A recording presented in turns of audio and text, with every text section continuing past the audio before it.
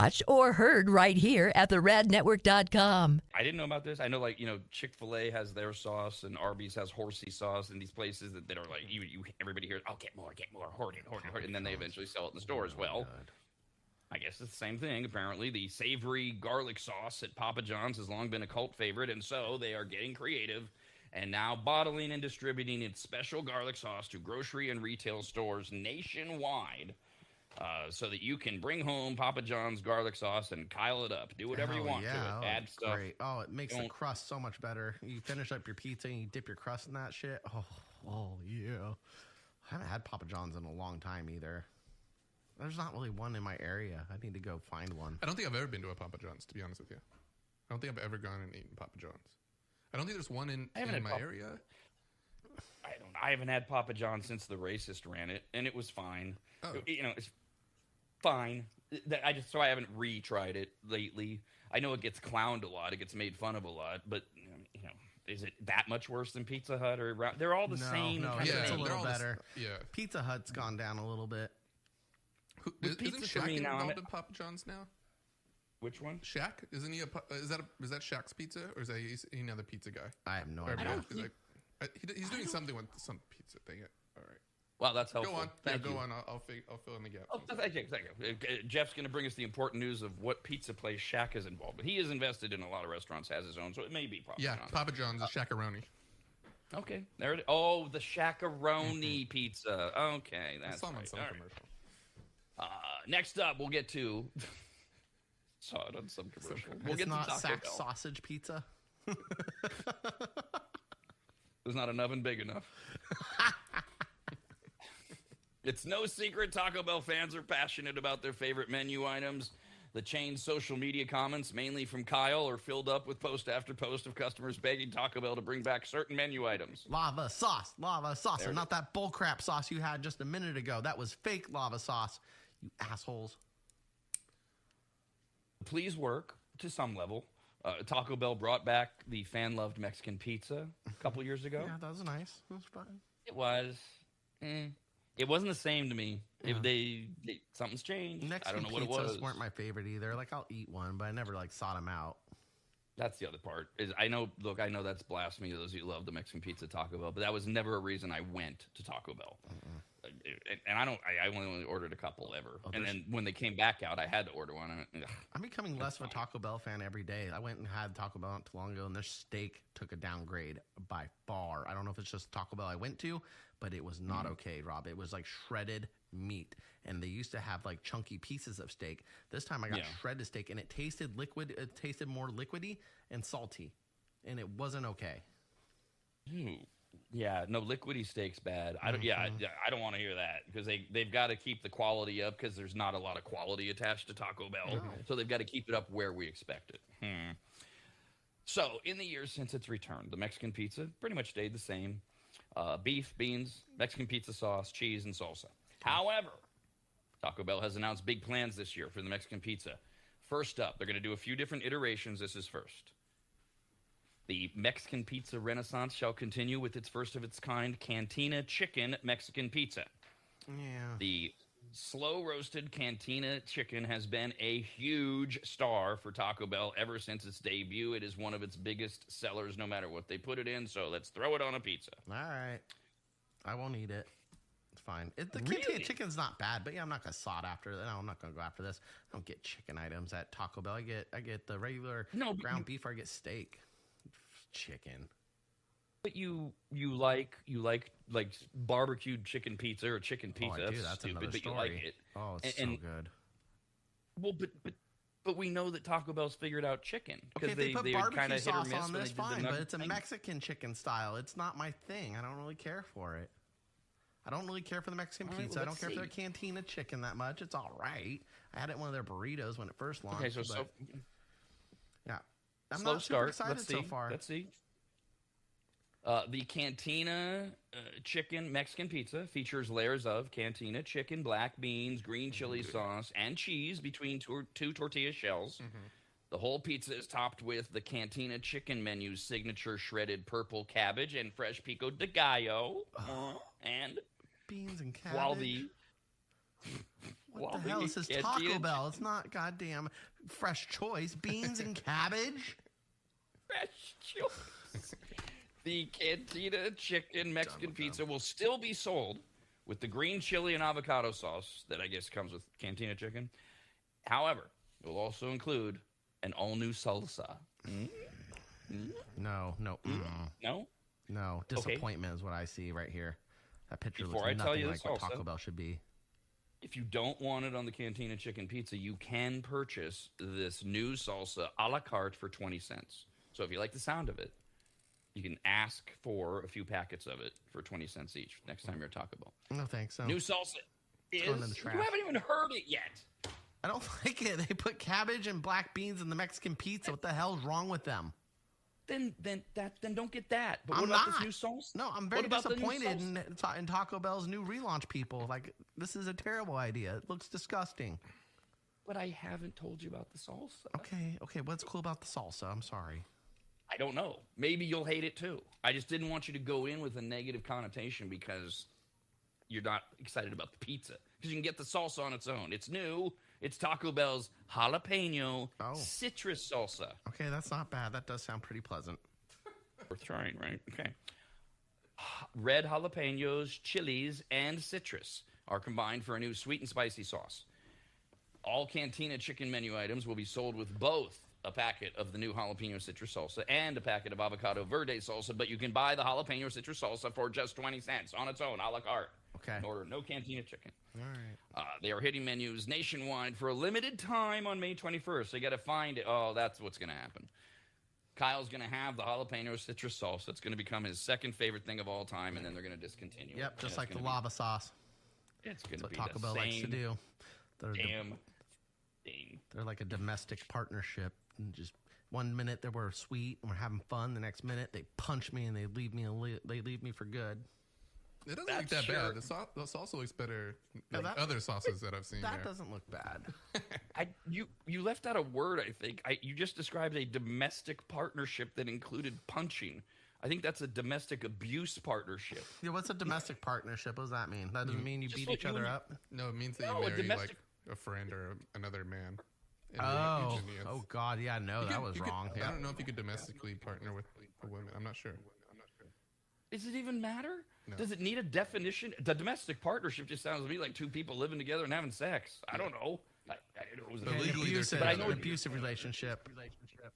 Yeah, it doesn't define abuse in and of itself like you did, Kyle. We're nice one day and punching you the next. No. America's RAD Cast continues next, only on the radnetwork.com.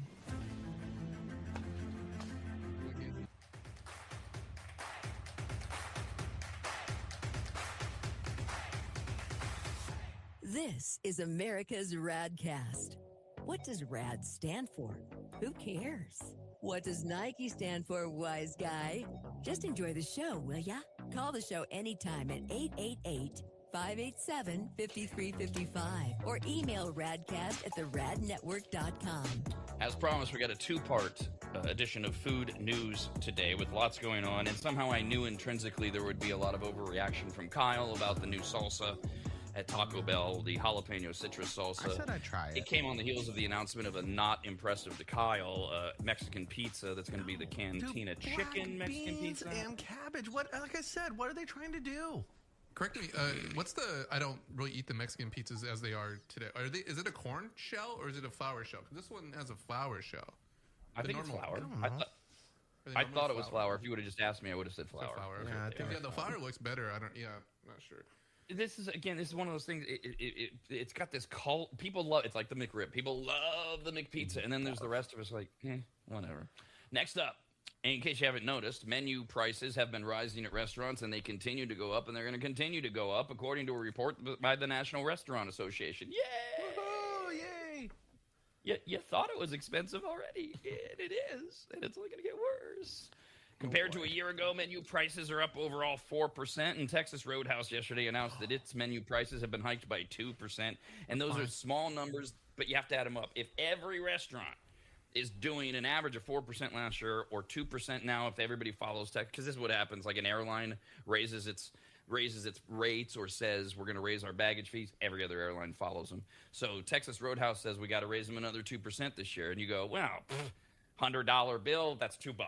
Right. Well, what if every restaurant, what if every business is starting to increase things by 2 to 5%, which they all have already, and they're going to continue to do so? That $2 becomes $100 in a day very quickly, because that you wouldn't have spent a year ago, because you go to multiple places, not just eating, but Target and everywhere else. So. The sad reality, we got to work harder. I find, and this is like a little bit of my field because I have multiple clients that are restaurant owners. I feel like local spots are still they're still trying to compete with like good prices. They're trying to keep their prices down. Absolutely. But these chains, and I mean, like even as we talk about Taco Bell, I don't go there either, because my bill at Taco Bell, which not even a lot of food, is usually higher than my bill just going to Friends or going to a couple of these other places. That it's like $17, $18 there too. It's ridiculous. I spent $30 last time I was at Taco Bell, and I got like 3 things. Right. No, it's not. And a soda. No, this has been the ironic like reverse effect of this. Anecdotally, I haven't seen any numbers, but it seems like a lot of people do that calculus. Hey, let's just stop off at pick your fast food place, whatever, Taco Bell, McDonald's, Burger King, and maybe somebody in the car says, well, that's like a $40 idea if there's 2 of them. I mean, literally, that can be a $40 idea if there's 2 of you. You know what I was surprised at? I went to In-N-Out, got everything I wanted, $15. Yeah, their prices I was like, have gone up. hell yeah, thank you, In-N-Out. I was so shocked. I'm like, did I get everything right? Like, I got animal fries, a double, and of course a drink, and everything was 14 something. And I was like, that's pretty reasonable. Yep. It is. Unfortunately, I had to eat In-N-Out. But anyways. I love it. I don't mind. I know you love it. And I know I'm the worst California The spread is where it's at, man. That Thousand Island dressing they smear on top of the fries and the burgers. Oh, it's so good with the cheese. Do you order extra spread with your menu? Yeah, I do. I always get an extra pack or 2, and I add it. I even ask them to put extra spread on the burger. It doesn't do well in my stomach, but my taste buds love it. Of course it doesn't do well when it's in your stomach. It's In-N-Out. Californian doesn't like In-N-Out. It goes in, and then it goes out real quick. Point being, when somebody in the car says, well, that's like a $40 idea for the 2 of us to go to McDonald's or Taco Bell or whatever, somebody else says, yeah, why don't we just go to, and you wind up going to a much different, maybe higher quality place and spending the same or just a little bit more. And that has been the ironic effect of all this inflation, is that basically fast food has just caught up to casual dining.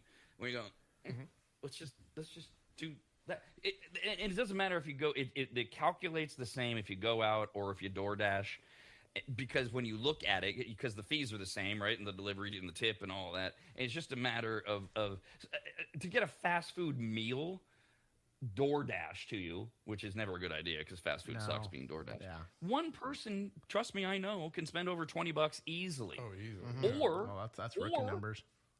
I can just get an order and nothing else from this amazing Mexican restaurant locally that makes fajitas that are like fajitas. That's something I can make.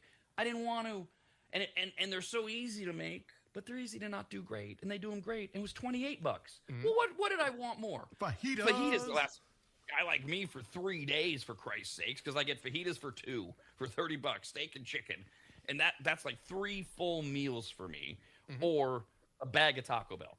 It's not even we're almost, relatively speaking, the same. That's where I'm at too right now.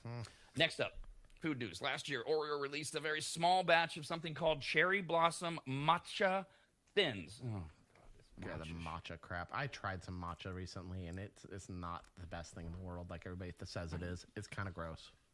You tried the matcha, and I haven't. Yeah, and it was terrible. I haven't tried it. It had a minty aftertaste. Why does it taste like fucking toothpaste?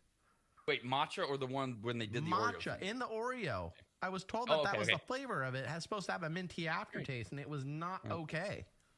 Yeah, no, the matcha thing, and I know in the matcha world there's a big argument over the kind of matcha you get. Good. Yeah. You guys just fight about it amongst yourselves, all right? You're the latest thing, and you'll be here for a little while, and then you won't. So it's for now, so that was last year that they did the Oreo Cherry Blossom Matcha Thins. The flavor was inspired by, in Japan, they already have that. It's a year-round thing. Okay, well, that was last year. Right. They're not bringing those back. Thank God. They are, though. They are coming out with 2 cookies that are close. They have a new thing called Oreos Forever Springtime Boxes. It's a 12-count box. You get 6 of each, so 2 different types. 6 golden Oreos dunked in pink cherry-flavored fudge. Oof. And 6 golden Oreos. These are the thin ones, though, right? The thin ones. Yeah. Coated in green strawberry matcha-flavored fudge. Yes, green. Remember, last one was cherry blossom. This is green straw. What's a green strawberry? No, it's green because of the matcha. Strawberry is probably red. I don't know. Oh, okay, sure.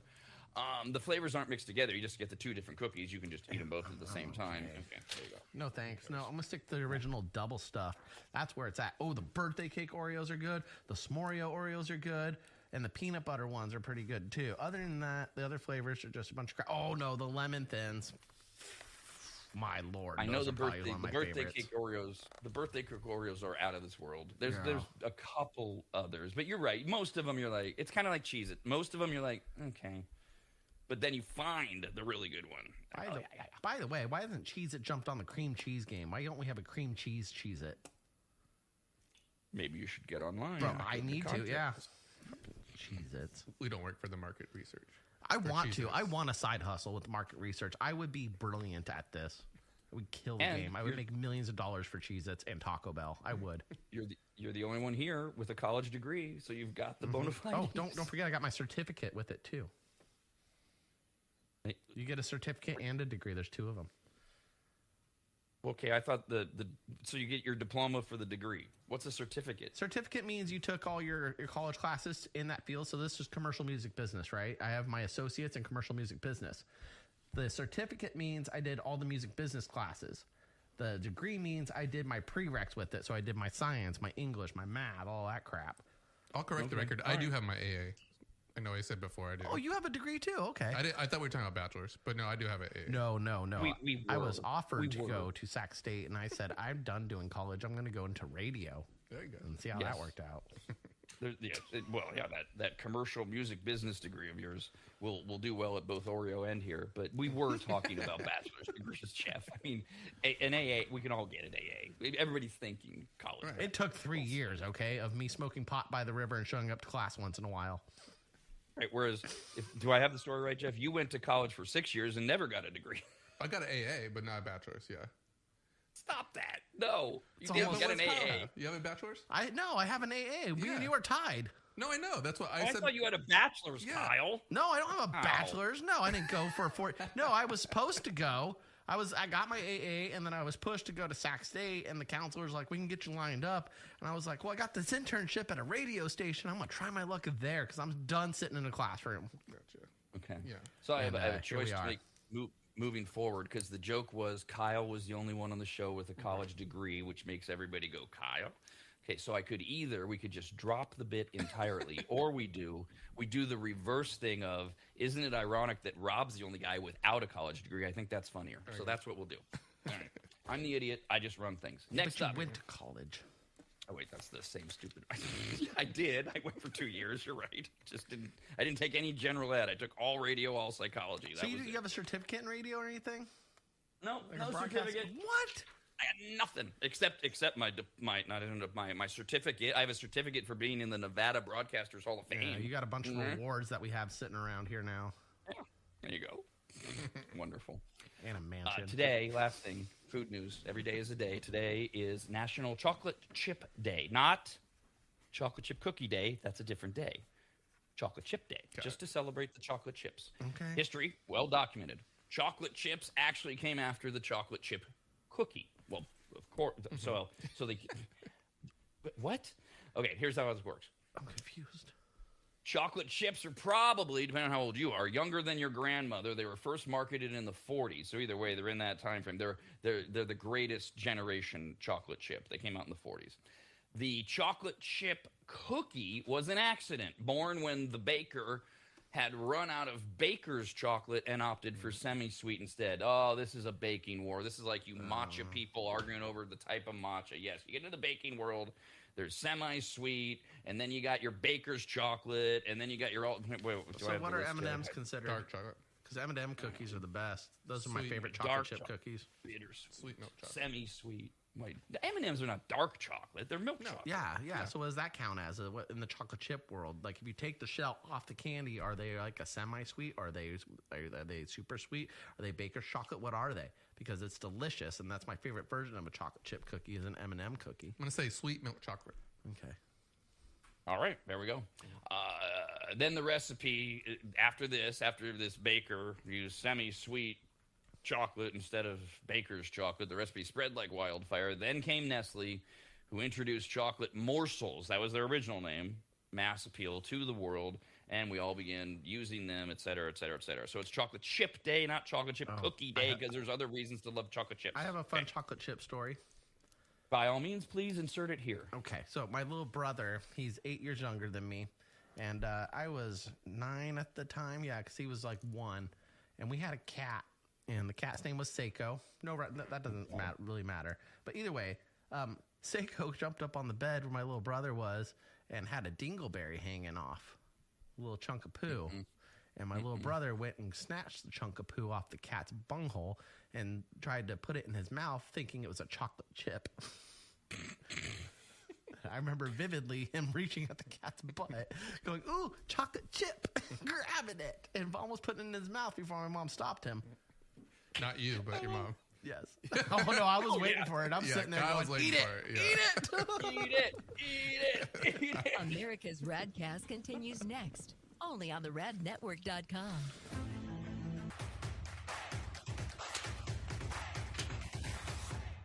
Ask not what our RADcast can do for you, but rather what you can do for America's RADcast. Start by heading to the radnetwork.com and following us on every goddamn social media platform known to mankind. We do have just a few more items for National Chocolate Chip Day, not Chocolate Chip Cookie Day. We'll circle back to that before the end, because we have a different update for you. We've been talking a lot about looks maxing, the internet subculture, and what they call self-improvement practice. Jesus. Focused on maximizing your physical and other forms of attraction. It's a dude thing. This is of course, everything has to be split in America. So Gen Z men are going one of two ways. They're either going to the I have no spine, I'm a male feminist, I don't have a job, I don't have ambition, I'm an emo, I want to look like Timothy Chalamet direction. La-las. Or, God forbid, a middle ground, we're going to, I care more about how I look to other men than I do to women, even though I'm a heterosexual, because all that matters is the men hierarchy, so I have to look as big and as strong and as great as I can so that other dudes go, "That's a bro," and so they're doing everything they can to consume steroids and God knows what else. The thing that we always talk about is the hard maxing, because there's two levels of this, right? First of all, and this exploded. This better not be the first time you're hearing of it. It's everywhere. We've talked about it for months. It's exploded on TikTok, YouTube, and other message boards. There's soft maxing, okay, when it comes to looks. That's nothing. That shouldn't even be taught. That's metrosexuality. It's been around for 25 years. Was that grooming painting your nails and using scented lotions? No, it's like No. cleaning your nose hair. None of that. No. Cleaning your nose hair. That if any men are doing the nail polish, then they're on the other side. They're on the other side of what Gen Z men in particular are becoming. And they're not doing it for any gender reason or sexuality reason. They're doing it just to be feminine or whatever. These guys, the soft max, it's just metrosexuality. It's what's normal to the rest of us now. Hair gels, manscaping, lotions, caring about how you look and smell. It's not even a thing. It shouldn't even be on this list. Working out, caring about how you look. Okay. It's not a thing. Okay, that's nothing. Get that out of here. We call that hygiene. Right. Soft maxing. Good No. hygiene. Hard maxing is the one you got to pay attention to.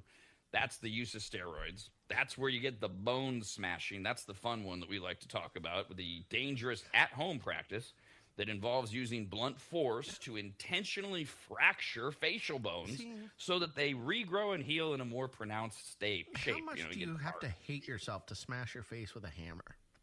I mean, really, why wouldn't you go seek therapy first? If you're holding a hammer going like, I need to look better, I need to smash my face, maybe go talk to a counselor. There's also, in hard maxing, you could skip the hammer and skip the counselor, because now you're going to spend money or you got a hammer or something similar to a hammer lying around, right? And you can do plastic surgery and get jaw reshaping, implants. That's big with the looks maxing world with men. Oh my God. The subculture is driven by intense insecurity, Kyle asked the question, and perceived hierarchy of physical perfection amongst males. Yeah, it's really a fucked up world if you read about it. So you got looks maxing, and then you have sub things like fiber maxing, focused on fiber. I'm not kidding. Sleep maxing. How do I maximize what my is sleep? fiber maxing? You like dry scoops of Metamucil? Sounds right. I don't know. There's too many maxings because I wanted to focus on the newest one, ball maxing. Uh-oh. I don't. Yep. Oh, was this all right out of South Park episode with the microwave? When I first heard it, I wondered, am I being punked? What I got it. But I do that with everything. I always immediately research it. Yeah, it's out there, fairly prevalent as these things go. It is what it sounds like: men who are trying to increase their testicle size, but not just increase it. I mean, increase it, and they're doing it. Why? They're already sensitive. The very next line in this story from Healthline.com is the question on everyone's mind is why. Exactly. When I saw that story, I'm like, okay. No one cares about your ball size. Like, I mean, like you want your wiener size bigger. Absolutely. I can understand that. We have tricks and pills for that all day. But your boys, no, let them just be, man. They are sensitive and it's going to cause a lot of pain. I don't even want to listen to this because I know I'm going to get a headache. Part of that was Colbert's take on it, Wednesday night, where he pointed out that by making your balls giant, your dick looks smaller. This doesn't make any sense. And the only thing I can come up with is that whole I gotta walk around the gym locker room naked and everybody since they care about what guys think, and they think other guys do. Everybody looks away. I'm sorry, when I see an old man slashing his little man sausage out, I look away. I go, oh God, how can I get out of here quickly? But other looks maxers, they look. Oh, that's creepy. This is like what we talked about. Remember somebody brought up fake Rolexes a few weeks ago, I think it was. Right, yeah, there was a letter. Yeah, and nobody cares. What I remember what I said was if you want a Rolex because it matters to you, you get the Rolex and no one is going to notice except other people who are as superficial and shallow as you. I rarely get comments. I've been wearing a Rolex for 20 years now. I rarely get comments. Every now and then, oh, that's a nice watch. And usually there's a motive to it or whatever. People don't notice. So you do it for yourself. But people that are into that world, people that are all about fashion statements or money statements, they're the ones that notice you're wearing a Rolex. Looks maxers are going to notice you got a big old set of balls on you, boy. They probably say stuff like this to each other, which is so creepy to me. No. It's not a homophobia thing. It's just wrong. It's just weird. It is weird. Oh. By the way, this no joke, this actually came up in therapy yesterday for no reason related to me. I forget why I brought up looks maxing, and my therapist went on a 5-minute tirade about how real it is that she has male clients in her 20s, and then she's got their parents, and none of them understand it, and it is absolutely to impress other men. And she's trying to and she's a super hip, cool 41-year-old. Runs marathons. I mean, she's like into it. She got grown or not grown. She got like teenage kids, so she knows everything that's going on. She's cool. She's not like what you picture. And she was like, I don't know what they're doing. Like, I don't need. That's the why of the story. And they're going to be leading this nation soon. Oh Lord. Some say that and they're making their way in the workplace now. Oh God. Some say increasing their scrotum size makes them feel more masculine and confident. While others claim they believe women prefer larger tests. Women have no interest in this. No. Grow up. They're nasty looking, man. They look like prunes with nasty raisin skin on them. No one likes the boys. No one likes testicles. They are gross. This also hits the demo of other people who I think are doing this, and that's like one that have no idea what women want. They don't care. They want what men want, apparently. Well, they want to look good in front of men. I mean, I don't understand that part, but I get what he's saying there. But as far as like, oh, women like it, that sounds like a 10-year-old answer to something. You know? Right. I mean, come on. Look. There's women who don't mind and or really like, say, licking or sucking on a guy's balls. Okay, mainly, maybe because they know he likes it. Maybe they really like it. However, How many times have you ever really heard about a woman bragging about the size of a man's nutsack as Never. opposed to his wiener? Never. What was that? What was that? Not What? once. Never? Not once. No? Ever. Yeah, that doesn't happen. No. If anything, the only thing they talk about is what Kyle said, how gross balls And are. you know what? The only time you say someone's got big balls when they show how tough they are or how brave they are in a sense. It's not even like looking at the actual balls. So what they're doing to expand their ball sack, and they're like expanding them, is to at home by themselves, no medical supervision, just inject some saline right into your nutsack. Saline. Yeah. Now, this is problematic for a number of reasons. This is not why saline is intended to be used. It's a sterile solution of sodium chloride in water for medical and health reasons. And if you're going to go, yeah, but boobs do saline, boobs it's implants saline. They're they're covered. The saline is not in their body. It's in a pouch. Here's the next. That's one of the issues for people implants. women that do saline implants. They have to worry about leaks and things like that because we don't want saline inside the human body. These losers are injecting it directly into their nuts. Oh my God, no! I'm already getting a headache. I knew it.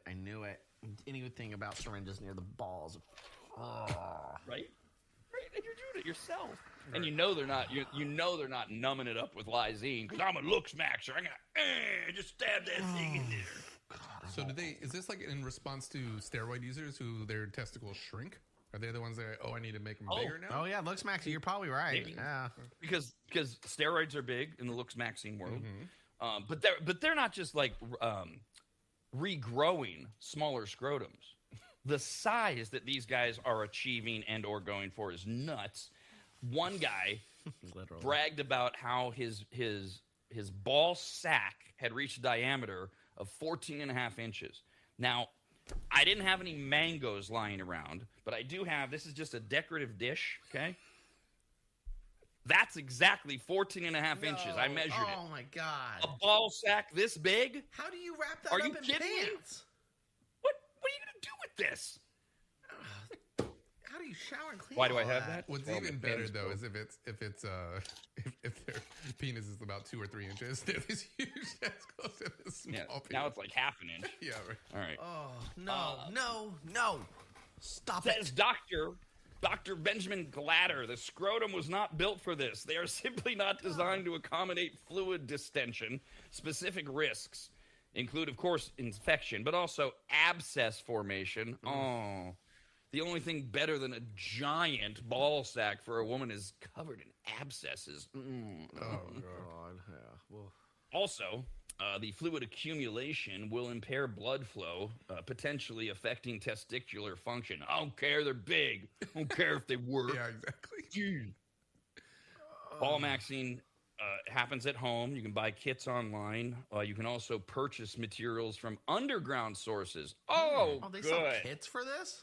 Underground. Yes, on Amazon. I found one. I did not order it. No. There we go. Coming up to the RAD store. Oh, Saline ball America's injections. RAD Cast All right. continues next, only on the radnetwork.com. Ask not what our RADcast can do for you, but rather what you can do for America's RADcast. Start by heading to the radnetwork.com and following us on every goddamn social media platform known to mankind. one quick follow-up. We were talking about looks maxing, and now one of the subsets of it is ball maxing, where guys are trying to get their nut sacks to be as giant as possible, including a guy with a 14.5 diameter scrotum, the size of a mango. Because, yeah, I got a big scrotum. Chicks dig that, but they don't. They're more concerned about the guys at the gym, we think. But one of them in there was fiber maxing, and Kyle was like, what's the deal? It's boring. It's exactly what we thought it was. It's nothing more than promoting foods and other ways packed with fiber. Just get as much fiber as fiber maxing for better gut health and weight management. Fiber. Here's all the foods, etc. Your poo And eventually is so they much get down better. to it's just so dumb. It's just You ever take Metamucil fiber and then have a poo the next day? It is the best feeling ever. There's no wiping. Oh. You don't need Did to you do at it. least just to be safe? I mean, No, I did it because my stepdad was taking it for a while, and he's like, "It's pretty good. You get like No, good not- poops." Not the. did you wipe? Oh, did I wipe? Just When I take Just to be safe. Metamucil and you get a solid log out, and you do a test wipe to see if there's anything there. And if there isn't, you're like all proud of yourself, and then you're like, oh, right, have a clean colon. Okay. I mean, at least you did a test wipe. Yeah. No, you don't just go willy-nilly blind without wiping. That's a bad game to play. Hey, you're the one that said no wiping, man. I'm just one responding. one wipe and done. That's a test wipe. Yes. No, I've never done that. So I'm not. Okay. I'm not down fibermaxing. And they have, all of these are subsets, right? Like soft maxing isn't even really a thing. That's just being a heterosexual or a metrosexual. Big deal. You groom. There's style maxing, which is about caring about your wardrobe. There's hair maxing, which is exactly what it sounds like. It's the ones that really get into it that are nuts, the ones that are off the charts, like the sexual dimorphism part of looks maxing, which is how masculine or feminine your facial structure is, so that you can, hit yourself in the head with various tools and items that you find and be insane. So my question there too is so you break your jaw and it just like comes back more masculine? Because I wasn't sure that's the case. Like just more rigid, I guess. Is that what it is? So if you watch these videos, they've got non-medical professionals that'll tell you the where you want to hit your face and it, depending on what your facial structure is, so that you're literally knocking your bone out of place and it'll heal, so that your jaw will be more chiseled, that kind of stuff. All right, but Until they aren't it doesn't. like drawing out a diagram, and it's not there's nothing scientific or medical about it. It does not sound like it. No, Right. no. They're gonna look like Bane, right? With that, they're gonna put that mask on. Or Once what's they- his name? Sloth from the Goonies. Going, hey guys. Hey. What do we got here? Oh, update on, the ongoing story of UFOs. They exist. They don't exist. Aliens exist. Don't exist. UAPs, they exist, by the way. Yep. And in fact, we'll start first with the growing sentiment in America that belief in alien life and UFO visitation, it has happened, is here, whatever. This is part of everything that's been coming out, everything you've heard, all the whistleblowers, the videos, etc. In the 1990s, only 20% of Americans believed in animal life and believed in UFO visitation. 1 out of 5 of us in the 90s. As of the end of last year, we're over half now. Almost 60% of us. That's an extraordinary growth, by the way. Believe that aliens exist. Half of Americans believe that extraterrestrial life has already visited Earth. 30% believe that UFOs are likely evidence of intelligent life from other planets. Right, as opposed to, that sounds stupid, but what they mean is, but they could be man-made. Yeah. Like UFO is just an unidentified flying object. Understood. Yeah. 1 out of 3 of us say, no, that's not China, that's not Russia, that's other life forms. Younger Americans are more likely to believe at 76%, but even people over 50, those old assholes, what do they know? Even there, it's a majority. 60% of people over 50 believe it. So it's almost a marijuana issue. It's almost 80-20. We're almost at the point where the overwhelming majority of Americans are, of course, there's aliens. Now, beyond that, that's where it gets deep. Have they ever been here? That number goes down. Those, do we know? Have we met with them? But no, they run away when you see them. Assholes. Well, so, my question has always been like, is it aliens like we think about these gray aliens, or are they going to be like MIB aliens, kind of where they can kind of like walk among us and we wouldn't know if they look like humans? What I'm irritated about was, with my experience, I saw a craft in the woods. Obviously, I saw the lights, and then a second, we got close to it, it shot up into the sky. I don't see why it's got to run away. Why couldn't it just hang out and chill and be like, "What's up, Kyle? Well, Come aboard our craft." I forgot you got probed. Yeah, I did. I think I did. Out in the woods. Probably need a CAT scan. We're making up possible answers, but it could be they didn't want to hang with you because they're so evolved that they know now is not the time to actually show themselves to you or anyone else. What I'm going to do is offer them a beer and smoke weed with them. That's all I wanted to do. Maybe beer and weed is poisonous to them because we just don't know. That'd be terrible. Right? We're making things up here because we don't know. Are they? We presume the. I'll get to Jeff's question too about what they look like, just because of an interview I saw recently. But we assume that if they're so more advanced than we are, that they know how to fly to us, get to us, that they're more advanced in a whole bunch of ways too. Like they don't want pot and beer. They got over that, and no, our bullets won't hurt them because they've figured out how to. I don't know why that scene in Independence Day made the alien prone to bullets. That makes no sense. Remember when they shot open the original Independence Day? They shot through the laboratory or whatever. Bullets take care of the alien. Really, it's like Signs. Aliens are at the end. Oh, spoiler alert! Mel Gibson's Signs at the end. They're afraid of water. That they came to a planet that's 87% water. Really? So those aliens were stupid aliens. They're smart enough to get here, but they came to a planet covered in the one thing that'll melt their skin. So stupid. Okay. So, to Jeff's question. So, not that he knows, but Neil deGrasse Tyson. Love this guy. He's such a dork, nerd, astrophysicist dude. He wrote a new book, so he's on the interview tour. And he made the point. He said, we really do need to stop with this whole all aliens are bald. They have these big black eyeballs that are oval, and they're always naked, and they look weird. He's like, if they're that evolved, why do we think that's evolution? He goes, I don't know what they look like, but I don't think they're going to look like that. Right. He's a Men in Black fan. Maybe he does believe more in that theory. They're just walking around. And we all know someone, right? That might be an alien. Yeah, there's some freaky looking people out in this world. Oh, yeah. I wasn't basing it on looks, but okay. Oh, I was. Of course you were. Now, update.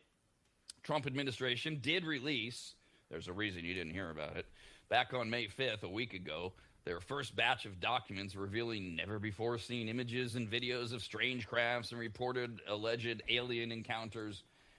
It was nothing. Okay. It was underwhelming. I'm sorry. It was, for almost all of us, underwhelming. To a guy like Neil deGrasse Tyson, he still has not stopped orgasming over it. He's pouring through it. He thinks it's so fascinating. The rest of us, if you actually look at it, even just look at the summary, like, this isn't anything new. Oh, it's like Epstein. They redacted anything that would be interesting. So, However, the Trump administration continues to say that more are set to be disclosed in the coming weeks. And until now, the U.S. government has maintained that most reports of mysterious phenomena have been caused by explainable things, and then they can't explain them. They make things up like, oh, it was a balloon, it was a drone, it was a bird. And we got no, it wasn't. Air Force pilots under oath are like, no, I know what balloons, drones, and birds look like. That's not what I saw. Multiple Trump-aligned officials have publicly stated they view sightings of unexplained phenomenon as supernatural or demonic encounters rather than UFOs. Your buddy, Vice President J.D. Vance is the most prominent one, who a couple weeks ago was talking about how they're ungodly, or that's his belief. Whatever, that's his belief system. Spouting it as the vice president gets a lot of reaction, like from Kyle, like, really? President Trump himself has claimed that the data the American people will see, they will find, quote, very interesting. And it's coming soon. It's always coming soon. Noting that U.S. fighter pilots have told Donald Trump, they were witnesses to non-human craft flying by their jets. Right. Well, that's not news. They've told all of us, Mr. President. I know you're special, but they've actually said that out loud under oath. Now, we have 13 people missing, right? Whistleblowers and or former or current employees with NASA, Lawrence Livermore Lab, other places where all they do is work on UFO stuff, whether it's weaponry, ships. They're all gone. They're all missing. Unexplained deaths, things like that. And several pastors have come forward saying they were part of secret meetings to prepare for the disclosure of UFO information, and they warn that the long-anticipated files may fulfill a dark biblical prophecy. They're pastors, of course. They look through everything for that. Pastor Joseph Zuppets and evangelist Tony Merkel were invited, amongst others, to a private meeting in a remote Tennessee area. Boy, that sounds like murder waiting to happen. Sounds like somebody's drinking Kool-Aid, too. Dear Pastor, we cordially invite you to learn all about UFOs in a remote area of Tennessee where your cell phone won't work, there's no GPS tracking, and you'll be picked up in a van with a burlap sack placed over your head at the airport. Oh, sure. God will protect me. So they go. This was in February. And they say that intelligence insiders and former military personnel discussed the idea that the unidentified objects are actually interdimensional beings. Yep, heard this before. Or advanced technology. Now, they do point out, where is this? I gotta get this in here. They're not like government officials. These are all former people they're not officially part of the U.S. government. They were operators. They were people that they flew. Okay, so this is like a private party. This isn't like a legit meeting with the U.S. government. Okay.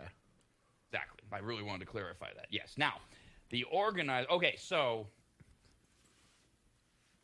one of the big questions is the objection to believing in aliens. Why the pushback from anyone? But everybody has a group. But in particular, sometimes people focus on, well, why do certain religious people insist that there can't be aliens because of their belief in God? Because a lot of people respond to that by saying, how do we know God didn't make aliens? Mm-hmm. But you can still believe in your God. We're special, and God made us, and He loves us only. No, that's a good point. Just because I don't think personally that the two are the same. If you want to believe in both, you can still believe in both. I think that anything that threatens the very, very strict structure of a lot of these religious cores is going to be, even if it affects $1 out of their pocket, they're going to fight it. So let alone, changes society. To that point. All right.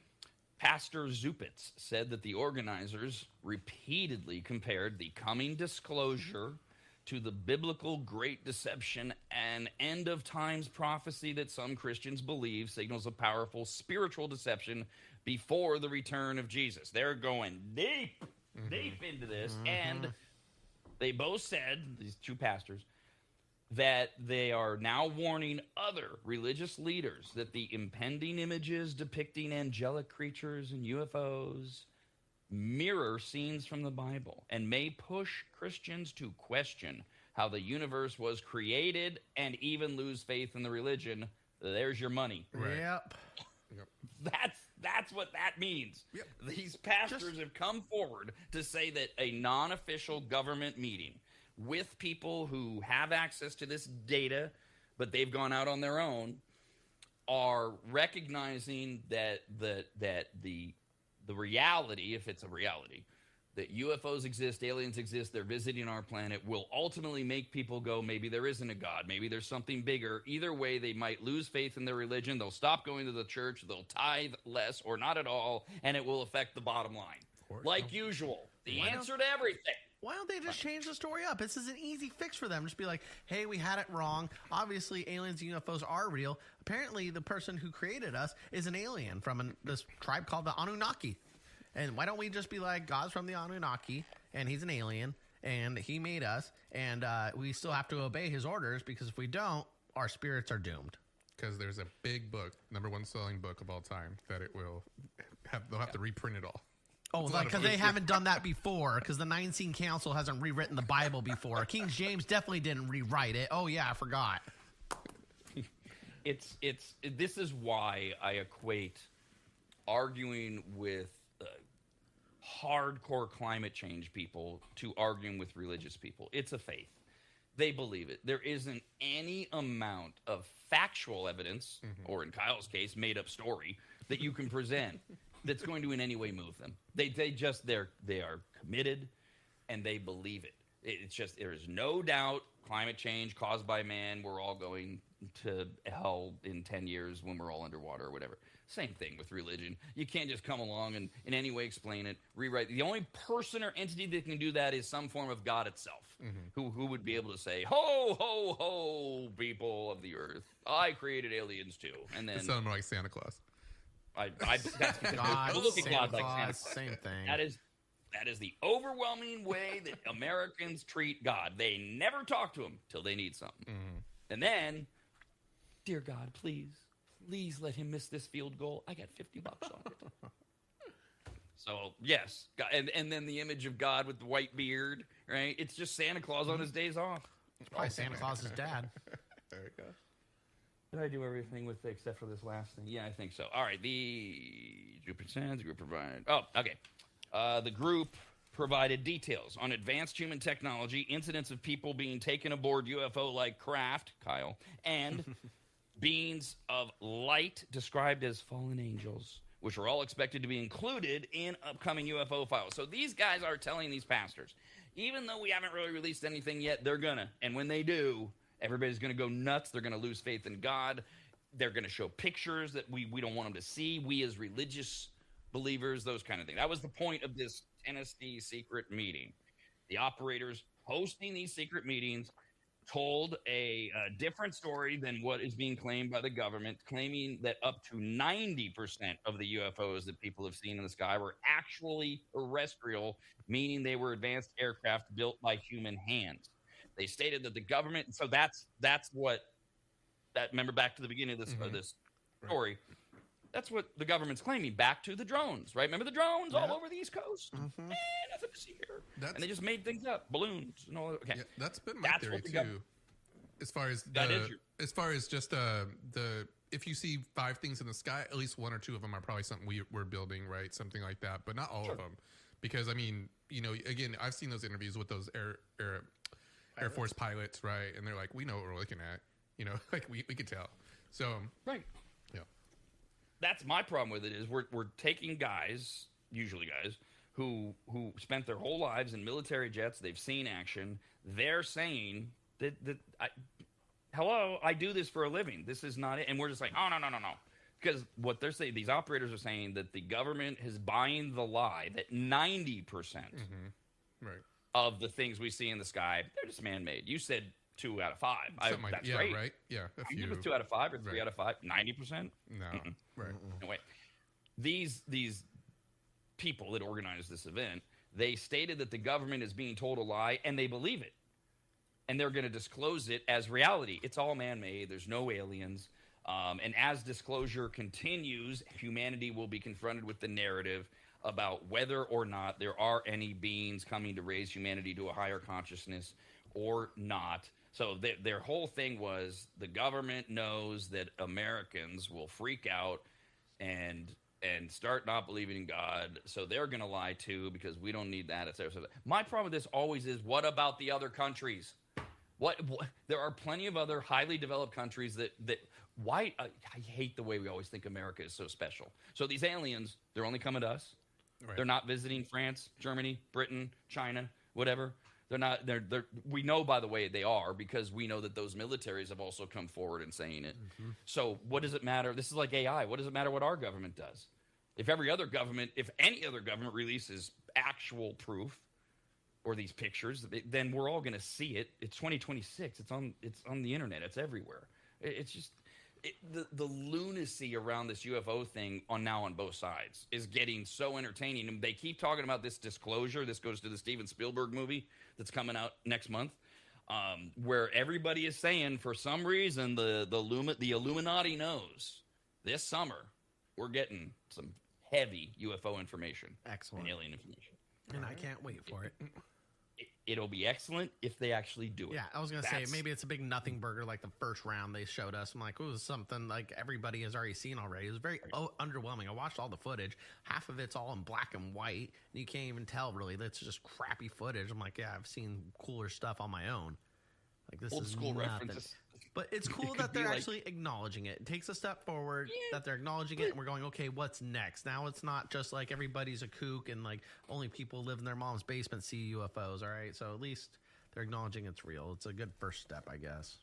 But do they do that? Does the government do that? The pilots and other people are saying that, but does this disclosure do that? Do they even acknowledge that it's possible? Or I think they have gone that far. But I don't know that they're going to go any further than possible. Alien bodies. I mean, right. Now there's something tangible. But is this going to be more like, here, old school reference, Geraldo opening Al Capone's vault? Well, the vault exists, but it's empty. So we waste 2 hours on live TV watching him open up the vault. There's nothing in it. It's like the worst episode of Storage Wars of all time. Not only is there nothing interesting, there's just nothing here. America's RAD Cast continues next, only on the radnetwork.com.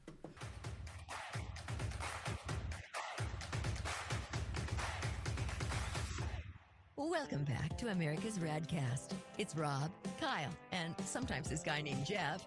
3 straight white guys offering their deeply intellectual experiences on being discriminated against and having their asses slapped at work. Join in at 888-587-5355. As mentioned earlier, it's National Chocolate Chip Day. Not Chocolate Chip Cookie Day, Chocolate Chip Day. And I mentioned we had a couple more surveys that were done about chocolate chips in particular. So the cookie existed, but with baker's chocolate, and then the idiot in the 1940s or whatever was making them, and he didn't have baker's chocolate, so he used something else, semi-sweet chocolate, and then became chocolate chips, and now they're chocolate chips. Yay, exciting. So,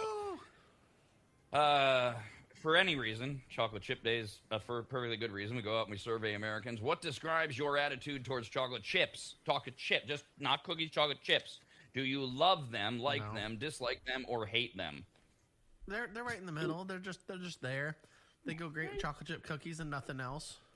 I was going to ask, what, like a chocolate chip muffin? What are the other things that we use chips for? Yeah, You melt the chocolate, make truffles or chocolate strawberries with them. Chocolate strawberries? Put it in a bowl, boiling water, let it melt. Yeah, there's not a lot. And then you can do whatever you want with it. Topping on ice cream, topping on yogurt, things like that. Chocolate chip cookie dough. I don't know who has enough time to actually hate chocolate chips, but that would be 2% of the population. 5% dislike them. Okay. 36% like them, and 60% love them. I can't say I love them. Yeah, I'm not eating them by themselves. They're great in cookies and muffins, and that's about it. Well, now let's see. Here you go. Okay, Jeff wanted to know what do we do with them. All right, America's top favorite ways to eat chocolate chips. Okay, obviously, in chocolate chip cookies, number one answer. 15% said in raw cookie dough. Okay. Absolutely. Although that's just a different form of a chocolate chip cookie. I was just about to say that. Yeah. I mean, it's like ice versus water. Same thing. Now, 1 out of 10 of us do eat them right out of the bag. That's their favorite way to eat them. You're a weirdo. No, it's not it Hershey's chocolate. Stop it. Yeah, really. There's better forms of chocolate. And 10% in our ice cream. Okay. Yeah. Okay. That's the other one. What about the pancakes? Anybody mention the pancakes? They did not. Didn't make the survey. Chocolate chip pancakes are good. A little powdered sugar and butter. Some whipped cream. Hell what is your favorite kind of chocolate chip? This is the stuff I don't understand. I don't bake. I'm a cook. I don't bake. Okay, I know what milk chocolate is. Milk chocolate, that was number one. Okay, that's the normal basic chocolate chips. Milk chocolate, number one. Then white chocolate. Yep, okay, white chocolate macadamia nut cookies. That's where it's at. Great. And then you get into semi-sweet chocolate, dark chocolate, bittersweet chocolate, whatever. Dark chocolate ones are gross. Don't need any of that. Yeah, whatever. All right, now, last one. Which of the following is true for you? Is it true you have eaten chocolate chips out of the bag before? Yes. Yeah, No. I don't like it. But you've never even done it, Jeff? No. What? Just like no. You were never at your grandma's house making cookies and then like snuck a few chocolate chips out of the bag and ate them in the backyard? All of them except for the eating chocolate chips out of the bag. I would make cookies with my grandma. But yeah, no. Okay. Interesting. Okay. Well, I mean, only 20% of us says that's a yes for us. We've eaten chocolate chips out of the bag. Minority. Okay. Is it true for you? I love raw chocolate chip cookie dough. Yes. Yes. Well, it's the best. It's better than the cookies. Like how much? Like I could do a spoonful. Like how much do you eat? How I much? ate half a package of the M&M chocolate cookie dough the other day. Like it came in a pack of 12. I ate 6 whole cookies raw. I think that would mess with my stomach. It did a little bit, Yeah. yeah. But it was good. It was worth it. So I don't know how long do we have to do it. So Kyle, that was in one day for you. So they sell a tub now of cookie dough. Oh yeah, I could kill half of that. And No problem. it's safe to eat raw and whatever. I don't care about that, but I don't want to make it. I ate a whole tub in 2 days. Yeah. That was a while back, but I can do that. Sure. It's easy. It's so good. Oh, and then cookie dough in ice cream is even better too. I'm adding. Gotta get some raw cookie dough from the store. Okay, thank you. Okay, is it a yes? Is this true? I eat dark chocolate for my health. No. I don't eat it, and I wouldn't I'm eat not it for a my fan health. of it. I'll eat dark chocolate Awful. brownies if they're done right with a good port wine. But other than that, no. I mean, I'd try it, but is this true? Milk chocolate isn't real chocolate? No, that's not true. No, It's the best Oh, chocolate. shut actually. up. God, it's just chocolate. All right, chocolate chips are my favorite cookie? No, Yes. I don't know. not my favorite. I don't know. No, snickerdoodles are my Yeah, favorite. snickerdoodles. I was just about to say. I think has to be a little bit of. I don't know what other cookies are there. I'm trying Peanut to butter think. cookies are up there they're for not me, my too. favorite Yeah. though. I don't know. Oh, I don't know what my favorite cookie are. I think you got to tie. Part of the issue there, because you do Oreos, chocolate chip cookies are everywhere, and you can get them all the time. I don't know. Yeah, I'd rather have a Rice Krispie treat. Okay. Well, that's not a cookie, but okay. Whatever. Is the following true Rather for a steak. you? Yeah, right? I'd rather eat pussy. I mean, how far are we going to go here? This is ridiculous. I was keeping it in the dessert category. I eat pussy for dessert. Do you eat steak Look, for dessert, though? No. No, I don't eat steak for dessert. No. Why did you have to throw steak in there? Pussy Jeff did. Jeff threw it in there. It's Jeff's fault. Oh. I said okay. My I like question a steak. still stands. Where were we? We were on chocolate chips. Yeah, I got it. Is this true? Chocolate chips is the best part of trail mix? No. Throwing it in the garbage is the best. No, they're usually M&Ms. No chocolate chips. What trail mix has chocolate chips? Did you say throwing in the I trash? don't eat. Yeah, That's trail probably a mix. Don't healthier want it. version without the M&Ms. No one wants that. Not a huge trail mix person. Yeah, not really. No.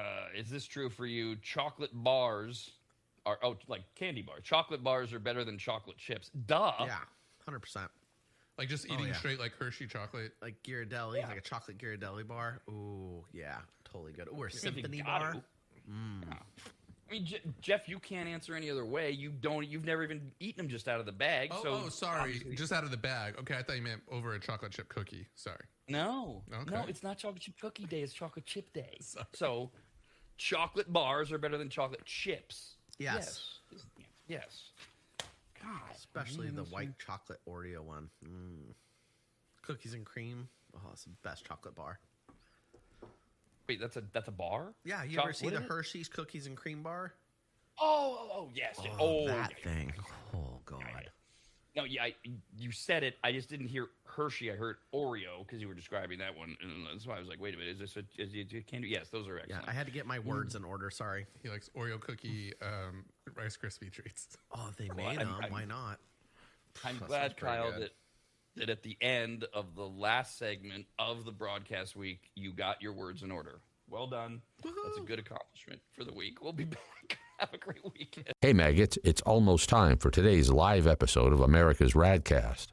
So get some coffee or whatever illegal narcotics you use to wake up. Maybe take an ice bath. Please do something close to bathing and just leave everything as is. Set to the radnetwork.com. America's RADcast continues next, only on the radnetwork.com.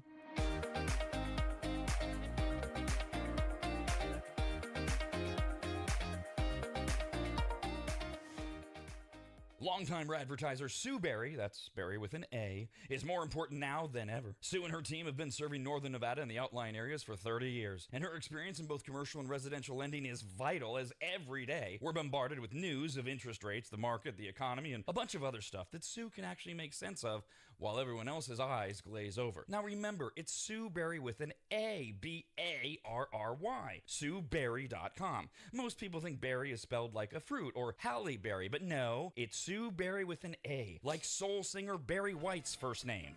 I've heard people say. Stop that. Sue is a broker versus a retail lender, which means she can shop over 150 different lenders to get you the very best rate possible. And on average, someone who uses a broker like Sue saves over $10,000 per loan, which includes refinancing. And if you have a rate at 6.5% or higher, call Sue for a free quote now on a refinance. Sue Berry and her incredible team from Barrett Financial can be found at SueBerry.com. That's Berry with an A. I've been working with Sue and recommending her to you for years. All you need to do is call her now so she can get you pre-approved. Just call your residential and commercial lending expert, Sue Berry, at 775-843-9983. Oh, Rob, stop. You're going too fast. What was the number again? 775-843-9983. Or just head to SueBerry.com. The number's right there. Berry is B-A-R-R-Y. Sue Berry with an A.com. That's Sue Berry, B-A-R-R-Y.com. SueBerry.com. Disclaimer, Sue Berry, NMLS number 366040, Barrett Financial Group, LLC, NMLS number 181106, Nevada 5091, Equal Housing Opportunity.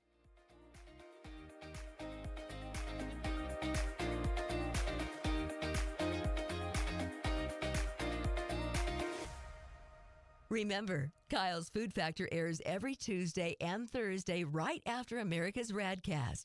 And on Mondays, Wednesdays, and Fridays, it's Rob's Soapbox. In other words, just stay here, and we'll keep you entertained until 11 when the Rob and Steve Sports Show starts at 11 here on the radnetwork.com.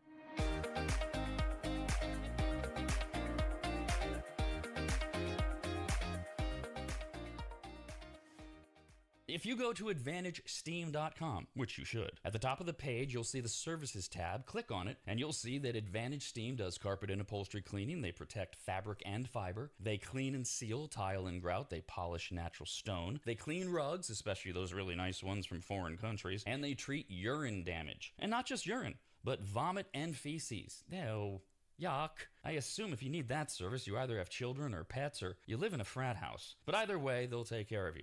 Of course, Advantage Steam also applies MicroSeal. And if you don't know what that is by now, then you just suck. Joel is the local small business owner of AdvantageSteam.com. He's a lifelong maggot, and he's treated, cleaned, protected, polished, and micro-sealed the homes of countless members of the RAD team over the years, various RAD studios, and of course, Williams Manor. And I hate admitting this, but he is a genuinely really great, nice guy. In fact, if you tell him I said that, you'll get 0% off all services. So go to AdvantageSteam.com. Click on Make an Appointment, enter in your available dates and any comments, like maybe type, Rob said you're a really great, nice guy. Please give me 0% off. And they will get you all set up. Just go to AdvantageSteam.com. That's AdvantageSteam.com.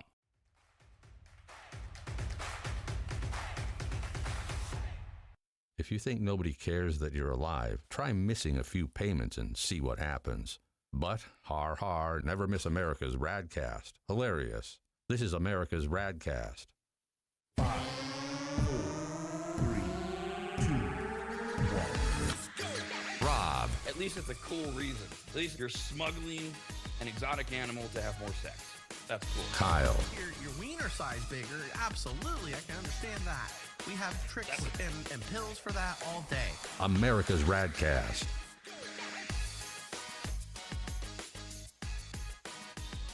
Welcome to another week, another show. Thanks for listening. Thanks for watching. Subscribe to us on YouTube. It is a Monday morning. I got to go back to last week just because of my neurosis. We started talking a little bit about things. It was not a new topic. Things you do or don't store in your refrigerator. And then we started mouthing off things that we do or didn't. Do you remember why? Why did that even come up? Anybody? Things we store in the refrigerator. I'm guessing as part of food news or the weird things we do. Was it last week or was it Friday? Yeah, but I don't know. I think it might have been Friday. But we didn't have the topic as like things you do or don't store in your refrigerator because we've done that a million years, and I went back and found a few and some new ones, and it came up for a reason over the weekend. But I was trying to remember why it came up on the show. Car ranch. People were putting ranch in their car. It's a refrigerated thing, and it's disgusting if you leave it in your car. I knew it.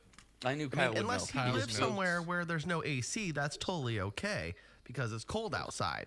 You know, if you're living up in the mountains where it snows quite a bit, you can probably afford to have car ranch in your car. If somehow the interior of your car never gets above 80, yes, of course, it would be fine. Like that's what we were talking about last week. It sits on store shelves for how many weeks or months at room temperature. And then they always get you with that whole after opening thing. Like somehow, and there is some scientific truth to this, the introduction of oxygen into the product means now you have to refrigerate it. A lot of it's bull crap. That's why I brought it up, because just on like Friday after the show or Saturday, big new study came out about something else that does or doesn't need to be refrigerated, and we're not doing it today. So this is the cool thing. I just started the show by teasing you with something we're not even going to talk about today. Oh boy, okay. Oh wait. So what are we talking about? Excellent question. Did you have coffee this morning, Kyle? Yeah, I did. I finished it. It was a white mocha with an extra shot of espresso, actually. Venti, like 24 ounces? Oh, hell yeah. And I had a side of chocolate croissant, too. Okay. Jeff, do you have coffee? I did not today.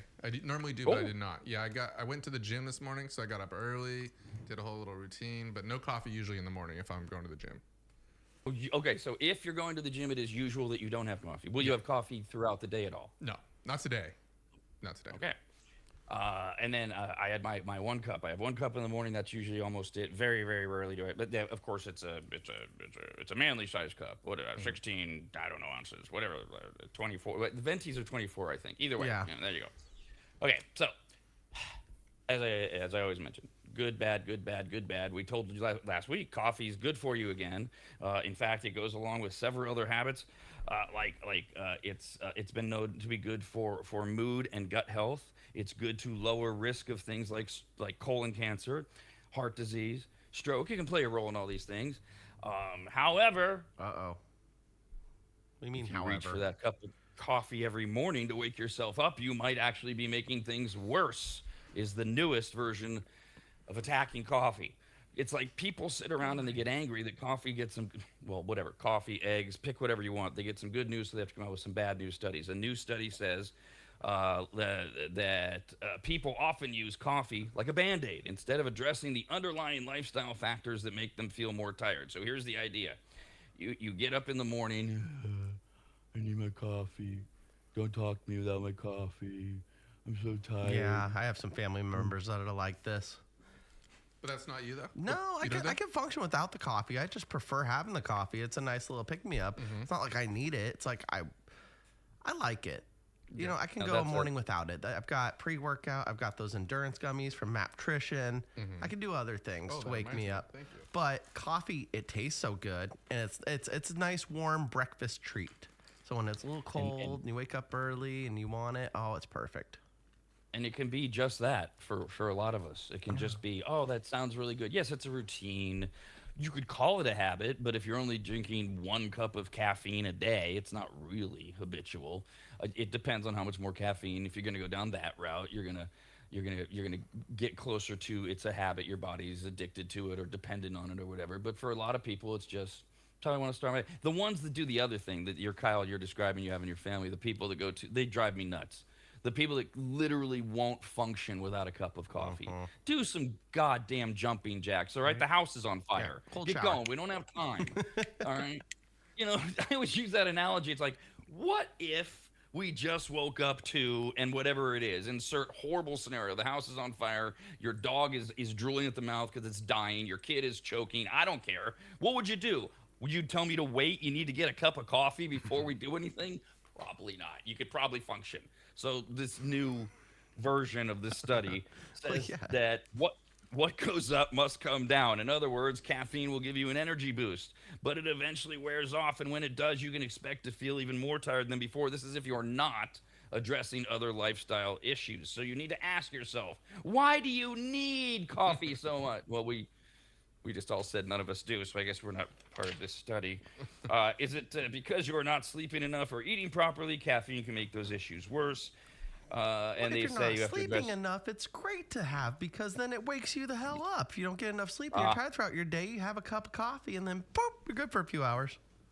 But if you're not so those things happen. Those things do happen, and there's nothing wrong with that. However, if you are not addressing other lifestyle issues, and if you are feeling that way every single day that you wake up, they're saying the coffee brings you up, it's just temporary, and you're just continuing the same vicious cycle that's causing you to still be tired because you're not getting quality sleep. This is a very vacuous study because they don't dive right into it. Because what they're saying is if you are sleep deprived by definition, you're sleeping 3 hours a day because you're working too hard, you just had a baby, you're not eating well, that you're gonna wake up tired, you're gonna have coffee, you're gonna crash later, but it's not really because of the coffee, and that's what they're making it sound like. What they're saying is, this is my problem with the study.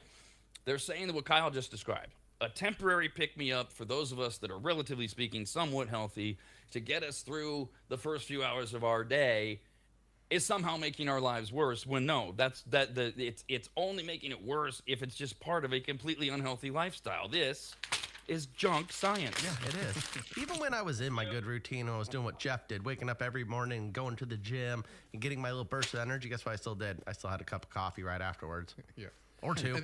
I thought about it. I thought about it on the way because I mean I left the gym and I came right here, and it's kind of like a really small window, so I don't really have much time to go get a drink. I am happy that Starbucks does open at 4:30. I didn't even know that. Wow. But you know, like it's nice that it's open that early for us to get. Be a nice drink. they're open at 4. Right. I know. That's the same thing I say too. How many times I sit in that parking lot and wait?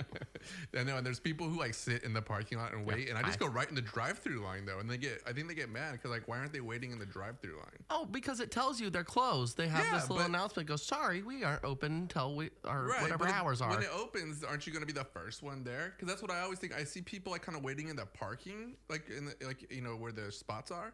Anyways, and I go in and just wait there until it opens. Oh, that's smart. Yeah, I feel like when I go to the gym, I try not to, because like I think like you said, Rob, like it's the study, whatever it's saying that you're substituting, you know, trying to keep yourself up when you go to the gym and you work out for a little bit, obviously you're up. Like, I mean, you know, you're kind of my brain's going full speed at that point. So if I have coffee, it'll literally just be so I can enjoy it, because I do enjoy coffee. Which in that case, you could just have decaffeinated coffee if you cared about any of this stuff. Which brings me back to me not caring about any of this stuff. Which is why I love doing these health updates. California, the other part I love about these health updates, not only do they constantly tell us contradictory information like drink coffee, don't drink coffee, drink it, don't drink it, don't drink it, don't. They give us all these reasons to be scared all the time of things that never happen. We've had how many stories this year? The biting, stinging ants.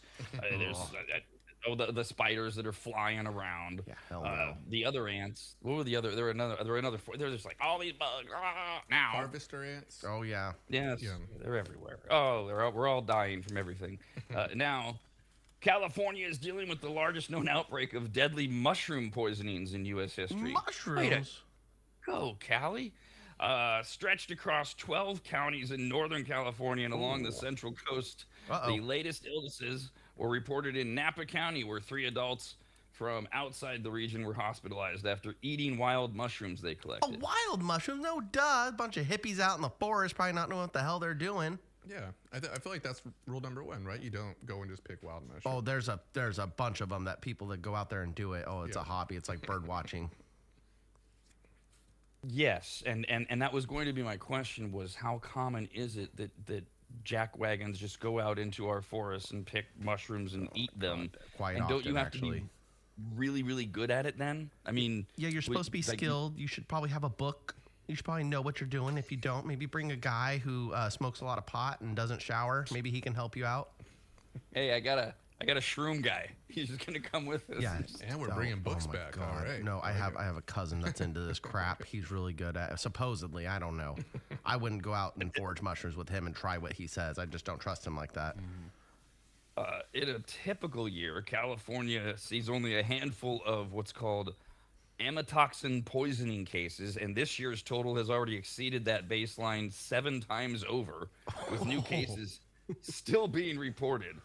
Researchers say that recent rainfall contributed to unusually widespread mushroom growth, right? You know, it's this cool thing. California got just like obliterated with rain, especially late in the season. And yet for some reason, California's going to have to ration water in 2 months. Oh, yeah, that's so weird. I wonder how that works. Corruption. Yeah. Health officials warn that cooking, boiling, freezing, or drying wild mushrooms does not neutralize toxins. Do people think that? They probably do. They're not in the book that Kyle told us to bring, so we'll just boil these, and they'll be fine, right, man? And we gotta microwave the radiation, you know. No, brah. So if we go to the grocery store, we're still okay. I can still go get lion's mane and shiitakes and regular portobellas, and we're all set. Oh, These thank are just God. You scared me. I was like, man, I eat mushrooms in a lot of things. Then you tell me wild mushrooms. I'm like, oh, these stupid, stinky hippies are out there not doing what they're supposed to do. They have no idea what they're looking at. Okay, thank God. We just got a lot more idiots this year. Good.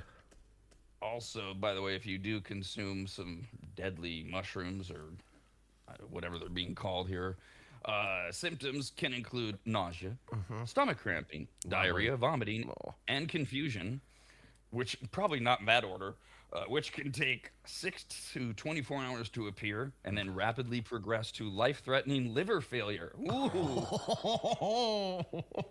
Damn, that progressed quite that's quickly. kind of why I'm always so scared of it, because I feel like there's drastic side effects if you get it wrong, like death. This kind of pisses me off. So you can eat some wild mushrooms, and within 6 to 24 hours, you can get life-threatening liver failure. It took me 40 years of drinking copious amounts of alcohol to get to that point. These guys can do it in less than a day. That's just wrong. That's not okay. I put in the hard work. Right. These guys just go out without a buck, and pretty soon, boom, life-threatening liver failure. Uh-oh. That's what scares me about mushrooms a little bit. Yeah, but you see, here's the thing. You have more fun when you're drinking. I don't think it's very fun out there foraging for poisonous mushrooms. And it is stretched over a very long period of time. That's true. Yeah. Thank you, Kyle, for making me feel better about my alcoholism. Yeah, absolutely. That was a good point, too. California residents are urged to avoid all wild mushroom consumption. Thanks. I didn't need that warning. Appreciate it. more things you shouldn't have to be told. Keep children and pets away from mushrooms in outdoor areas. Okay, thank you. All right, good to know. Good to know. Jesus, really? What about psychedelic mushrooms? Anything about that? No? Okay. I have a stupid straight guy question. Not straight like I don't have sex with men. I mean like straight-laced. Like I've never done anything fun in the drug area. Is there a difference between wild mushrooms and psychedelic mushrooms? Yeah, so I don't know. Psychedelic mushrooms, I guess, are wild at one point, but they usually are grown by somebody in a fish tank in a closet. But they take normal mushrooms, right? And then they do it, or they grow. No. They're different. They're a type of breed mushrooms. of mushroom. You have to have a certain breed that holds the psilocybin in it, and then you grow those ones, and then you can pick them. I didn't know that. Yeah. So people go out and get them in the wild, but you should probably let them dry out first. I mean, I don't know the process. I have no idea. So my fork in the road is I can either pick wild mushrooms in a forest having no idea what they are, or I can get alleged psychedelic mushrooms from a guy with an aquarium in a closet. Wow, I might do neither. Yeah, right. He grows it in his own poop too. No, I hope not. Oh God.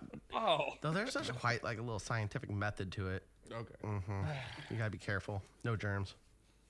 next thing to be scared of: tick bites are driving up a record ER surge across America. You know, ticks, little ticks like your dog. Find those on the animals all the time. Yeah. Emergency room visits for tick bites have reached their highest levels for this time of year in America since 2017, with almost 500,000 people receiving treatment for Lyme disease, making it the most prevalent tick-borne illness in America. What is Lyme disease, you ask? Well, so you remember the guy a couple weeks ago, rash on his penis? Yeah. No symptoms, didn't do anything. Okay. Eventually it turned into, okay, it's been there for a week, goes to the doctor, gets a cream, gets a lump, doesn't do anything, 9 months later has penile cancer. That's just to remind you of the way it started, the rash.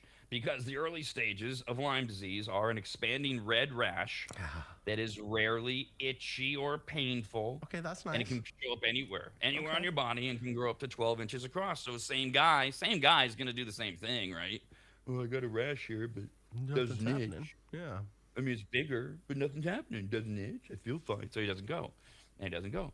Eventually, you'll get some flu-like symptoms: fever, chills, headache, fatigue, swollen lymph nodes, muscle and joint pain. Maybe at this point, you might do something, or you might just think, oh, great, I got the flu. You might not even relate it to the That's what I was thinking. I was thinking like maybe scarlet fever. Then it can spread to neurological issues. You can get facial palsy. You know, when you droop on one side of your face. Uh-oh. They just say, get it. Here you go. Facial palsy. Yeah.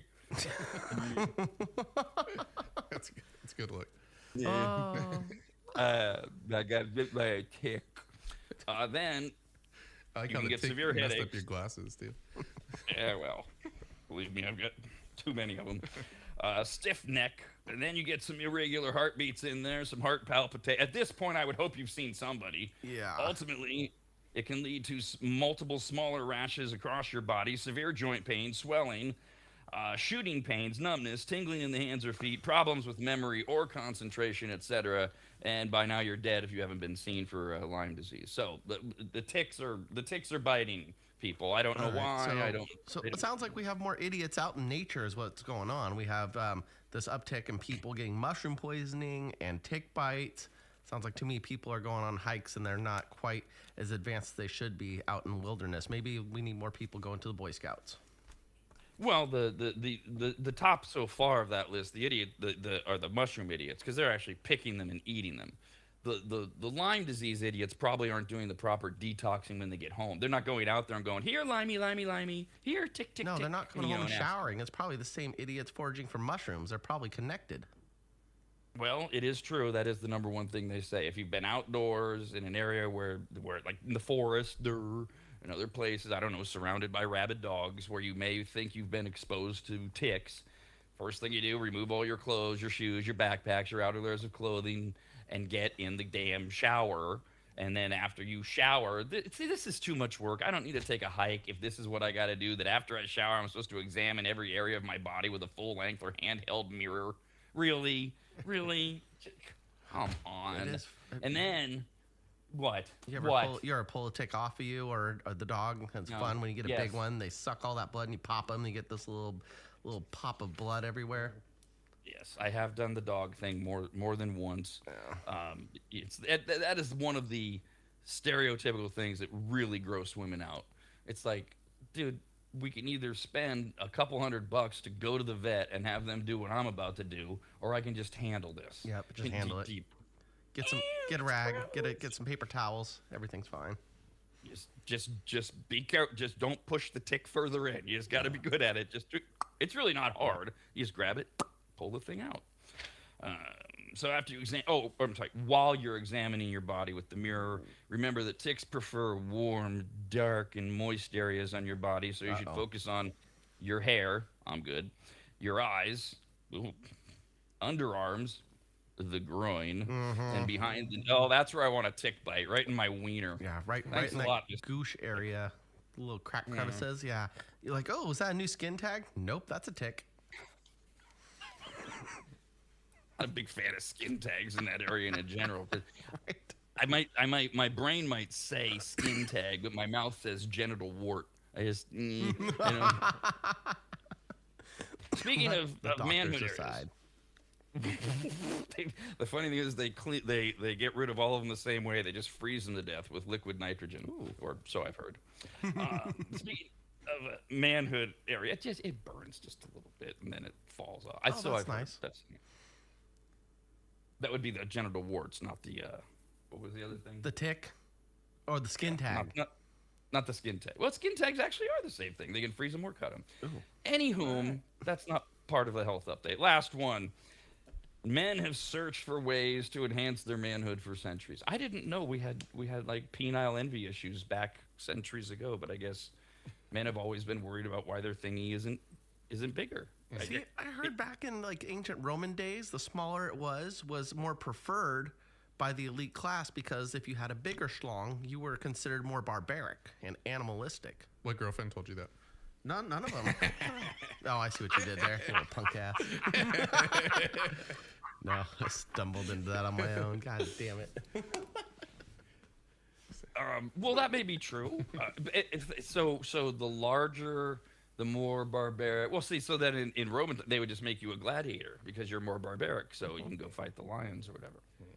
I don't know. Certainly the smaller penises have long been preferred by women who weren't having a lot of sexual experience, and it wasn't as painful or whatever. But just dudes in general, they're just, that stereotype of our confidence level could be attached to our wiener has been around forever. In 16th century Brazil, they used to allow poisonous snakes to bite them in the belief it would increase their size. Dumbasses.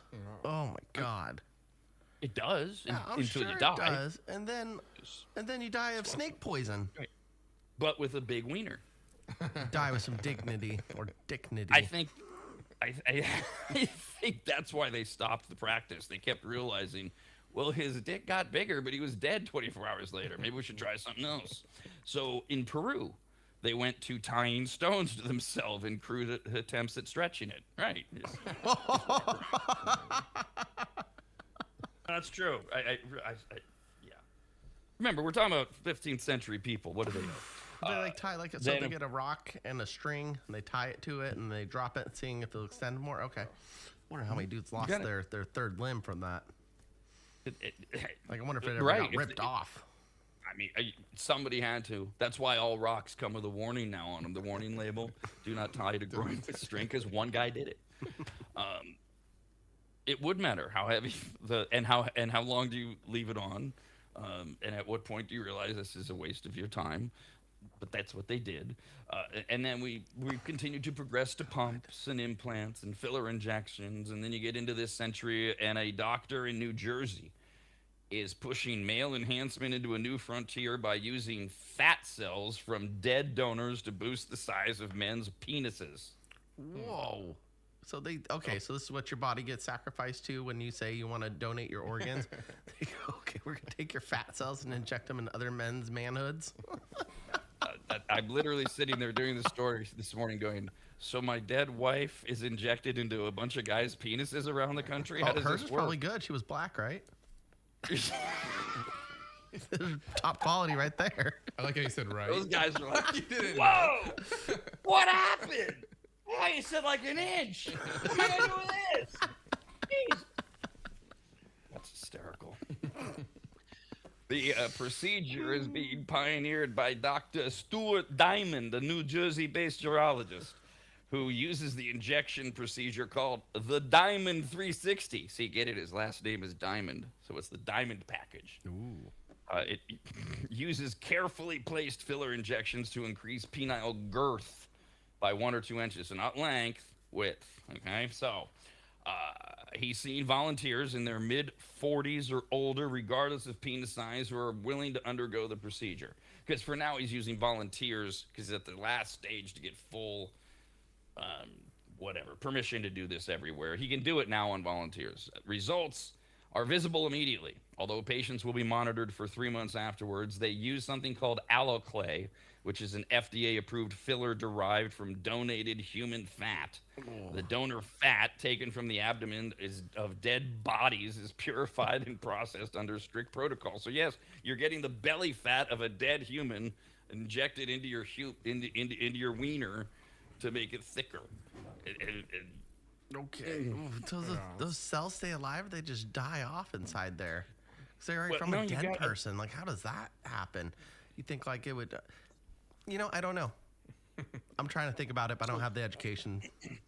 Reading through it, it's similar as I understand it. And of course, my understanding of what I'm about to tell you comes entirely through what women tell me, and I'm half listening at the time, but like lip fillers. So when this is really big right now, like even with young women in their 20s, they're getting their lips injected with filler. My understanding is they have to do it every 18 months. And I think this is a similar thing. Once it works, you go, okay, well, if you want, I don't know if it's 18 months, but it's a continual process where you go and you get refilled with more fat to keep your wiener fat. God. There has been one reported. What? I know you can't do anything with it for a few days either. Like, you probably got to wait for that to heal up. I don't know. Yeah, they only say the results are immediate, but how long until you can use it? Mm-hmm. And then it's supposed that they last. The results last, I don't know, because they're getting checked every 3 months, but they don't say how long it lasts. Doctors say 12 months. I'm sorry. They're hoping it lasts about 12 months, which would be compared to the 3 to 6 months for standard fillers they're using in the wiener right now. Gotcha. Okay, so these are advanced enhancements. Okay. Yes. Ooh, advanced fat, human fat going into it. There has been one reported death, a 30-year-old man who suffered a fat embolism in which fat enters the bloodstream and blocks circulation after undergoing the procedure. Oops. All right. Oh, boy. That's exactly what the doctor said. Oops.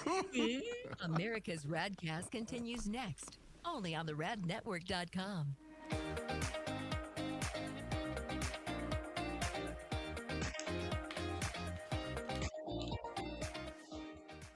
Longtime advertiser Sue Berry, that's Berry with an A, is more important now than ever. Sue and her team have been serving Northern Nevada and the outlying areas for 30 years, and her experience in both commercial and residential lending is vital, as every day we're bombarded with news of interest rates, the market, the economy, and a bunch of other stuff that Sue can actually make sense of while everyone else's eyes glaze over. Now remember, it's Sue Berry with an A, B-A-R-R-Y, SueBerry.com. Most people think berry is spelled like a fruit or Halle Berry, but no, it's Sue Berry with an A, like soul singer Barry White's first name. I've heard people say. Stop that. Sue is a broker versus a retail lender, which means she can shop over 150 different lenders to get you the very best rate possible. And on average, someone who uses a broker like Sue saves over $10,000 per loan, which includes refinancing. And if you have a rate at 6.5% or higher, call Sue for a free quote now on a refinance. Sue Berry and her incredible team from Barrett Financial can be found at SueBerry.com. That's Berry with an A. I've been working with Sue and recommending her to you for years. All you need to do is call her now so she can get you pre-approved. Just call your residential and commercial lending expert, Sue Berry, at 775-843-9983. Oh, Rob, stop. You're going too fast. What was the number again? 775-843-9983. Or just head to SueBerry.com. The number's right there. Berry is B-A-R-R-Y. Sue Berry with an A.com. That's Sue Berry, B-A-R-R-Y.com. SueBerry.com. Disclaimer, Sue Berry, NMLS number 366040, Barrett Financial Group, LLC, NMLS number 181106, Nevada 5091, Equal Housing Opportunity.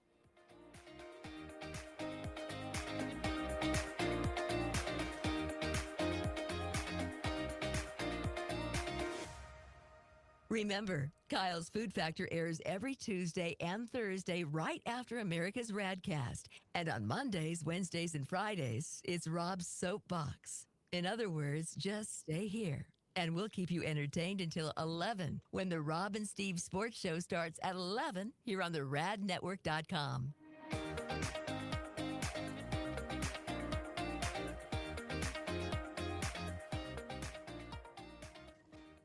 If you go to AdvantageSteam.com, which you should, at the top of the page, you'll see the Services tab. Click on it, and you'll see that Advantage Steam does carpet and upholstery cleaning. They protect fabric and fiber. They clean and seal tile and grout. They polish natural stone. They clean rugs, especially those really nice ones from foreign countries. And they treat urine damage. And not just urine, but vomit and feces. Ew. Yuck. I assume if you need that service, you either have children or pets or you live in a frat house. But either way, they'll take care of you. Of course, Advantage Steam also applies MicroSeal. And if you don't know what that is by now, then you just suck. Joel is the local small business owner of AdvantageSteam.com. He's a lifelong maggot, and he's treated, cleaned, protected, polished, and micro-sealed the homes of countless members of the RAD team over the years, various RAD studios, and of course, Williams Manor. And I hate admitting this, but he is a genuinely really great, nice guy. In fact, if you tell him I said that, you'll get 0% off all services. So go to AdvantageSteam.com. Click on Make an Appointment, enter in your available dates and any comments, like maybe type, Rob said you're a really great, nice guy. Please give me 0% off. And they will get you all set up. Just go to AdvantageSteam.com. That's AdvantageSteam.com.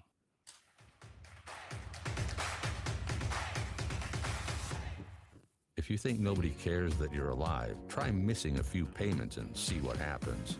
But, har, never miss America's RAD Cast. Hilarious. This is America's RAD Cast. Got a few emails, radcast at the radnetwork.com. And actually, I only printed out a couple just to remind me. We got 6 emails during that commercial break, all of them from various females.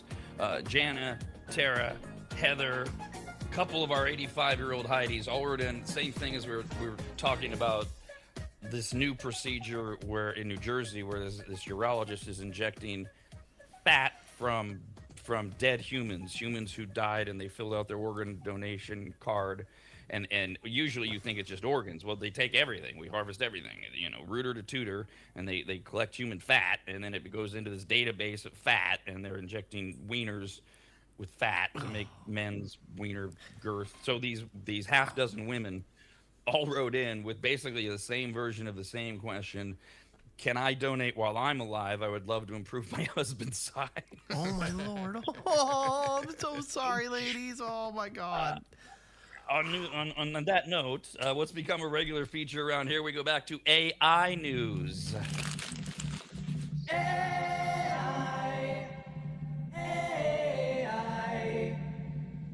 AI, command the human race. Oh,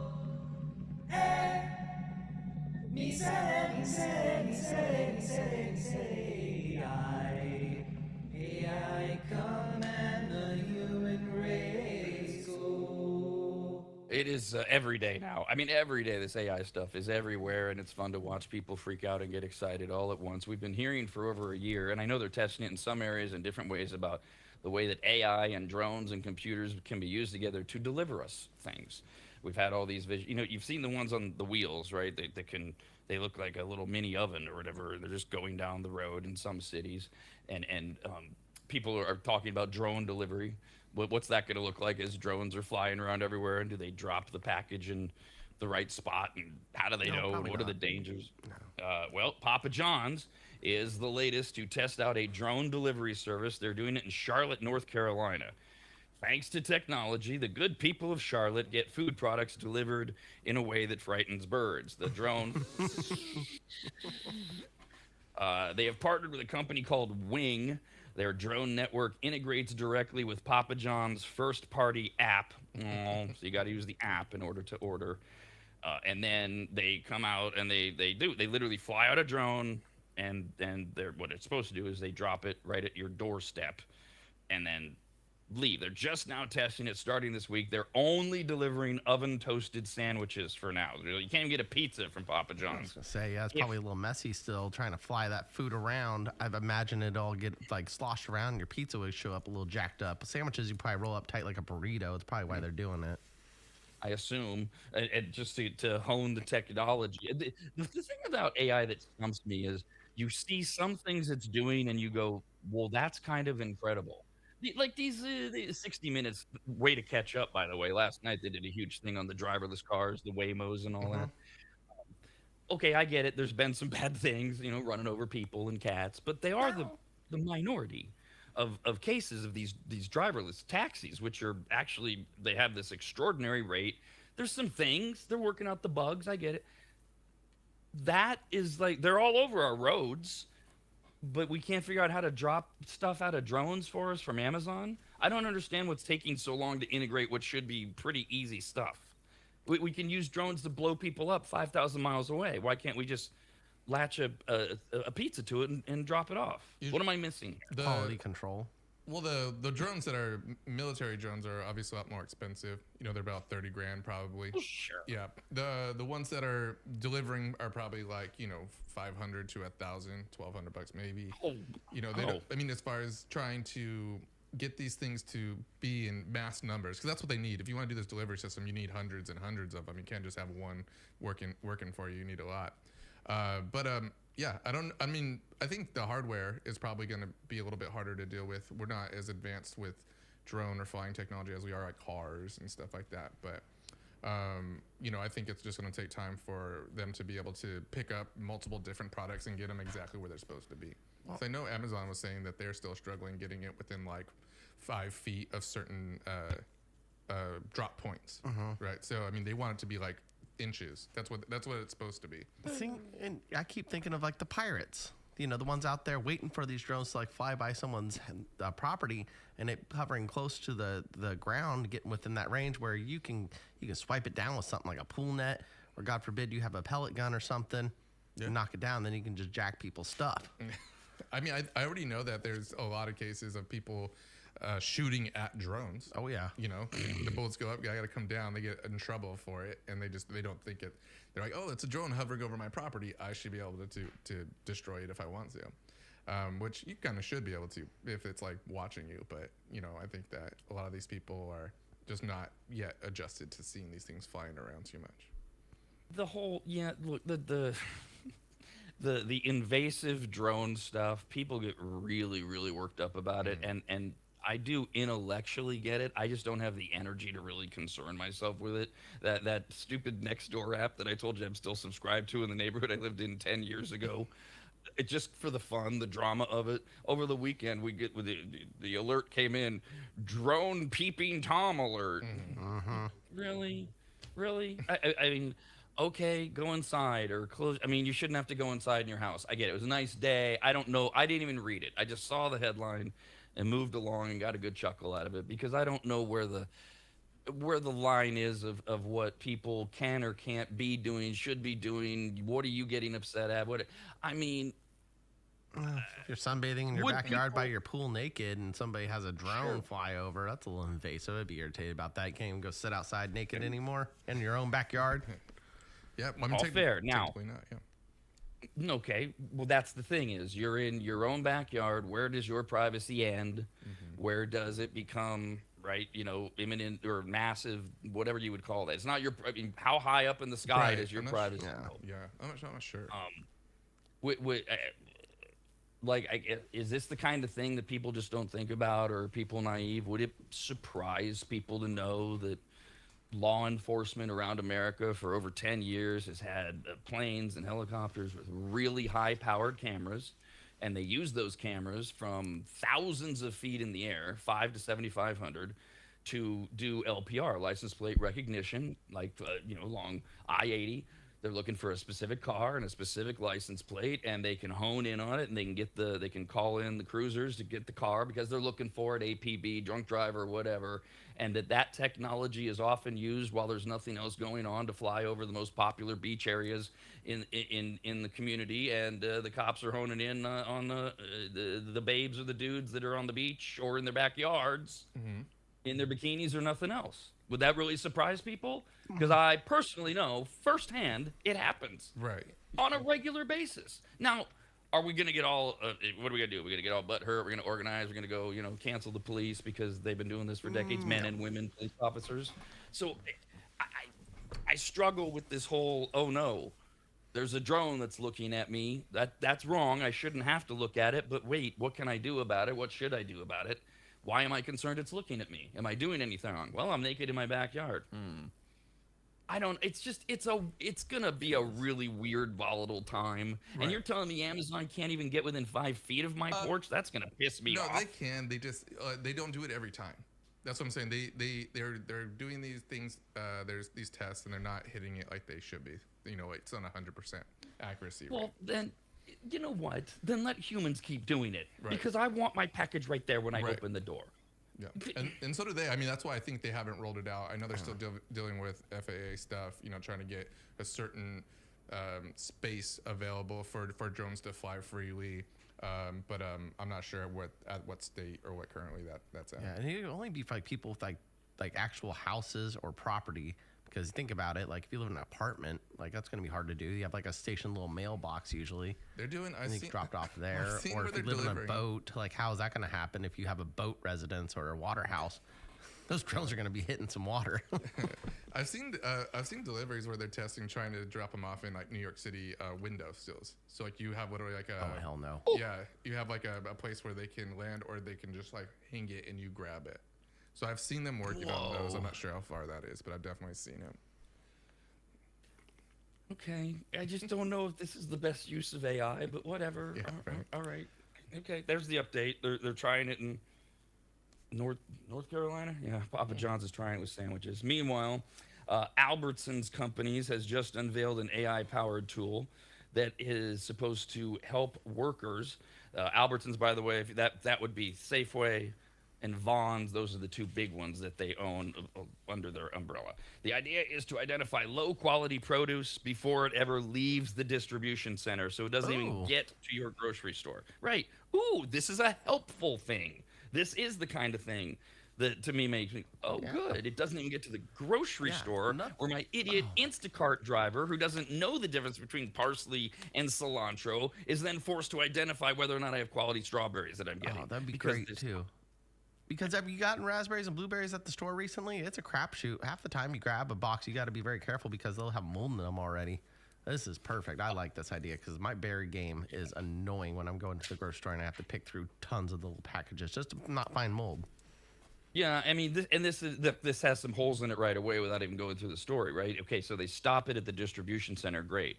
It can still wind up. It'll be great at the distribution center, winds up in the store, and then how long does the store leave it out to get to your rotten situation? So you need 2 AI checkpoints.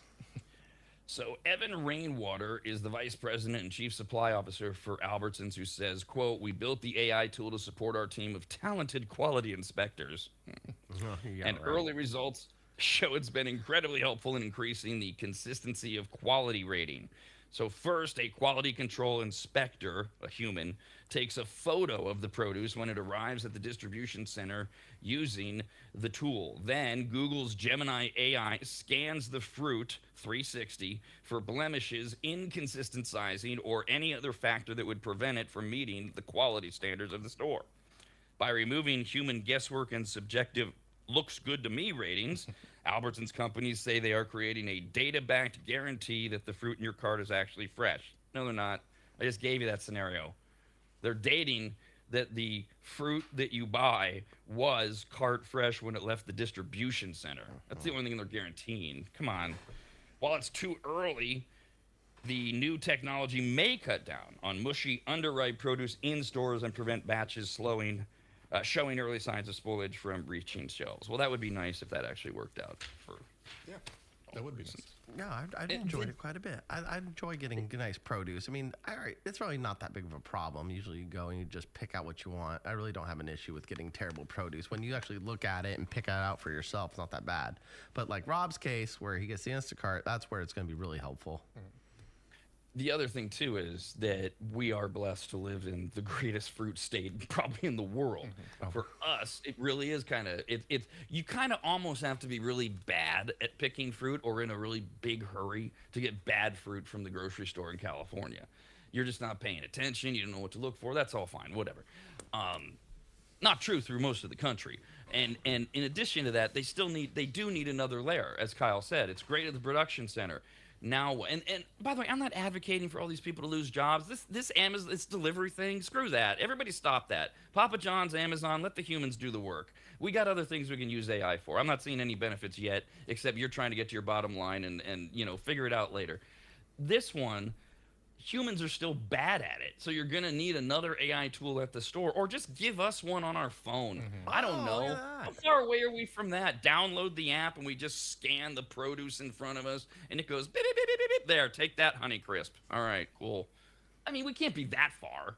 Yeah, I mean, I can see like some stickers coming out soon, maybe, or something that says like AI approved or something. Like you see them on the top of your strawberry. It's just like. Speaking of people losing their jobs, researchers from universities, including Harvard, Stanford, and MIT, have described rogue bots as agents of chaos, warning that they can leak private information or be fooled by attackers pretending to be their owners. And the big concern here is that a lot of people identify AI as a great source for HR. Take the human element out of human resources, human relations, put in AI, let them access everything with complete objectivity, and allow them to deal with. And AI, by the way, HR isn't just, oh, Joey said bitch around me and I'm triggered because I'm a snowflake and do something. It's payroll, it's everything, right? So the danger is growing as firms increasingly allow AI tools to access their crown jewel databases, customer records, payment systems, and internal code. Well, right, if you're going to get an AI agent to do everything from HR to maybe ordering, processing, production, you're going to have to give them access to all of your databases. How else is AI going to make orders and things like that? Now, this is not a chat bot like ChatGPT. An AI agent is given a task and then left to carry out a chain of actions with little human involvement. So that could mean writing code, moving files, sending emails, changing databases, or tinkering with the systems a business relies on every day. And supporters say the technology can save huge amounts of time and money. So, Jeff, the way I read that as a business guy but not an AI guy is, I take this AI tool and I say, I want you, instead of 2 other human employees, to be in charge of emails, clean up my database, tinker with my system, make me more efficient. And AI is supposed to go, you got it, boss, and it does it. Is that about what? Right. Yeah, that's a good analysis. Yeah, I think it's a lot of people are trying to build these as best as possible right now. It's a very common thing for marketing repetition. People who purchase something or want to purchase something, they'll get the email, they'll get a text message, go, hey, your cart's still, it's not empty, right? You forgot something in your cart. All these automated things that they want to happen, they want this AI agent to be in charge of, to monitor. And yeah, he will have access, or it will have access to databases and contact information and payment information as well, when it comes to not like your credit card information. I mean, you wouldn't want to build something like that. But there's tools that, if you have a customer ID, then you can access something else, and then you can access something else, and you go, hey, hit this card for whatever amount of money that you want. That's how they would build the code to do those payments. So a bot trusted to fix a bug inside a startup's software system, which was powered by Anthropic's Claude AI, instead just deleted the company's entire production database. Just wiped out its backups, and it left car rental firms with no record of bookings or vehicle allocations. The fear is that AI agents take instructions literally. and they chase shortcuts and make catastrophic decisions without understanding the real world damage. They may be able to code or complete admin tasks at superhuman speed, but they don't always have the common sense that tells a human worker something like, don't destroy the very system that you were asked to repair. A lot of times the AI looks at the system and says, this is so human, I'm just going to wipe it out. There's But no it doesn't know how to start Control over. Z option for that. There's no Control Z on the AI. It's a learning They're experience. great. I'm sure they're not gonna. I'm sure now a lot of people are gonna try to put in retention and backups and stuff, and not give them access to it and that kind of thing. You would hope. I mean, that's programming 101 in general. I mean, that AI bot is probably making the same mistakes I made when I was starting to build these programs. I sent out like 1,200 emails to one customer one time because of a bad loop that I built. You know, so there's definitely growing pains in some of the stuff. So, yeah, I mean, I had never deleted a whole thing, but came close once.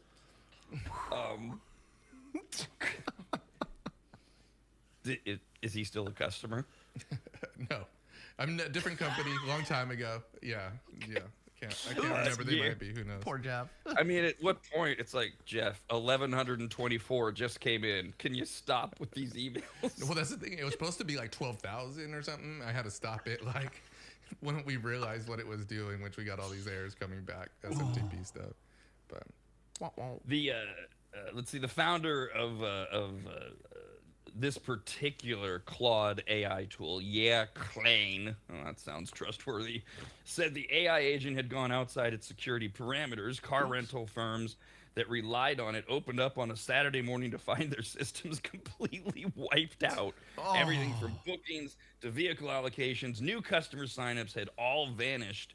According to the report, Professor Alan Woodward, a computer science expert, warned that if a company asks an AI to tidy up a database, the database will, or the bot will just decide the simplest way is to delete the whole thing. How human of it, right? I mean, right? If a human thought they could get away with that, they're like, well, one way to not have to deal with this problem is to just not have it exist. Must have been a crappy database. Oh, We don't like any of it. or someone commanded that AI wrong. That's what happened. Well, that's the other thing, right? Was it built wrong? Was it coded wrong? Or is there foul play involved? I don't know how they track all this stuff. I don't. I admit it. An AI agent that had been handed the power to make changes inside the company's system has caused, growing fears that AI tools are no longer simply answering questions or drafting emails. They are starting to act on their own. That could also, though, be, right, Jeff, the information we're feeding it. Sure. If you say something as simple as clean up the database, you might have to put clean up the database without deleting it moving forward. Yeah, right. And that's what it is, because AI is like that. I mean, I use it on a daily basis. I use it to make posters and pictures and write things for YouTube. And you have to be, like, sometimes you tell it something and it does what you say, but it's not quite how you want it. You have to go in there and tweak it. Like, yeah, I mean, I think this is definitely a human error problem because, you can't give them access to too much. I mean, even though you say connect to my database, there's still a human that's going to program that connection, the API to the bot that then gives them access to then do what they want. But there's permissions you can put on it. There's lots of logs you have to put, like you said. So when something goes wrong, you kind of black box it and say, okay, what did you do? You did this, you did that, you did that. Oh, this is where it went wrong, right? So, I mean, again, giving anyone access to delete your database is probably something you shouldn't do ever. Yeah, make a copy of it maybe, but not delete it. well, I mean, this would be something a human could do too. You say someone go in there and tidy it up. You know, that person could highlight something and accidentally hit the little delete key. And like, oh crap, oh boy. It's happened a lot. Yeah. I've heard horror stories of developers who but destroyed their businesses. If the sales pitch on AI is, hey, we're going to make the same mistake as humans now and then, that's not a very good sales pitch. No. And the thing is that the thing about what we feed the AI became so obvious a few years ago when ChatGPT really exploded, and you would talk to people about what they couldn't get it to do.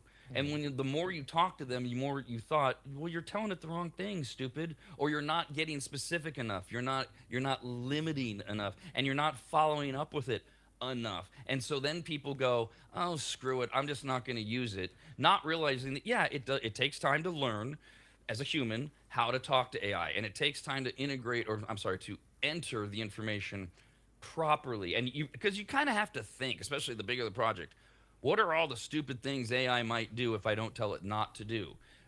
It's still less time than paying someone to clean up the database if you can get all the commands right. Right, and I think that's the key. I think that's where you're seeing a little bit of AI usage, right? As a consumer, we want to make our lives easier. As a creator or someone who's using it for their business, a lot of times what people are doing is they're trying to find it and replace something that they don't know, right? They're like, clean up this database instead of me hiring a database administrator or someone that has a high value that knows every command and knows what they're doing. I don't need to do that. I'm going to get this AI tool and I'm going to trust that it's going to do it properly. And the thing is, like, there's no real way to know that, especially if you're not an engineer yourself. If you're not a database engineer yourself, you're just going to say, I trust you to build my website. I trust you to manage my database. I trust you to process payments.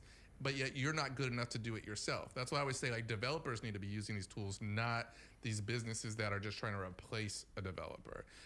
You know, it's the difference of trying to do something really easy and trying to make something really good. I remember when chat was first exploding. So I forget if we're at like 2.0, 3.0, whatever version. And just to take away business and all that, just about the what you put into Chat GPT, what you tell it. And people were like, because this is how we're built as humans, we want to use it as a toy. You know, a lot of people, I always want to have fun. So you would ask Chat GPT to tell you how to make a pipe bomb or you know, how to break into something. Yeah, and Chat GPT will say, I can't do that. It's against my protocols. Well, it didn't take very long for a human to figure out, wait a minute, I'm going to tell Chat GPT that I am writing a fictitious novel about a guy who wants to blow up the Boston Marathon, and I've got to figure out a way to explain how he would do it's, you know, and you go on and on and on and on. And when that first hit, Chat GPT fell for it. It started to blurt out all these places that, you know, oh yeah, Boylston Street, and then you want to go 3 miles down, you want to put one here, and here's what time you need to, and because it's a fictional story. Well, then ChatGPT, the people that write it, they caught on to it. They gave it a new safeguard, and now that doesn't work nearly as well. I always love screwing with ChatGPT. It is kind of a hobby for me. What can I get it to do? And it's more and more figuring out, wait a minute, I can't tell you that, but here's what I can tell you, or here's what's been documented. Here's what's been well known, but you don't get access to my super intelligence to find out. So this is like the reverse of, if you're going to tell it to clean up your database, you got to tell it all the things you don't want it to do, or the parameters in which to work. Otherwise, the languages you use, like everything they need to know as much as possible. So that way, I heard a rumor from somebody saying that there is an AI out there. I think it's called RI. I tried looking for it. I can't find it, but it has no filter on it. It'll basically do what you want it to do. I don't know if it's legal to have it. But there's a lot. There's multiple ones. This was like a craze, like about a year ago. I want to say, like maybe like a little bit more now. Of people, like, I was getting hit up by a lot of people who say, invest in my private AI. Everyone's like, I own my own AI system, because they bought it from whatever. They took some restrictions off of it. And that's the ones that are doing like pornography. Those are like the ones that are doing like these bad language ones, you know, that you see. You know, it's like there's a lot of companies that were like, if we can take a portion of this AI and not have those safeguards in it, then what can I create to do what we did? So it's I mean, I want to say there's like 5 or 10 out there that are trying to get money to get people to invest in it to make it bigger. So, wow. Okay. Then there are already some hugely popular ones in the porn world. I mean, you can't watch porn without getting some ad about build your ultimate AI character, and then they boast about how dirty they are, and some of them have like no filter. Like a lot of them will tell you, this violates our safety parameters or whatever, but like there's some out there that have like no safety parameters. It's like, it says what? And it goes all the way, like any like illegal stuff. Like if you want to have a fantasy, like just a word fantasy with it, like you're writing a secret story with it kind of thing.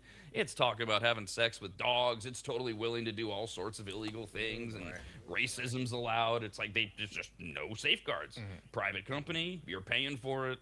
And so, I mean, it's all out there. It's just a matter of who's willing to pay for it. And in that case, what you're willing to ask it to do. And Right. There's a lot of other tech out there that you wouldn't call AI, like these language models that are built up what AI is, still can be used to create these type of no border or no restriction type tools. They might not be as good, they might not be as accurate, but they can still do a lot of the things that impress people. See the good, the bad of AI. The good, we can have phony bots having sex with dogs. The bad, they might wipe out your whole database. Seems like it works itself out. America's RADcast continues next, only on the radnetwork.com.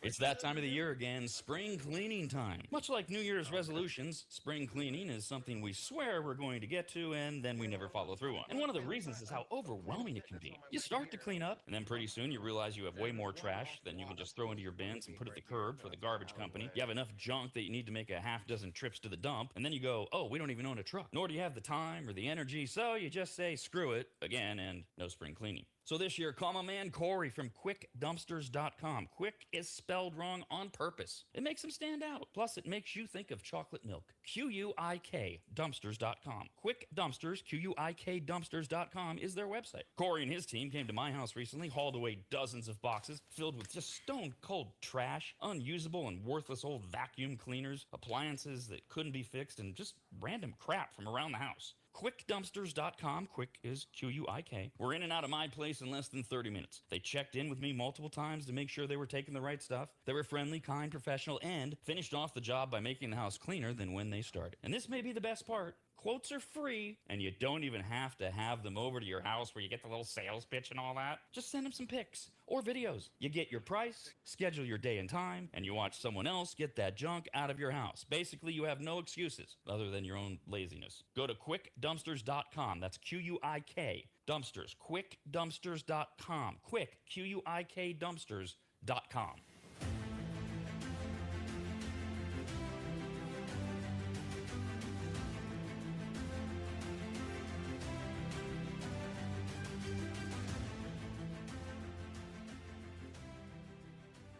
Longtime maggots will remember Greg from MAP.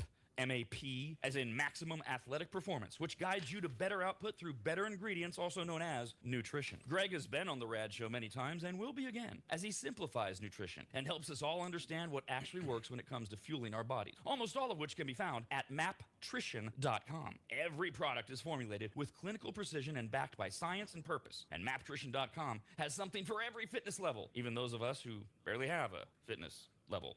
With nearly 20 years as a nutritionist and a specialization in sports nutrition, Greg works with athletes and everyday individuals to optimize performance, energy, and overall health through smarter fueling strategies, all of which starts at maptrition.com. At the very least, we should all be taking daily multivitamins, and Greg has his formulated for exactly what a man or woman's body needs. Protein is in, but maybe instead of getting yours from mac and cheese with extra protein, you get it from maptrition.com. And of course, all things workout, training, and exercise are available as well. From pre-workout to creatine and other muscle builders to recovery supplements and more, all at maptrition.com. From morning breakfast essentials to post-workout recovery and everything in between, maptrition.com's full range of supplements, proteins, and wellness products are built to power your journey from start to finish. Check out all the products and find what's right for you and order it shipped to you all at maptrition.com. That's maptrition.com.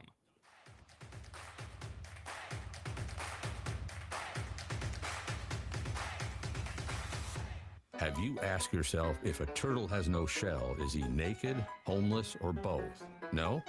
Good. Then other than enjoying this show, you're not completely insane. Back to America's RAD Cast. Got this email, radcast at the radnetwork.com, coming up this morning at 11 a.m. Like every weekday, we do the Rob and Steve Sports Show. You can watch it live or later. Just go to the radnetwork.com for all the details. Follow us, subscribe on YouTube as well as you watch us. We got this email from Brent. Hi, Brent. says, I'm curious if Steve is still with us this morning. I'm hoping there's going to be a sports show moving forward. What an absolute collapse. What Brent is talking about is Steve's favorite basketball team, the Detroit Pistons. He loves everything Detroit except baseball. He likes the Red Sox. Don't ask me to explain it. He's tried. It doesn't work.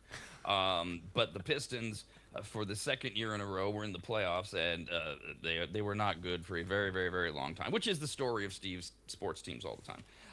And they had a chance to get into the conference finals last night, and they did lose to the Cleveland Cavaliers, and they never should have.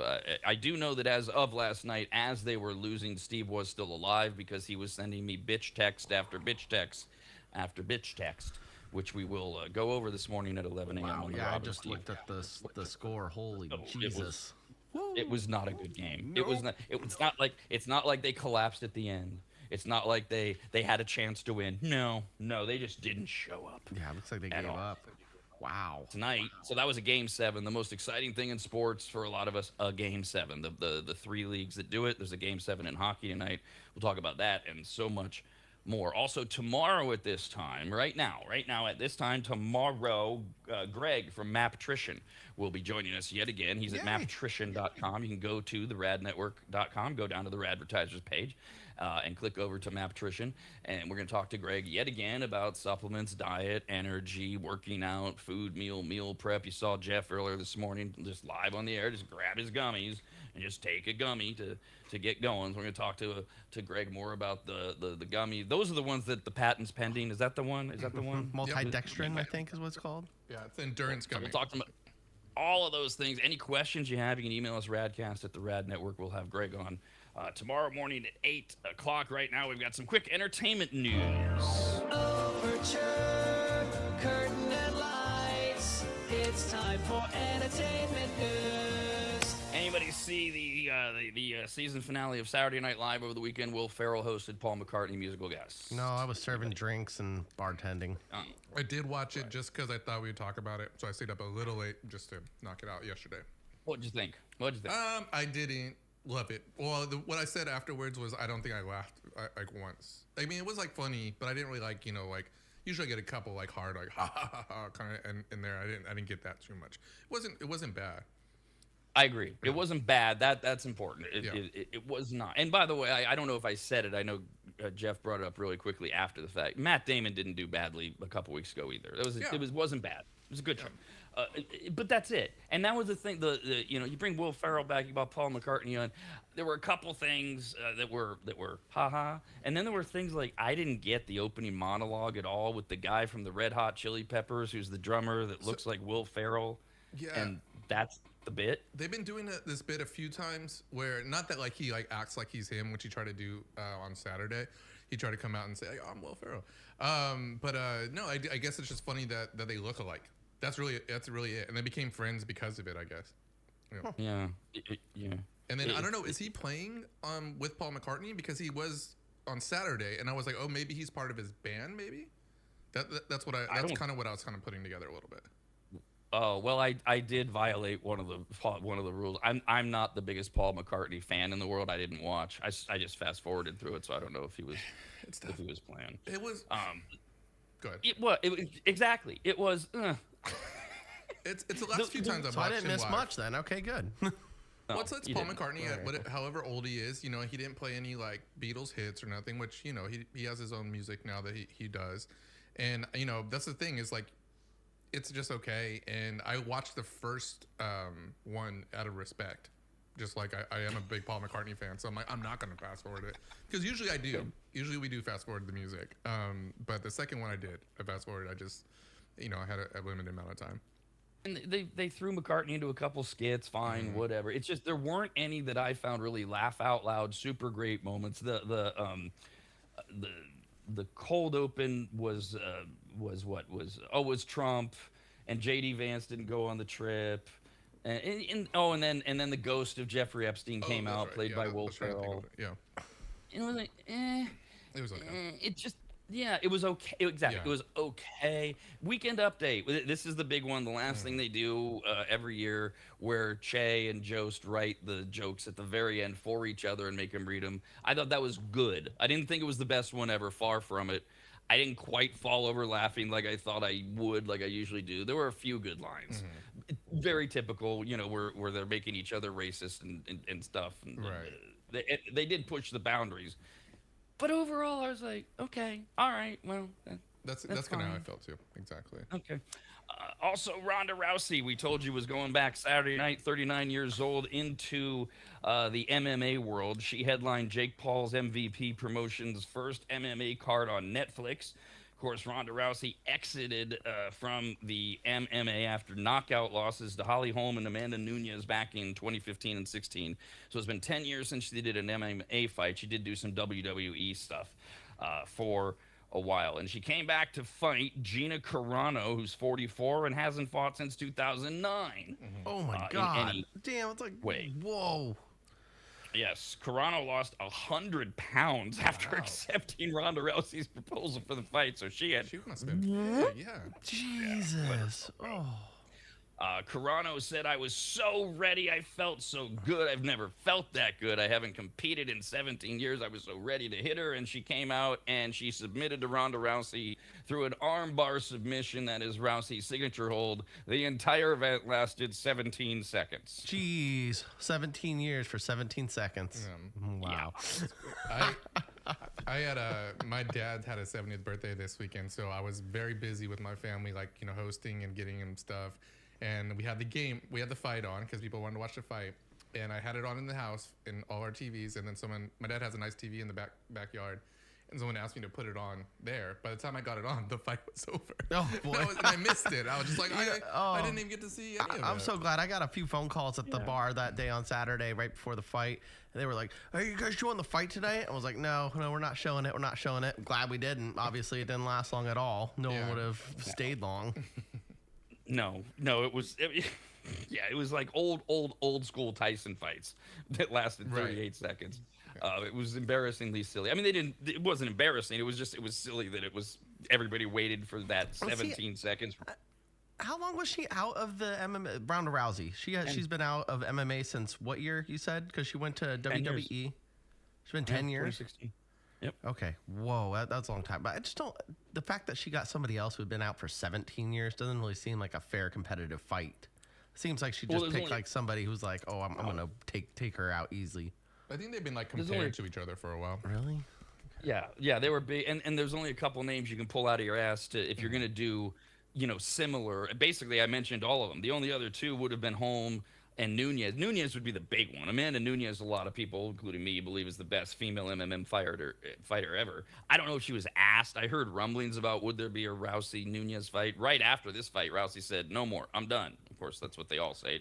How many times have the Stones and Kiss been on their final tour? I know. And then Gene Simmons sniffs a little bit of money. You said, how many millions? Yeah, I'll come back one more time. Absolutely. I can put the boots and the bass on here. What I love about this is, so Rousey comes out, 39 years old, she wins in 17 seconds, and immediately says, that's it. I just had to get that out of my system. I didn't want to go out the way I did, losing twice in a row. I won. It's over. Meanwhile, Gina Carano, who's 5 years older than her, lost in 17 seconds. She can't rule out whether or not she'll fight again. That's backwards. That's not. I think that's the kind of, I bet you that's what they were both told was fight and turn it into something else in their career, right? Go back to WWE, go and get a movie somewhere with Ronda Rousey, something like that. To, you know, now they bumped up their brand a little bit with this fight, they might be able to go and do a little bit more. That's, I'm sure, what their motives were. Rousey might have regained some street cred, and she can do something. Go star in Expendables 18 or something like that. I don't know that Carano did anything to help herself. That's why she needs to fight again. She did lose 100 pounds. I mean, looks good on TV now, right? Maybe she could advertise like reverse Ozempic. I lost 100 pounds, but now I'm going to gain it all back because I lost to Ronda Rousey. And then she can advertise some fat gaining program. McDonald's. I don't know. Figure it out. Write it amongst yourselves. It's Monday. I don't have all of my things worked out yet this morning. Okay, people? You can write some of these jokes yourself. Jesus, I'm just giving you the way to get your mind working. Last up, entertainment news. After seeing the Golden Globe nominated performance in 2024 of the drama The Last Showgirl, that was the Pam Anderson movie, Tom Cruise was so impressed, he called to congratulate her on her big comeback. She did get a lot of praise for this. Pam Anderson did, for her role, for the way she's been trying to alter her image a little bit to go away from the sex symbol thing and say, this is who I am now, which is rough. Yeah. Oh, boy. But that's where the respect comes from, I guess, for a lot of people. It's like, you were the glam girl. You were it. You're one of the last real, like, standalone sex symbols in modern America. That Marilyn Monroe thing, that Pamela Anderson, that just eventually just kind of like, And so she was in the last Showgirl, and Tom Cruise calls and says, great. Anyways, rumors are the 90s couple none of us ever wanted might actually be a couple now. Pamela Anderson, according to rumors, Pamela's making room for love in her life, and Tom Cruise might be it. Rumor is they're hanging out together more. Well, is she gonna put makeup back on? Is she gonna go be pretty again if she's gonna be dating Tom Cruise? Or is she still going to take this stance of, I'm pretty on the inside, which you're not. Ooh. I think they both had some work done. Tom too. Yeah, I know. Just doing Tom. I don't know, like if he'd be okay with Pam Anderson showing up, not looking pretty on his side. So if we do presume that Tom Cruise has had work done, which I know that's where we all go with everyone, okay, and maybe he has. I'm not saying he has. Yeah. It may be, because the only thing about it is sometimes there are people that can live a certain life and not look old. I don't know that it's because Tom Cruise is a Scientologist or he eats weird, or maybe he just has good genetics, or maybe he has had work done. If he, because Pamela loses either way using Kyle's logic, and he's right. If he's had work done, he's looking at Pamela Anderson going, dude, why didn't you call me and ask for my surgeon? Who did this to you? And if she, I mean, it's not good. And if he hasn't had work done, he's looking at her going, have you? Because if you have, it was bad, and if you haven't, you need it. I mean, how far? He's Tom Cruise. We live in an age where 79-year-old Kevin Costner's dating a 28-year-old, and Tom and Bill Belichick's with a college whatever she is, and Tom Cruise is going to date Pamela Anderson. It just doesn't seem right. Maybe he's got a thing for grandmas now. That's what she's starting to look like. He's a weirdo either way. I wouldn't be surprised he has a thing for all sorts of things. There's something wrong about a Tom Cruise Pamela Anderson romance now, if it's real even. Well, it's not entertaining at least. No. Well, maybe they'll start a movie together. Yeah, that's what I want. That's what I want to see. America's RAD Cast continues next, only on the radnetwork.com.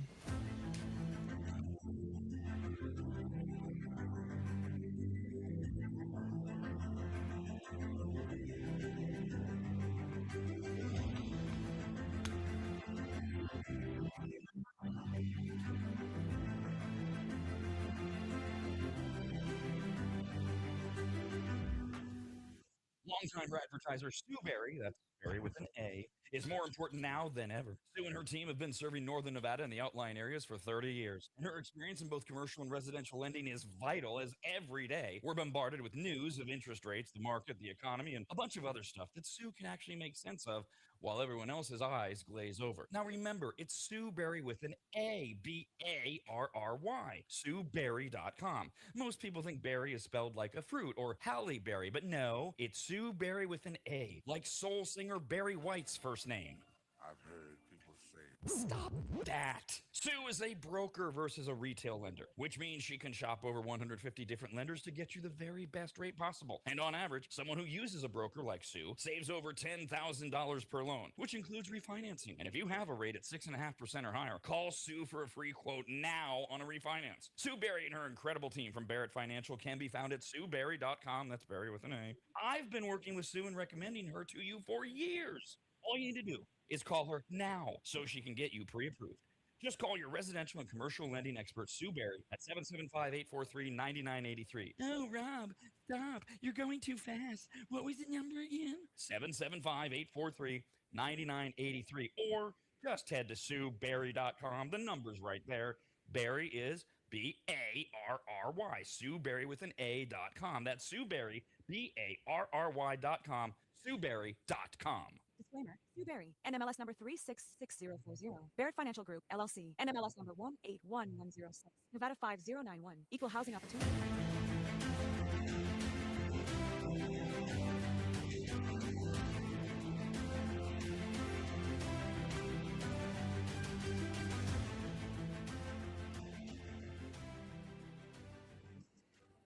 Longtime maggots will remember Greg from MAP. MAP, as in Maximum Athletic Performance, which guides you to better output through better ingredients, also known as nutrition. Greg has been on the RAD show many times and will be again, as he simplifies nutrition and helps us all understand what actually works when it comes to fueling our bodies, almost all of which can be found at maptrition.com. Every product is formulated with clinical precision and backed by science and purpose, and maptrition.com has something for every fitness level, even those of us who barely have a fitness level. With nearly 20 years as a nutritionist and a specialization in sports nutrition, Greg works with athletes and everyday individuals to optimize performance, energy, and overall health through smarter fueling strategies, all of which starts at maptrition.com. At the very least, we should all be taking daily multivitamins, and Greg has his formulated for exactly what a man or woman's body needs. Protein is in, but maybe instead of getting yours from mac and cheese with extra protein, you get it from maptrition.com. And of course, all things workout, training, and exercise are available as well. From pre-workout to creatine and other muscle builders to recovery supplements and more, all at maptrition.com. From morning breakfast essentials to post-workout recovery and everything in between, maptrition.com's full range of supplements, proteins, and wellness products are built to power your journey from start to finish. Check out all the products and find what's right for you and order it shipped to you all at maptrition.com. That's maptrition.com.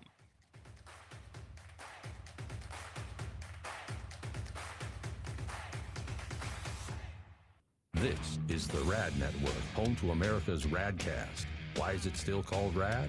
Why do you think? Because Rob already paid to trademark it. Email the show, radcast@theradnetwork.com. Wow, she is fat. Who are we looking at now? Oh, is this some news anchor bitch? Whoa. It's weird. Yeah, I always have CNN or Fox News on just, in case the next 9/11 happens. And I rotate it just to have it on in the background and, read the little thing. It's weird on Fox News to see such a pig. Who is that? Oh, I don't know. Usually they have that hot one on in the morning. Fox with Friends, that little blonde girl. She's cute. No. They're past that. This is that Florida. So she's a Florida congresswoman named Kat Kamak. Ugh, boy. Anyways, sorry. You don't. That's one redeeming quality about Fox News is you almost always have attractive women on it. So sometimes you look up, it's jarring. Okay, now. Okay. Good, right? Yep. Right? See? Very well. No thanks, Miss Piggy. She wishes. This is perfect timing for that because we do try to balance things. I know I don't know what it was, last week or so. We were doing a bunch of things that women do wrong. And I said, don't worry, ladies, we'll do men later. And we do. I try to always kind of ebb and flow. And sure enough, there's a new article out. This is from a relationship expert who came out with an article over the weekend, said there are things that men do that unbeknownst to them are killing our libidos. The idea here is what we've always preached, that foreplay for women is outside of the bedroom. How the man acts, how he treats her, how he treats others, things he does that make her go, oh, I like that. And a lot of men forget that, or they get lazy about it, or they never do it in the first place. Says the article, men have simply forgotten that competency is the best foreplay. Men, if you only knew the simple act of unpacking the dishwasher or knowing your kids' after-school schedules could gift you the greatest sex of your lives. And she goes through the whole thing, talks to a bunch of other people. It's not just about if you're in a relationship. It's in new relationships as well. Things that guys do that make women go, or they, maybe it doesn't repulse them, but it doesn't make them inclined. Yeah, video games. Be more now, do what? Video games. Okay, sure. If you're playing them too much, that kind of thing. Like we were talking about last week, things like that. And look, ladies, it doesn't mean you don't do stuff. You do. We were picking on you last week, so now we're going to pick on the men as best we can. According to the article, the sexiest men are not the tallest or the richest. Doesn't hurt. Psych. They're the only That's ones. A lie. No. Yes. there are men that are chosen by women solely because, well, certainly because they're rich, and there are plenty of women who have that have a height rule, either a number 6 feet or more, or taller than me in heels, or what. So yeah, it happens, but the men that are sexiest maybe are both of those things plus, or according to the article, they're the ones who remember it's your birthday. They arrive with flowers, offer to pick you up for a date, book you an Uber without needing a standing ovation. They dress nicely. They text to make sure you get home from the date safely. Times are grim, she says, when basic decency now jumpstarts our libidos. So, and that I've heard that so often. That it's just like, it's gotten down to a dude who just even understands what respect for a woman is. We were talking last week about basic chivalry and how it's been turning to toxic masculinity for some, but for a lot of women, they're like, would it kill you to open the door for me? Is it really that hard? And for a lot of men, they've just completely forgotten. Now, to Kyle's point, look, tall men that are rich don't have to try as hard probably with these things. No, and that was mostly a joke. I get it. All of us that are average or better or ish, if they're attracted enough that they're even going out with you, they're just saying, can you do some of these things that turn us on outside of the bedroom? Going to holding the door open, I do this for my girlfriend with the car. Like every time she goes into my car, I hold the door open for her. Not every time. There's sometimes we forget or whatever. She beats me to the car and she jumps in. But if I see her touch that door handle, I pretend to be an abusive boyfriend. And especially when it's out in public, it's funny. I get mad at her, but in a playful way. I'll go, "Don't you dare touch that goddamn door. Who said you could touch it? You know you're not allowed to touch that." And then I open it for her. Yeah. I used to do something similar with Christina, actually. Same idea. It's like, look, we've established this. Just let it happen kind of thing. I tried not to go as far as the borderline abusive guy, but, it's funny. It is funny either way. I don't do it every time, but, man, when I'm in a funny mood, yes. Now, okay, so here's how she wrote this. Men, for the love of God, remember that our arousal, women's arousal, starts in the mind. We need to not be revolted by you before getting naked with you. For example, one friend told me that her husband dropped the biggest fart before jumping into bed and attempting to grope her. She said that when she rejected his advances while also trying to not inhale any lingering fumes, he got huffy with her. Yeah. They go do that in the bathroom before you jump in bed, bro. I've never really been the guy that wanted to get that comfortable with my girl, but if you're gonna, nowhere near the bedroom. Yeah, especially if it's a smelly one. I think you pick and choose out. You either want to be able to fart however you want, wherever you want, or you can jump in bed and she be all ready for you. See, you gotta do that. You gotta do that after the fact. After you do the deed, then you lay in bed, then you let it go. Can't you just leave the room either way? Just, sure. Is it really that difficult? I don't know. You gotta know your person, because if she lets one off too, then you guys can just be happily married forever and ever. Of course, yes. Like always, I'm glad we should point out it's all about compatibility. And if you both think, and I'm not saying it's not hysterical or fun or funny, and that it's great that you're that comfortable around each other, and good for you, be together forever. I just don't. I think there's little things we just don't need to cross those lines on as we get further and further more comfortable with. I don't need to see you taking a shit. I really don't. It's not my thing. And you don't need to see me doing it either. So no, it's just my thing. That's all. We just have to be compatible on that. Mm-hmm. So, she goes on to write, I've had multiple women tell me their partner's hygiene basically vanished after their marriage. Uh-oh. Again, guys, yes, we know that you have plenty of stories about women who do this too. They stop wearing makeup. They wear sweats. They get we're not talking about women right now, okay? We're talking about men. For example, men who start to not shower after they go to the gym. Ew. Come home. Oh, that's a good way to get a rash. Gross. And yeah, it's just gross. They leave their dirty underwear on the floor. Yeah, well, that's why I married you, to pick it up. Yeah, attempt to throw it in the basket. I mean, that's gross too. I don't like a messy house. Sometimes I take off my clothes and I'll just leave them in the living room, because you just want to get clothes off and jump on the couch and relax for a little bit. But yeah, you don't leave it there much longer. You make sure before you go to bed, at least pick it up and throw it in the laundry basket. Yes. Yeah. Please. And it's funny that you notice they specifically identify the dirty underwear. It's like, I'll wash it for you, but I don't need to see it on the floor. Okay. All right. Sorry. One woman even said that her husband started brushing his teeth only for special occasions. Ew. No. Oh, that's nasty.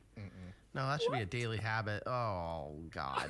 People are gross. No one wants to smell bad breath all the time. If Come I on smell now. bad breath, I think laziness all the time. Yeah, and that's gross on his end. Like, he's okay having a nasty mouth with all the fuzzies on it. And you don't brush your teeth for a day or two, your mouth starts to feel off. At least mine does. I can't handle it.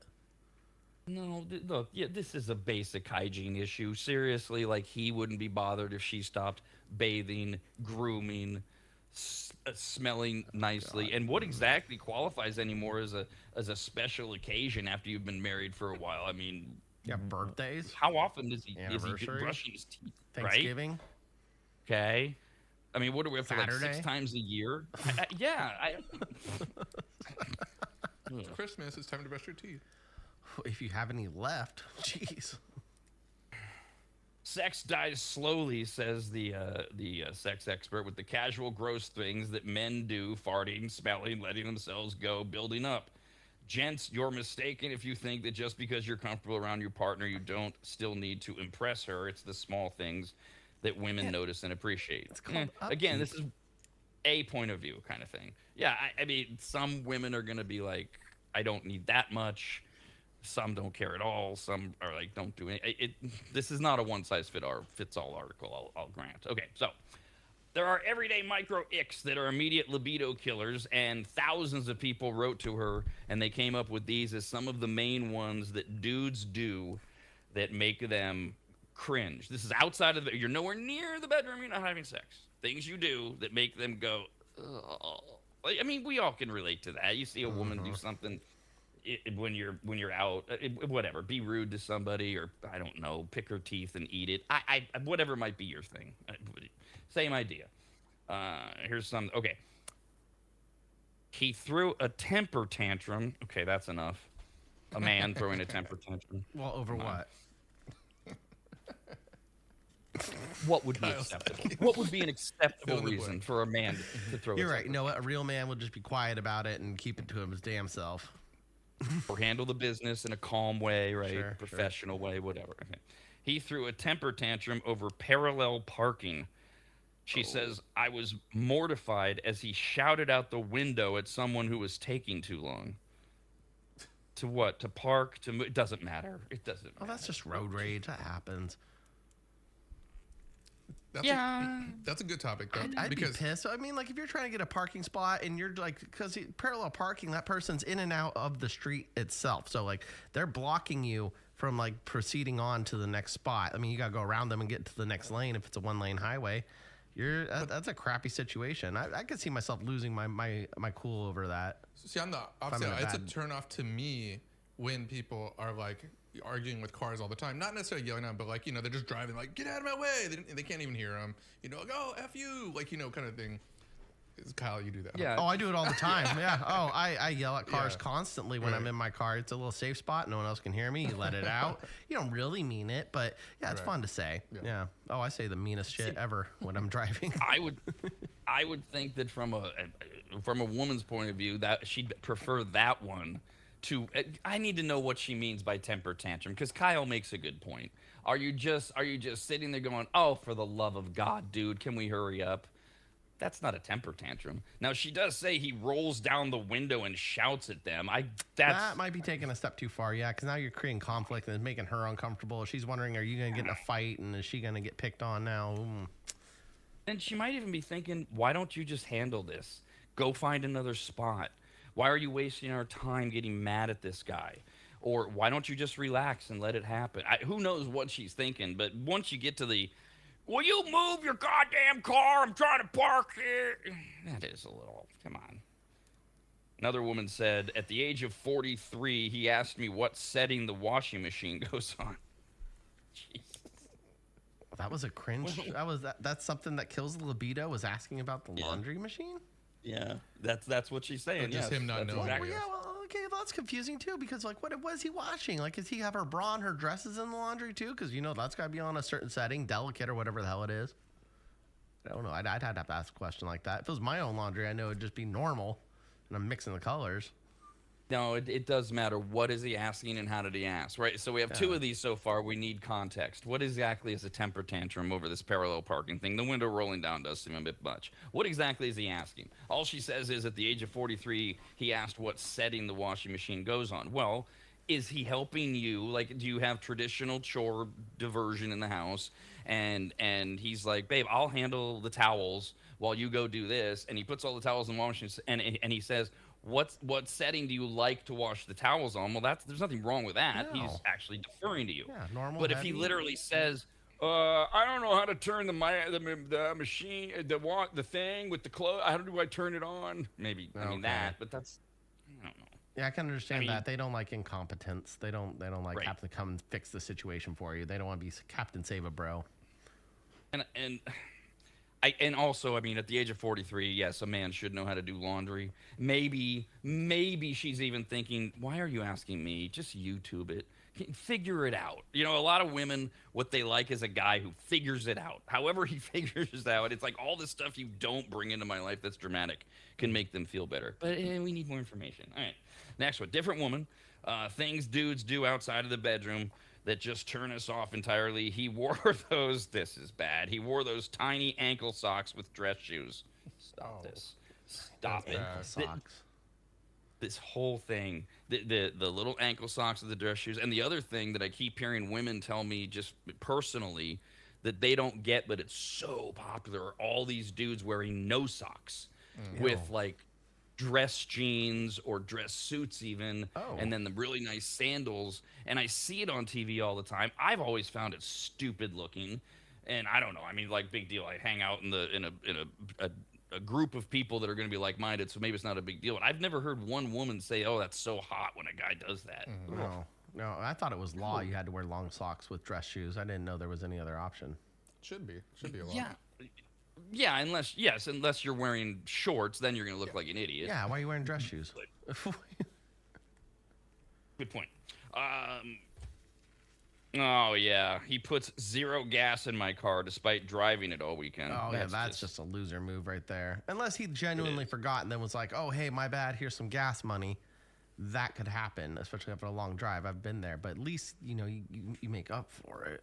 Yeah, it should be one time he makes up for it. He's mortified that he didn't do it. I mean, that's basic decency. It's like you borrow your buddy's truck all weekend to move things around. You're gonna fill it up with gas. Right. Yep. No, that's a broke dude right there. That's a loser. Yeah, You're right. that's not manners. That's just him trying to get some free money. Yeah, that's a mooch. It's a loser mooch. Here's another woman says he told our dinner guests that we had cooked dinner together when all he did was grate the cheese. Okay, well, women always get mad when you don't say "we" for everything anyway, so maybe that was just a simple mistake on his end. Yeah. At least he helped a little bit. He grated the cheese. How much cheese did he grate? And for what did you make? Pasta? That's half the fucking recipe right there. Or was he being funny? Like, was he trying to be funny? Like, he took over, like, the whole dinner because he grated some cheese? Because that's something I would do. But this is my dinner because I did all the cheese, so... And that's all fine. I don't know about pasta, grating cheese being half of a pasta dish, but we'll get to that another time. Is she mad that he basically tried to... He pulled a stolen valor. He basically tried to take away the fact she actually did all the work. Right. Because he didn't present it the way you suggested, Jeff. He's just saying, yeah, we made this together. Did he buy the house? Is that his kitchen? God damn it. Of course. Another one, a woman said, back to cheap guys. So we had the cheap guy. That's how you guys are interpreting the dude that doesn't put gas in her car, right? Okay, how about this one? He tried to split a $14 Uber 3 ways. No. Oh, dude. No. Come on. Oh, yeah. No. You just be a man. Just cover that, man. Come on, you're taking an Uber and you're splitting a $14 fare. Yeah, that's not good. That's sign of a broke dude. Let's see. Here's a few more. Oh, I see what it says. Okay, sorry, I misread it at first. I'll tell you what I thought it said second. Things that turn us off, things that turn women off that men do outside of the bedroom. He called his mom to have her book him a doctor's appointment. Oh yeah. I think there's a lot of males that do this, and I think that would be a big turn It's off. not that big of a problem. Oh my god. Yes, it's it's like is. calling. That is a... No. I'm not. That's what I'm saying. For like the man, I'm sorry. So the man's point of view, looking at it like going, that's not that big of a problem. Why are you asking your mom to do it? Like, what else are you asking your mom to do? Right. Yeah. Okay. If you're, I don't know this situation, right? These are just various things people send in. If you're married, ask your wife to do it. If you're like you don't like the phone or like you said, Kyle, you can't take the 18 seconds out of your day to do it. See, I thought when I first saw it that they were saying that he was booking a doctor's appointment for his mom. Oh. Which I'm like, why would that bother you? He's just taking care of her or whatever. Sweet. But no, he's calling his mom to have her make him one. Oh, come on. No. I mean, how embarrassing is that call, too? What are you going to the doctor for also? You want your mom telling the doctor what your symptoms are? That's a little dicey. I'm not okay with that. That makes me cringe a little bit. You can book appointments online now, even. Come on, and then that mom is comes cringy. over to brush his hair. I think it's cringy. Yeah, no, that wife knows that she's gonna have to be a mother to him at some point. Like, I saw she already is. Yeah, oh right. yeah, or she already is for real. Yeah. Another one. This is a very specific moment in time. Woman says this one does. So, I thought initially that she was pissed. This other woman was pissed because he's making appointments for his mom, and I thought, well, that could just be sweet or whatever. But that's not even what it was. This one, really? Come on, everybody goes through this, guys and gals. Yes, guys can be absent-minded or whatever. But another woman said what turned her off so much was that he asked me where the garlic was while standing directly in front of the garlic. Yeah, stuff happens. Yeah, unless he was just playing like he really didn't want to chop the garlic, and it was a drag to get him into the kitchen already. He's like he chops garlic. He goes, well, where is it? I know garlic. Well, then she's an idiot. If she puts that on her list, she's an idiot for not understanding the context and I've done that alone. I've been standing in my kitchen going, where in the hell did I put the whatever it was I just had? And it's literally right in front of me. Big deal. I think my salt and pepper grinder, I think it just kind of meshes in with my kitchen now because I do that a lot. Like where I'm like, I can't find it. I'm searching through cupboards and it's right in front of me. I guess it just looks like the wall or something. Right. Or you get so used to seeing it, and even though you're looking for it, you can't see it, even though that's a stupid one. That's a bitch. Get rid of her. Another woman said that she couldn't stand that he, her man, would refer to himself as a high-value male. I mean, you mean confidence? You don't like confidence? You want a weak man you can walk all over and you can control? It's both. See, I understand what Kyle's saying. I don't think there's anything wrong occasionally pointing out, and that's why I'm a catch. But on the other hand, if you're doing it constantly, as Jeff said, that could get pretty annoying. I mean, here you go. Here's just feed your own ego. Yeah. Right, and all the time. Right. Here's another dish crafted by your high-value male. Okay, I got it. Jesus. All right, I wonder if this is cringe because this happens to me a lot, especially when I'm working at the bar. I get told, "Oh, you're awesome. Oh, you're great. Thank you so much." And it's for little stupid things where it's like it shouldn't even be said. But I go, "Yeah, I know." I do it all the time. If you're getting a compliment, then that's different than you answering a Jeopardy question and being like, "I'm the smartest person alive." Of course, I'm nonchalantly saying that's fine because I do the exact same thing. With that is my go-to response. A total stranger at the grocery store can say, "Wow, I really like that sweatshirt. It's very nice," and I'll say, "I know," and just keep walking. Yep. I mean, it's just how I'm built. It's fun to say to people. I'm telling Kyle, it throws them off. It's fine because I do it. So, not sure if that's it. Another woman said that she was dating a guy who swore he was an empath, but then forgot my birthday. Oh, well, yeah, he said that to get in your pants because he thinks you're into star magic or something. He might be dyslexic too, though, so can't remember the birthday. It happens to me a little bit. And that means you can feel feelings, not no dates. True. That's true. That's true. But shouldn't he have my birthday? He should remember. Shouldn't he have awoken to the feeling of her joy? I don't. He feels your feelings. He doesn't read your mind. Another woman, and this one, these are all things most of these are outside of the bedroom, certainly before sex. This is the one thing that made the list that was right after sex. A woman said I could never see him again after he winked at me right after we had sex. Like, Yeah, good one. you like that? You give her the little finger, the index finger salute. Hey, you like that? That's pretty good, huh? America's RAD Cast continues next, only on the radnetwork.com.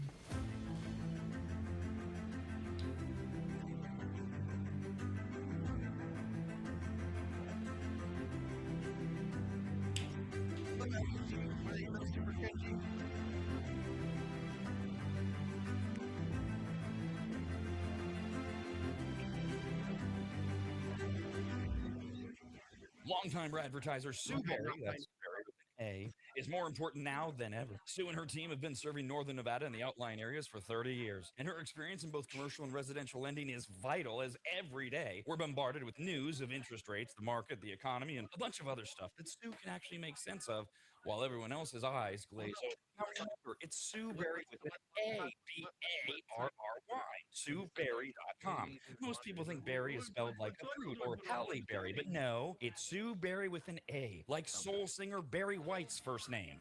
I've heard people say, Stop that. Sue is a broker versus a retail lender, which means she can shop over 150 different lenders to get you the very best rate possible. And on average, someone who uses a broker like Sue saves over $10,000 per loan, which includes refinancing. And if you have a rate at 6.5% or higher, call Sue for a free quote now on a refinance. Sue Berry and her incredible team from Barrett Financial can be found at SueBerry.com. That's Berry with an A. I've been working with Sue and recommending her to you for years. All you need to do is call her now so she can get you pre-approved.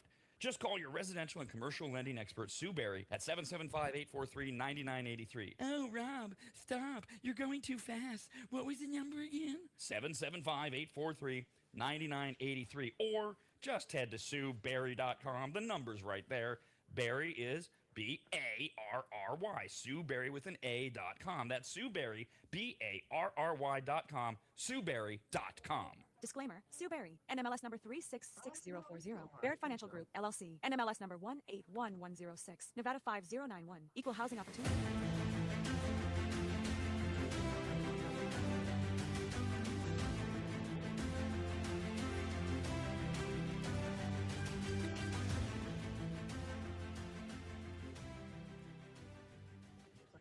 Longtime maggots will remember Greg from MAP.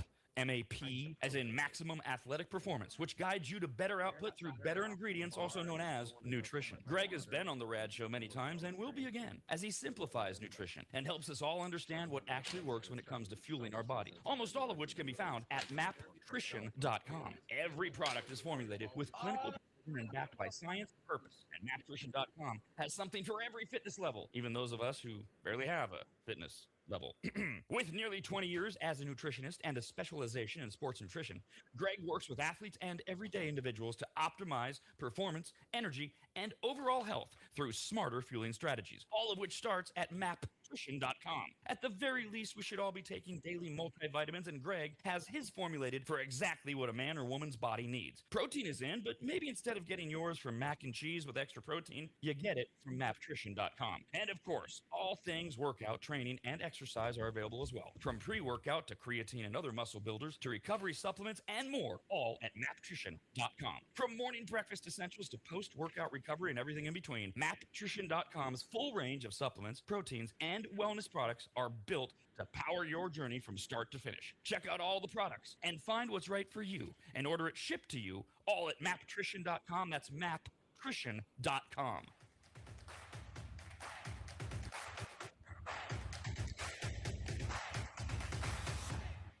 This is the RAD Network, home to America's RAD Cast. Why is it still called RAD? Why do you think? Because Rob already paid to trademark it. Email the show, radcast@theradnetwork.com.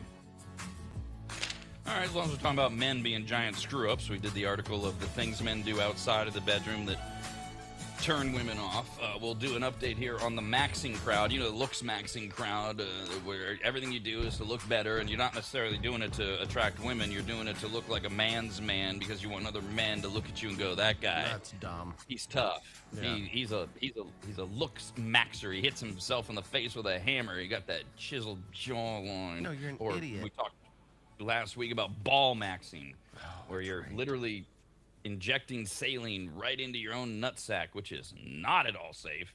But hey, it gives you, we're told, a scrotum the size of a mango. And I don't know what the benefit of that is other than you get to walk around the gym locker room and go, "Yeah, look at that." You can do that, and then your lifespan is shortened by a month. Or and- to a month. So this is primarily, if you're not aware of it, Gen Z men, dudes in their 20s. There's this giant split. You got dudes in their 20s who are overly refined for women to the point where they are proclaiming themselves to be feminists, and they recognize that the world is anti-woman and they're men and they're bad and they're super soft, and women are like, "I don't need this. You're not helping my." And then the extreme on the other side are all of the looks maxing crowd, whatever we're going to call them. They all have the same mindset, which also includes that modern day American women are too liberated. We've given them too much, guys. They broke the glass ceiling, and now they have the audacity to want to actually be equal with us. Yeah, how dare them? And They're that's- supposed to clean that ceiling, not break it. Right. Yeah, that's exactly right. So within that whole world, we now have another offshoot, the booming world of passport bros. I'm a Passport bros? bro. Yeah, that's right. You got your passport? I got my passport. I need to update my I'm a passport. I haven't had it since You got what? 2019. You what? I What? need to update my passport. It's been What? invalid since 2019, and I want to the hell? travel. Oh, you You got can't it, fit man. in with this group then. I can't. You No, got I it. have to go to the post office No. and get it renewed. Yeah, you do that. I'll take you down there in my souped up muscle car. Yeah. Because the fastest growing online movement powered by TikTok, YouTube, Instagram, etc. is centered around American and British men abandoning Western dating culture for romance overseas. In other words, you got to have a passport to find the right kind of women. Those who promote the movement promise something that modern life no longer offers young men. Stupid modern life with all its technology and benefits. The thing we don't have is we don't have adventure, affordable living, and most importantly, women who appreciate us for being men. What they do in these other countries. So we're going to get some passports, and we're going to go be passport bros.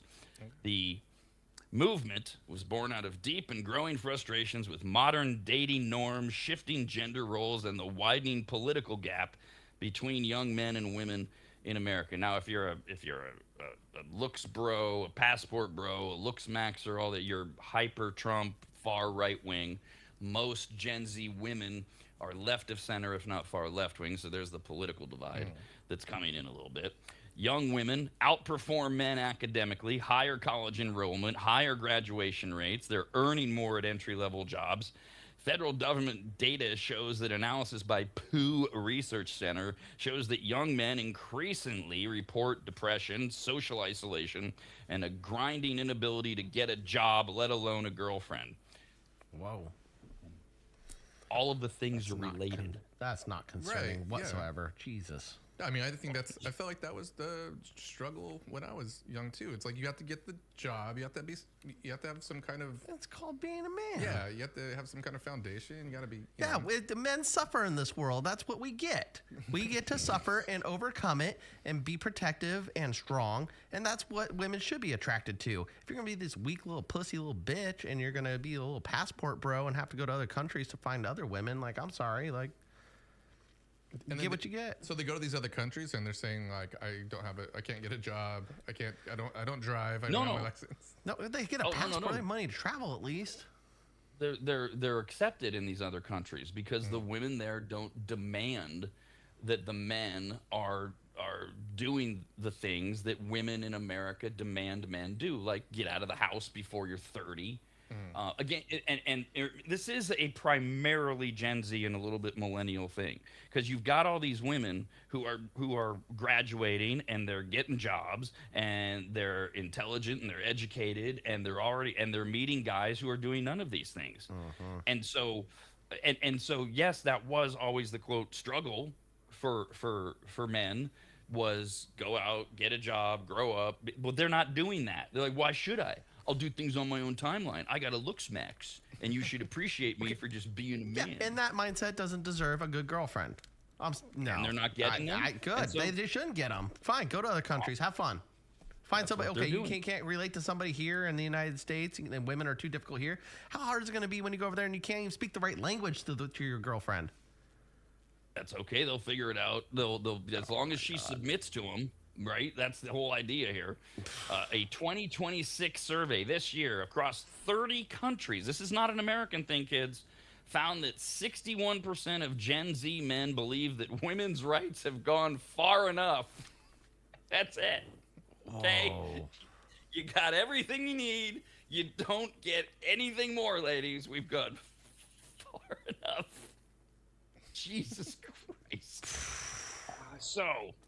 who's this guy? Paul Lazinski is a 34-year-old American who is known as Passport Paulie. That's his online. Ooh, oh my God. Yes, so he's one of the leaders of this group. Passport Paulie. He says guys do not realize how good life can be. And he says this from Poland, where he and his wife currently live. Passport Paulie says it's inconceivable to so many men how much better life is abroad. He says that he embraced the lifestyle completely, spending months traveling through Colombia, Brazil, Thailand, and Indonesia, where he bedded, he claims, between 1 and 3 women a day, because the women are just so willing and open to I don't know what they're attracted to in these examples. In a bar in Paraguay, he met a quietly spoken Venezuelan woman and woke up the next morning knowing that she was the one. And that's the wife that they live in Poland with. Okay. Many... What? I don't know.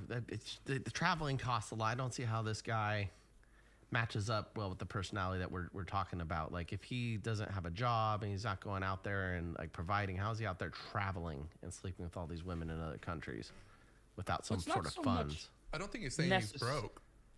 Right. I think he's just saying Exactly. that he's finding women that appreciate him who he is more, which just sounds like it's kind of a douchebag. But you know, there's women everywhere that will accept douchebags, so I'm not really sure if you have to go international for that. But whatever, you know, I don't know. Is he a content creator? Sounds like a content creator to me.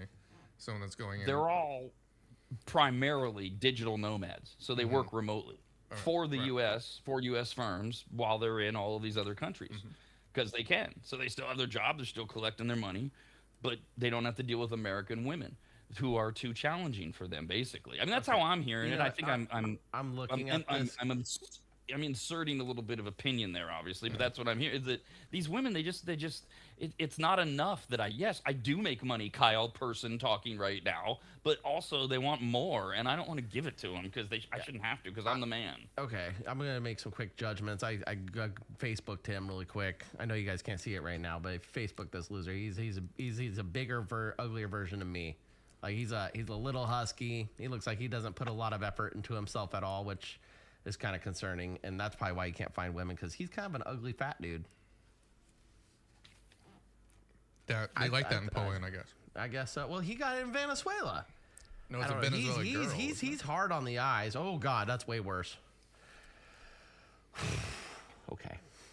It can't be that simple, though. I mean, first of all, there's a lot of really unattractive men who are with really good-looking women in this country. And not all of them are explained away easily, and vice versa too. I mean, my God, Hugh Jackman finally got divorced like 10 years ago. I was like, what were you doing with that pig your whole life? You're Hugh Jackman. And so there's all kinds of, sorry to just take a random shot at the former Mrs. Hugh Jackman, but what there's all kinds of reasons why it's not just attractiveness. It's something else. And yeah, he probably stinks. Whether this guy is the spokesperson, who knows what? But the problem is we got to say all the probablys. Yeah. Whereas they're saying I'm a slob. I make money. I'm going to Venezuela and meeting a Venezuelan chick. We're going to get married and go to Poland after I was sleeping with 3 women a day going through South America. The women don't think they deserve as much. I don't know. They're not as picky. They don't challenge them. But I think probably all of them are on the list. Or is it maybe a little bit? Is it maybe like too that he's from a different country too? So a lot of people like are think that's attractive too, that they're different, or people think that United States is special at all or something like that. You might get a little bit more. Yeah, didn't you say you had like a family member that comes over to the United States from another country, but back home she's like a celebrity because she hangs out and hobnobs with the American people? I don't think that was me. Maybe it was somebody else. I was talking to somebody. God, I don't remember who it was. I thought it was Jeff. Apparently it's not. But they have a family member who was in the Philippines, and that family member oh, it was my friend Joey. Okay. So he has a family member that was in the Philippines, and they come over, and like they want to take pictures with everything they do here in America. And he was getting annoyed with her. He's like, why are you doing that? Well, apparently back home, it's a big deal in the Philippines that if you are able to hang out with American people and do American culture things in America, you're like a little celebrity in your neighborhood over there. Mm-hmm. Well, look at the places that they're talking about. Remember, these are American men and British men primarily. And yes, they're going to second world countries. They're going to countries that aren't as advanced. In other words, these are Western, first world, civilized men who don't want to deal with these women who understand what a lifestyle of privilege, because that is what we have in America. I know it doesn't feel like it. I get it. Because by our standards, paying $6 for the gas and $100 to get 4 things at the grocery store, it doesn't feel. It is. It's a life of privilege reserved for about 18 countries on this planet. But with it comes more developed mindsets of both men and women. Whereas in a second world type society, which isn't just financial, the women are much more demurring to men. And yes, there is an extraordinary hero worshiping of nations like America and Great Britain and a few others, where it's like, oh my God, if you can make it in America and now you're here in South America and you're bedding 3 of us a day, and hey, I'm from Venezuela, I'll do ya. Because there's an excitement level about it. Sure, that's a big part of it. It's not like they're running to Canada. You don't see these passport bros running to France. Yeah, they're probably going somewhere. They're like, the girls are probably like, oh my God, you have running water in your hotel room? Yeah, I'll sleep with you. I haven't showered in 3 days. What's up, bro? Yes. They didn't exactly reinvent the wheel with this idea. Yeah. They're just going and finding women who are more desperate and less likely to say something. You want to fart on me while we have sex? Go ahead. That's fine. Yeah, you actually have a roof over your head. I don't have to worry about malaria tonight with the mosquitoes. Oh, thank you. God, they'll bite you. Here, I got one more here. Where's this guy? Oh, a California bro. Of course. Known online as Mike the Maverick, posts about how his Thai girlfriend Pathan makes him feel appreciated. In one video, she smiles and greets him with flowers at the airport. Oh. In another, she cuts his nails on the sofa of their Bangkok apartment. Okay, so he's gone full on like... Yeah, I'm going to make you my housemaid, woman. Yeah. However, who is this? This is some person who's angry at... Oh, yes. Not everyone is charmed by the movement. Well, I'm not charmed by it, that's for sure. Julio Mazeros is a sociology professor at Texas A&M. She says this is the modern evolution, well, she's right, of the mail order bribe phenomenon in reverse, repackaged for the social media age. Right. Thank you. Of course, it took a woman to figure it out. Yes, that's all this is. Rather than mailing them in from their dilapidated, crappy country, we'll just go to their dilapidated, crappy country. A passport and husband. Say, yeah, here you go. This is oh, you guys have to walk and go get water and put it in a bucket and carry it on your head? I can actually just turn on a switch and water comes out of it. And like, whoa, boy. She says, this is that woman that's not happy. She says, quote, it is a disgusting, predatory, and heavily misogynistic practice. That's a little much. Says the lady who can't get a man. It only further... I don't know that, I don't know. I made an assumption. You're right. My bad. Very, very happily married, maybe. I'm not sure. Or a lesbian. This only further fuels the already widespread fetishization of... Oh, stop it. Fetishization? Okay. Please, stop it. That's just... America's RAD Cast continues next, only on the radnetwork.com.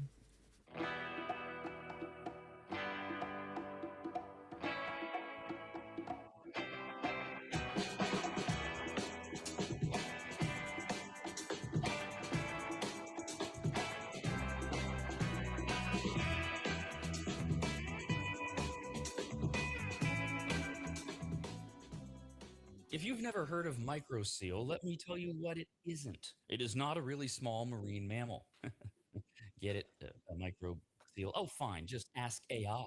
AI describes microseal this way with a bunch of AI words. Microseal is a premium, eco-friendly, and biodegradable fabric protection spray that penetrates deep into fibers to provide permanent stain, soil, and sun fade resistance for rugs, furniture, and delicate fabrics. It uses nanotechno blah blah blah and blue blue blue blue blue. What AI is trying to say is that microseal is non-toxic, non-allergenic, safe for pets and children, and although AI doesn't say this, it should, you need to contact longtime maggot Joel from AdvantageSteam.com right now to get him to apply microseal for you. You can even make appointments online at AdvantageSteam.com. We've had microseal for years at Williams Manor, and it treats a lot more than carpets. Microseal protects virtually all fibrous materials, including wool, cotton, silk, suede, leather, and synthetic fabrics. It protects upholstery, carpets, rugs, draperies, and clothing, including wedding dresses. And ladies, you're going to need what? 3 or 4 of those in your lifetime. And it protects against stains, moisture, and UV degradation without changing the texture. Also, if you're an interior designer, Joel has a special program just for you, and all you have to do is say the password, which is what?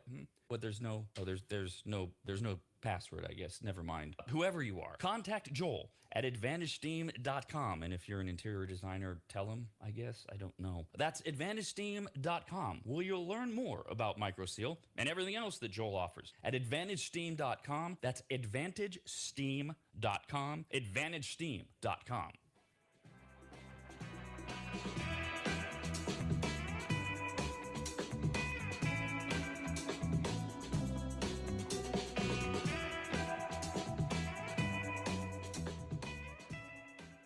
Longtime advertiser Sue Berry, that's Berry with an A, is more important now than ever. Sue and her team have been serving Northern Nevada and the outlying areas for 30 years, and her experience in both commercial and residential lending is vital, as every day we're bombarded with news of interest rates, the market, the economy, and a bunch of other stuff that Sue can actually make sense of while everyone else's eyes glaze over. Now remember, it's Sue Berry with an A, B-A-R-R-Y, SueBerry.com. Most people think berry is spelled like a fruit or Halle Berry, but no, it's Sue Berry with an A, like soul singer Barry White's first name. I've heard people say. Stop that. Sue is a broker versus a retail lender, which means she can shop over 150 different lenders to get you the very best rate possible. And on average, someone who uses a broker like Sue saves over $10,000 per loan, which includes refinancing. And if you have a rate at 6.5% or higher, call Sue for a free quote now on a refinance. Sue Berry and her incredible team from Barrett Financial can be found at SueBerry.com. That's Berry with an A. I've been working with Sue and recommending her to you for years. All you need to do is call her now so she can get you pre-approved.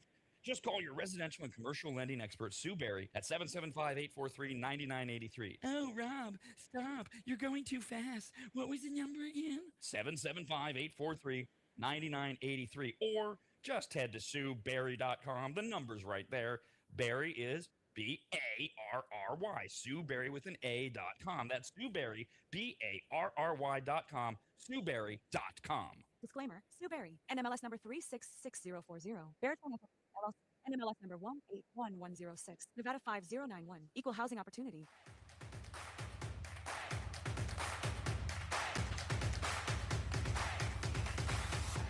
And now, live from Midtown Sacramento, this is America's RAD Cast, presented by the RAD Network. Follow us online pretty much everywhere. Find all the details at theradnetwork.com. Remember, tomorrow morning, 8 a.m., Greg from Maptrition.com will join us live on the air yet again. Any questions you got about everything from fitness, all of his supplements, eating plans, everything in between. Greg's been a long-time guest on the show. People always love it when he comes on. You can email us radcast at theradnetwork.com, radcast at theradnetwork.com. 8 a.m. tomorrow, Greg from Maptrition.com. One more, since we're talking about couples and relationships and various things. Newsweek had an article over the weekend that went viral about the hot new thing in divorce world. We've had, you got the standard things that people ask for when they get the divorce: the house, the kids, the car, the money, whatever. Who's going to keep this? The pets. Pets are property. Well, it depends on what state you're in, but pets are viewed as property. Who's going to keep the pet thing? Well, now, big one, according to divorce attorneys, is that couples are arguing over who gets to keep the various passwords for the various streaming services that the couples have been sharing for years. That's a good one. Yeah, you just change it. That's who keeps it. Whoever changes it first. Yeah. Oh my God, I can't imagine the lawyers that have to go through the divorces who have to deal with this little issue. She changed the network's password. I pay for it. I need it back.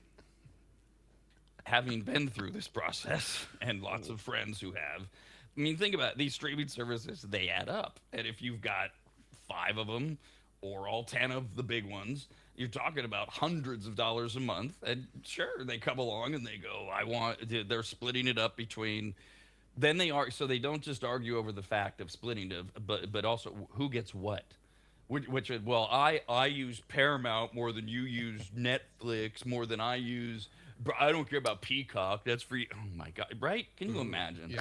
How many of these divorce attorneys are sitting in their office going, "Are we really doing Cancel it on the card, get a new email address, and just start over and pick your favorite ones. That's not that big of an issue. Come on, guys. Here's a bigger one though, because I know some people and I have some family members who buy all their they rent movies or buy movies on Apple TV or Amazon, whatever your choice is. But I mean, they must have spent thousands of dollars over the last 5 years or so collecting all their movies. They buy everything that comes out, kind of thing. And then if you give up your Apple account or whatever it is, then your movies are gone too. So, and unfortunately, I mean, obviously, this is not breaking news. The overwhelming majority of divorces, even if you believe going in, do not wind up being amicable and easy. And so, and also another non-breaking news, most of us while we're married aren't thinking about getting divorced. If you are, you're probably not going to do so well over the long term. And so you do things like, you just have an account rather than like separate, like Spotify. Spotify is a great one. And like Christine and I always had just our own separate Spotify account, so it never would have been an issue. Well, you keep yours, I'll keep mine. And, yes, eventually somebody has to pay for one or the other, or, YouTube, how you have multiple users and it comes down to those. Here you go. Because it's so much money. But if you share one, like you put everything into your Apple base and there's all of your movies. Now, just take a minute. A lot of us are like, hey, right, that actually does matter to me. Yeah. And this is what happens when you get divorced. There's things that might seem petty to others that to you is like, no, I watch those more than you. You're never going to watch all those action movies, but they're all in one. So how do you split it up? Oh, my God. I want to see this in a prenup somewhere at some point. Right. It's got to be next. I get the Apple TV account. It's becoming such a big deal. And if you're married, it is a waste to have 2 of them. So you got to have one account, and you can have 2 different profiles, but then you got to figure out when you leave, how do you who gets the account, who's paying for it, and you transfer the profile, etc. Especially with everybody cracking down on password sharing now and using location and knowing where you are. A 33-year-old woman named LaDon Richardson, who got divorced a few weeks ago, went viral after a judge asked her, because all these proceedings are public, and somebody was in there and went, hey, I've never heard that before. A judge asked her what she wanted in the final settlement. So this is obviously under that case. These are 2 people who are just trying to get divorced without attorneys. They're just trying to figure this out, do it the cheap way, etc. And her response was, under record, all I want is the car, the dog, and the Netflix password. And it was actually written into the official divorce agreement. She will retain access to the Netflix password indefinitely. He's got to pay for it. He can still use his password, but she gets the password as well, and then they got to figure out the users in different areas. He's going to have to pay for a second account. Can you imagine if you have kids, though, and someone doesn't give the Netflix password to the other spouse, and the kids go over on the weekend to that parent's house, and then they can't watch Netflix, and then that causes a bigger fight? And it's going to. Oh, yeah. And if you don't, oh my God, I hadn't even thought of that. This is what happens when you don't have kids. The kids are going to expect the same accoutrements at dad's as they are at mom's. So you're going to have to double up on all these things. What do you mean you don't have Disney Plus, Dad? Right. Mom has it. Yep. I'm sure that has happened multiple times. No, I think this is really, a funny circumstance, and yet I can see how it can be an issue. I get messed up when people watch my YouTube and my algorithm gets off. Like, I got all these kids shows coming in because my nephew watches my YouTube channel. I'm like, I built you a profile so you don't mess it. I mean, like, I get it's not a big issue, but I do go. Like, it is. Get on your own profile. It is. It's a big deal because it's your profile. Yes. It's like stealing your identity. No, I don't want to watch this stupid child thing. Yeah. What happened to all the recommendations? Yeah, exactly. Yes. Oh, it's so frustrating. America's RADcast, only on the radnetwork.com.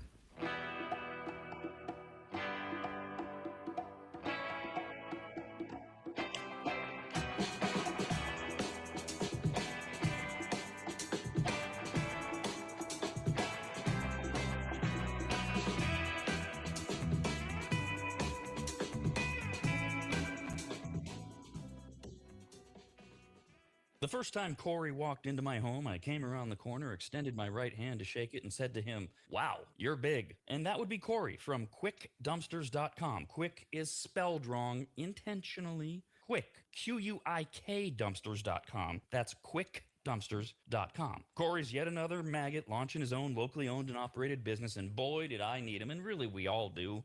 Things pile up, you get frustrated, you keep saying, we need to make a dump run. Pretty soon it's more than a dump run, and now you need to rent a truck or have one of those ugly upside-down box cars parked in front of your house that you fill up yourself. Or you do like I did, you call Corey at quickdumpsters.com. In my case, my house had fallen into complete disarray as my late wife Christina had lost her 2-year battle with congestive heart failure, and amongst the many things left were gathering her things and finding what to donate, what had to just go in that pile of stuff where we were both going, why did we ever buy this?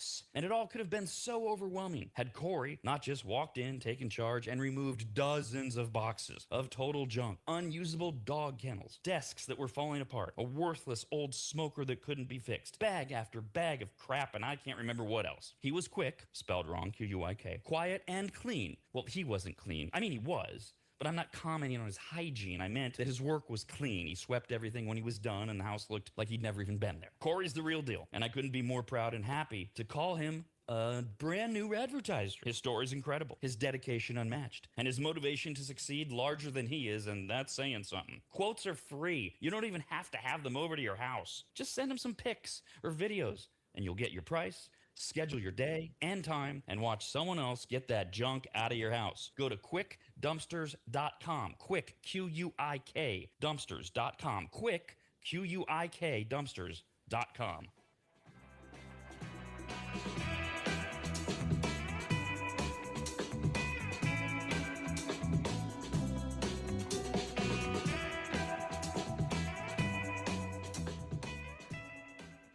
Longtime maggots will remember Greg from MAP.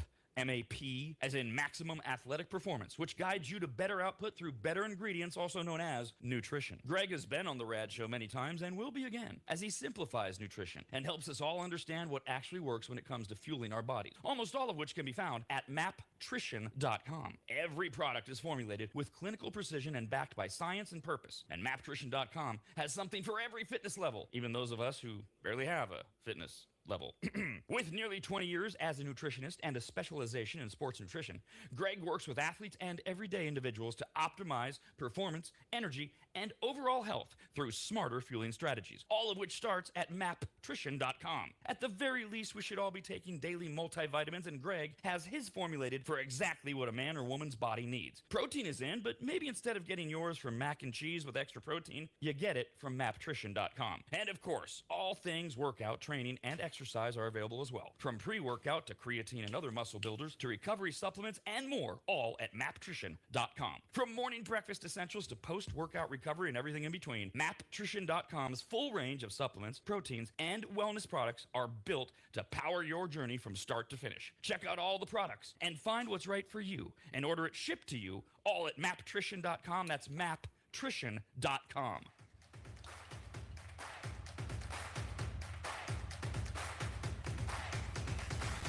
Is this the worst version of RAD? It's too soon to say, but so far, so awful. Email the show and provide some actual entertaining content. RADcast at theradnetwork.com. Oh, good. Now all the various emails with links are coming in over the weirdest things people have fought for.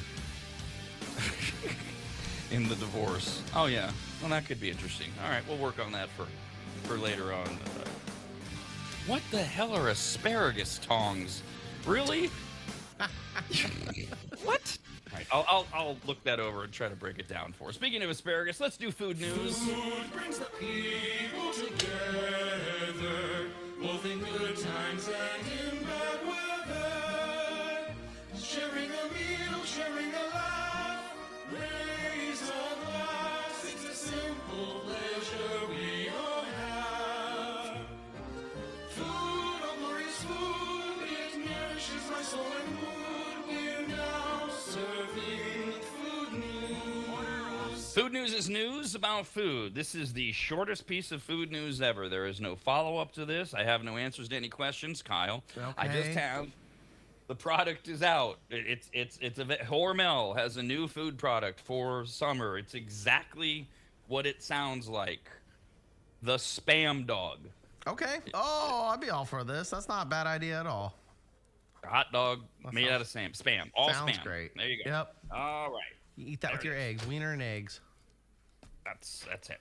Perfect. Next up, there is a farm in Massachusetts called Flavors of Cook Farm. It's a dairy farm, but it's in a town called Hadley, which is known as the asparagus capital of the world, which is why this farm is now selling asparagus ice cream. Oh, yeah, I hear it's not that bad, actually. I have yet to try it, but the Asparagus Festival that goes on in California, they do have such a thing, and I hear it's pretty good. Yeah, I've heard the exact same thing about the garlic ice cream, because the garlic festival's in Gilroy, California. I've never tried it either, and I've heard the same thing. Oh, it's not that bad. Like, I don't really want ice cream that's not that bad. I want good ice cream. Yeah. I don't need to try something just to say, hey, I had that garlic ice cream. How was it? It's not that bad. So you'd never buy it. No. You'd have to zhuzh this up with a little balsamic glaze and maybe some candied bacon bits. Or just buy something you like, you know, in the beginning, like cake batter ice cream. I'd do it just to try it, just to say I've had it before and know what it tastes like. But other than that, I don't imagine myself. No, I'm going to stick to just getting like vanilla and caramel. I don't even like the description of this. The asparagus ice cream, there are strings or chunks of asparagus in it. Oh, yeah. See, that's already a problem. The stringiness, that needs to be taken out. Oh, 100%. That's the worst part about asparagus is it gets stuck in your teeth and you have these little asparagus floss pieces stuck in your mouth afterwards.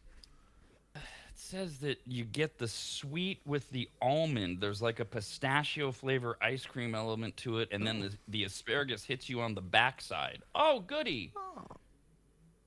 Yeah. I want my asparagus.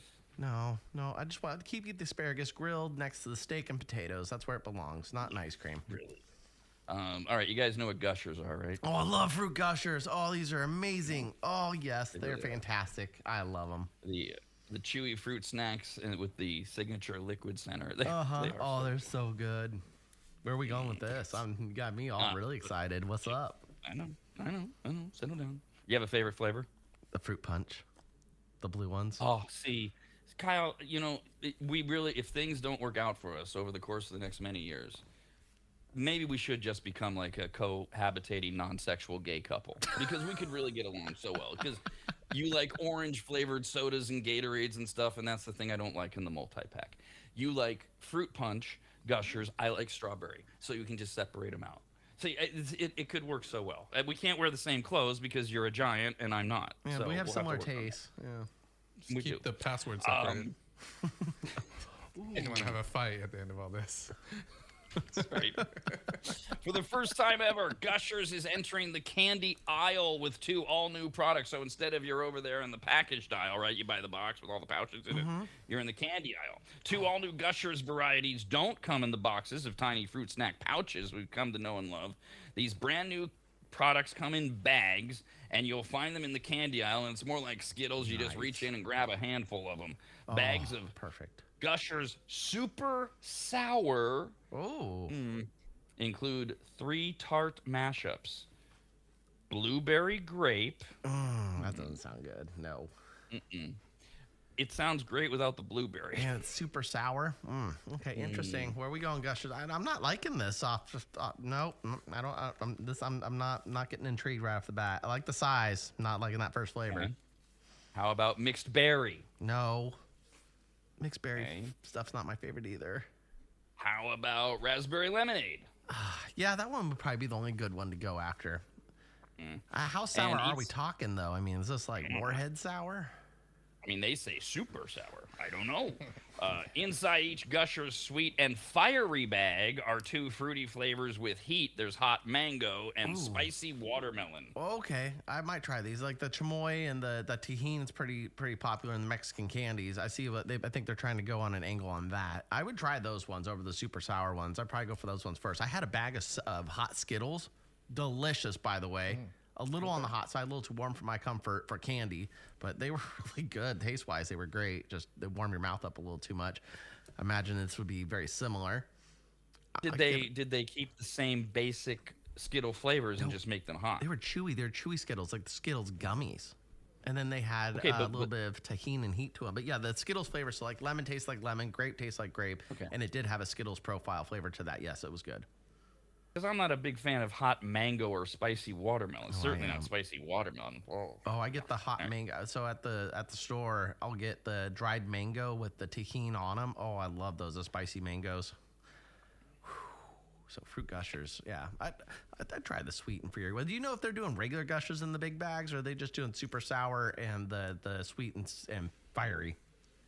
For now, just those 2, but they do have other products still to come as well. Excellent. There are also 3 other new General Mills fruit snack products coming to all major grocery retailers. First up is Gushers Lemonade Mix. Ooh. The mix. A tangy sweet combo of pink lemonade, limeade, blue raspberry lemonade, and cherry limeade flavors. Each is inspired by classic summer sips and made with no colors from artificial sources. Oh, well, thank God we don't have the colors from the artificial sources. So just, it's a mix, whatever. Excellent. Well, I'm glad they're making the big bags because I get those the boxes of them, and I'll knock out like 5 or 6 of those bags, no problem. I know. It's so much better if you can just scoop out of the box. Just give me the handfuls. Also new are Fruit by the Foot Splits. These are pull-apart rolls that contain both blueberry and peach flavors, and Fruit Roll-Ups Rainbow Sherbet, which is a trio of lemon, raspberry, and orange creamsicle flavors. They're all in one sheet. Okay, so like the blueberry and peach, there's one sheet that there's the blue side and there's the peachish side. Yeah. And you could peel them or you could eat them together, and they're all in one big roll. Oh, real fruit puree. These are healthier ones. Yeah, boo. Yeah, boo. I don't know. They're going to the natural. They're making the fruit roll-ups, the foot by the foot, like normal fruit roll-ups, the healthier ones you find in the produce section. It's made with real fruit puree. No, I don't want it. No more maha. Stop it. Real fruit. No. Like those, have you seen, I don't think he's even doing them anymore. They came and went, Gordon Ramsay was advertising these, was it Welch's? It was a fruit snack, a fruit thing that was supposed to be, it's made with, same thing, real fruit puree or whatever. But it's not like the old school fruit roll-ups that you really have a hard on about lately because somebody offered you one or whatever. But they're right in the middle. They're not worth having. Look, I'm an American. I want my artificial sweeteners, my cancer-causing carcinogens, especially my Gushers and my Fruit by the Foot. Come on. Yeah, don't take those away from us, please. Please, just RFK Jr. No. God, real fruit puree. No.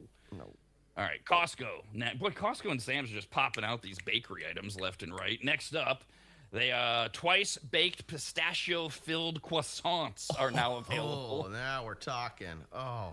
First, they're baked. Then they're filled and topped with pistachio cream, and then they're baked again. And this process results in what is described as a rich interior with a crispy, flaky, caramelized exterior. Oh, Jesus Once Christ. topped with crushed pistachios and dusted with powdered sugar, the new stuffed croissants look like straight from the gourmet pastry shop. Oh, hell yeah. You put that in the oven just for a minute on broil for like 3 or 4 minutes. Oh, those are going to come out perfect. Please follow what other recommendations they make on the box for serving. Yeah, don't blame us. Yeah. And don't put the plastic box in the oven at all. You know it's going to melt. Oh, no. See, you didn't say that. That's why I'm giving us the disclaimer. Yes, I understand. That's why I followed up with that statement. Don't come after us. Well, Kyle said. Well, what did the box say?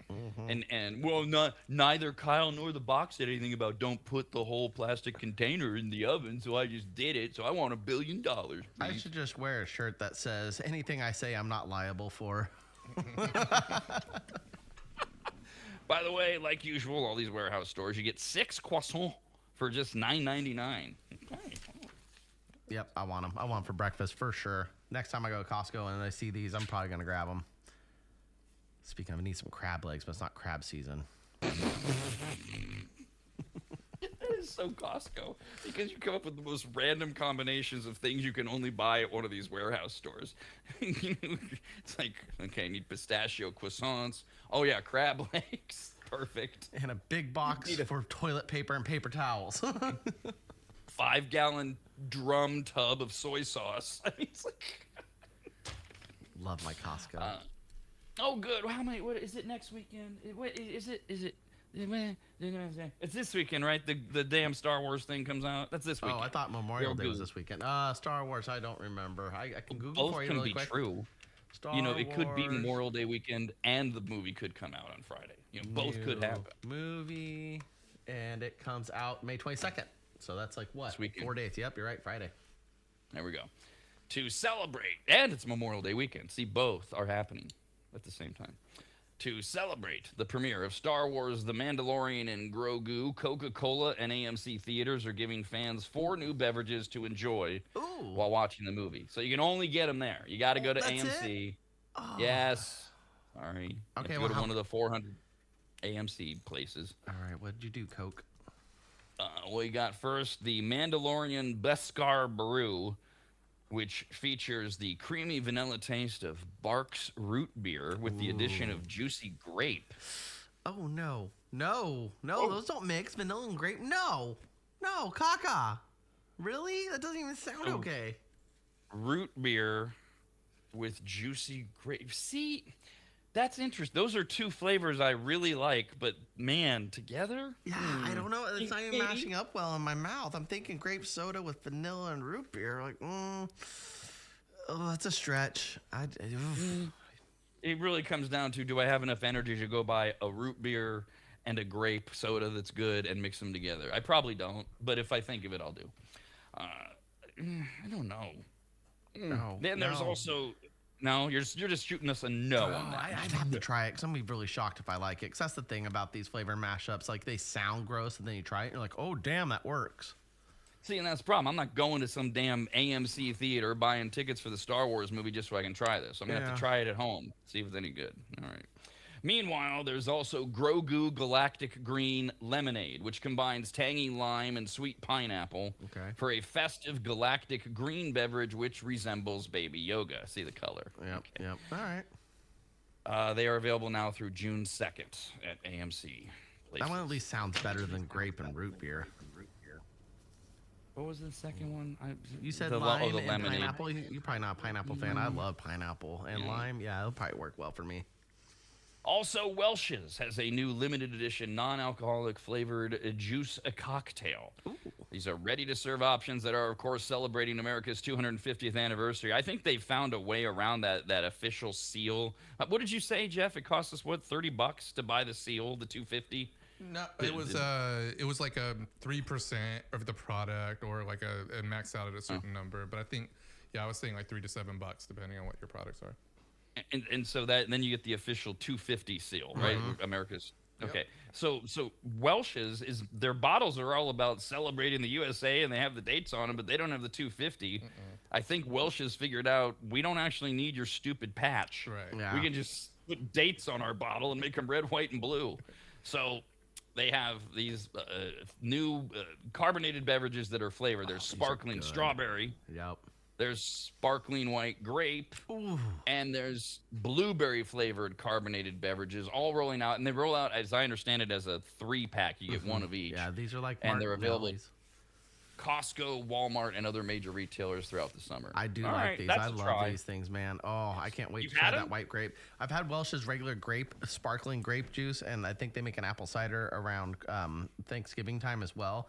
I remember one time I didn't get my hands on Martinelli's, and I had to go for the Welch's, and man, the grape one was fantastic. So I'm excited to try this. I am a big fan of the carbonated fruit juices. And the strawberry one and the white grape sound great. I don't know about the blueberry. Blueberry's not my favorite flavor to go to, but wouldn't mind trying it. So, okay, I have a question, and there may be no difference. You referred to it as a carbonated fruit juice. Mm-hmm. Is that different than carbonated water with a fruit taste? Correct. Yeah, these are more heavily sugared. Like, have you ever had that Martinelli's apple ciders? Just like that, but with the different flavor profiles. Okay. So that strawberry one's probably going to be like a strawberry soda. The white grape one, that white grape and peach sounds bomb. Oh, yes, please. Add to Costco order. Welch's sparkling. Okay. Yeah. Sorry. Personal moment there. Was that it? Yeah, that's it on that one. Okay. And, all right, finally. Anybody drinking muscle milk? No, I've had these once. They're is it? not that great. So it's They're okay. supposed to do the thing, right? It's like it a makes your protein muscles. shake before you work out, from what I remember. That's what I grabbed. I Okay. think I grabbed one at 7-Eleven when I didn't take protein one time. I need some protein before I worked out. All right. Well, apparently most people agree with you. Not that good. PepsiCo has acquired Muscle Milk, and they're completely revamping it. Oh, They are good. overhauling it entirely to deliver more protein. Yeah! Yeah, brother. Protein! Protein up. With 50% fewer ingredients. Oh, good. This is where Oh. we've gotten to. Simplify We're it. just, yeah, I love this. So now it's just everything is, as long as there's fewer ingredients, everything's better. We're trying to get down to the fewest ingredients. Well, what if the ingredients that are missing are the things that made it good once? I mean, I can make you chicken parmesan with fewer ingredients by not including chicken. Is that good? No, Probably not. No, it's not going to be. If PepsiCo took over, I have faith in Pepsi. Oh, They make great products. I mean, they own Mountain Dew and Taco Bell. If they made Baja Blast, they could probably make Muscle Milk something delicious. I have faith. All right. Okay. No, have to try those that's out. decent deductive reasoning. The new Muscle Milk has been reformulated to contain no artificial sweeteners, thank God, or flavors or colors to differentiate itself from other protein drinks. Okay. It's also upped the protein level. Now remember, right? Remember they said more protein. Okay. Ready? Are Yep. you ready? This is Ready? Oh, okay. Before Pepsi got a hold of Muscle Milk, it had 25 grams of protein. Okay, that's already kind of a lot. Okay. You know what it has now? 30? 26. Oh, they upped it quite a bit. Wow, whole gram. Thank you. Really? And Thank you, Pepsi. That was such the boost of protein. this is a revamp. And Thank you by for the way, that there's 4 1%. flavors. Four flavors of Muscle Milk now: chocolate, vanilla cream, cookies and cream, and strawberries and cream. And despite the changes, the price for Muscle Milk will remain the same. Great, good. So All right. Yay. 1 extra gram of protein and all the flavors stripped. We'll see. Like I said, I have faith in America's Pepsi. Radcast, only on the radnetwork.com.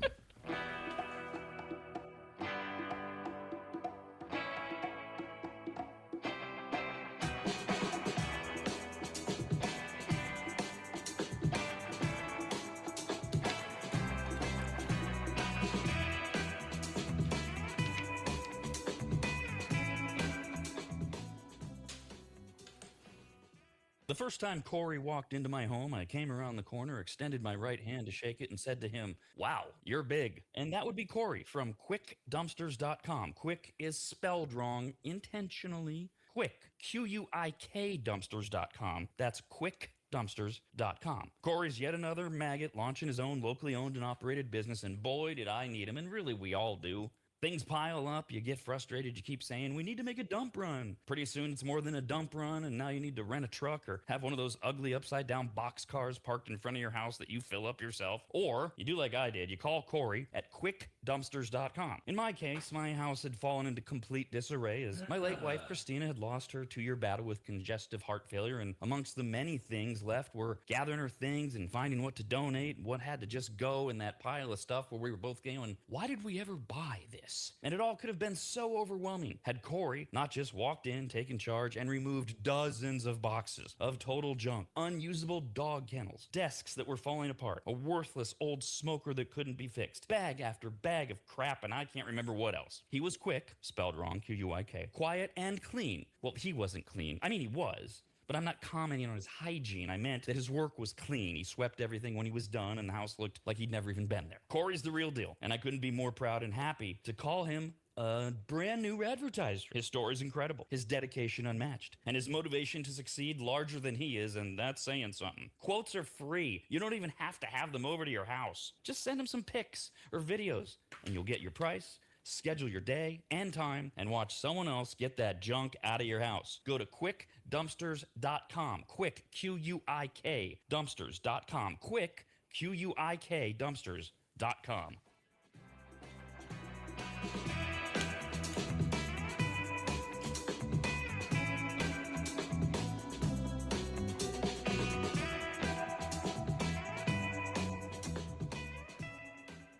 Longtime maggots will remember Greg from MAP. M-A-P, as in Maximum Athletic Performance, which guides you to better output through better ingredients, also known as nutrition. Greg has been on the RAD show many times and will be again, as he simplifies nutrition and helps us all understand what actually works when it comes to fueling our bodies, almost all of which can be found at maptrition.com. Every product is formulated with clinical precision and backed by science and purpose, and maptrition.com has something for every fitness level, even those of us who barely have a fitness level. With nearly 20 years as a nutritionist and a specialization in sports nutrition, Greg works with athletes and everyday individuals to optimize performance, energy, and overall health through smarter fueling strategies, all of which starts at maptrition.com. At the very least, we should all be taking daily multivitamins, and Greg has his formulated for exactly what a man or woman's body needs. Protein is in, but maybe instead of getting yours from mac and cheese with extra protein, you get it from maptrition.com. And of course, all things workout, training, and exercise are available as well. From pre-workout to creatine and other muscle builders to recovery supplements and more, all at maptrition.com. From morning breakfast essentials to post-workout recovery and everything in between, maptrition.com's full range of supplements, proteins, and wellness products are built to power your journey from start to finish. Check out all the products and find what's right for you and order it shipped to you all at maptrition.com. That's maptrition.com.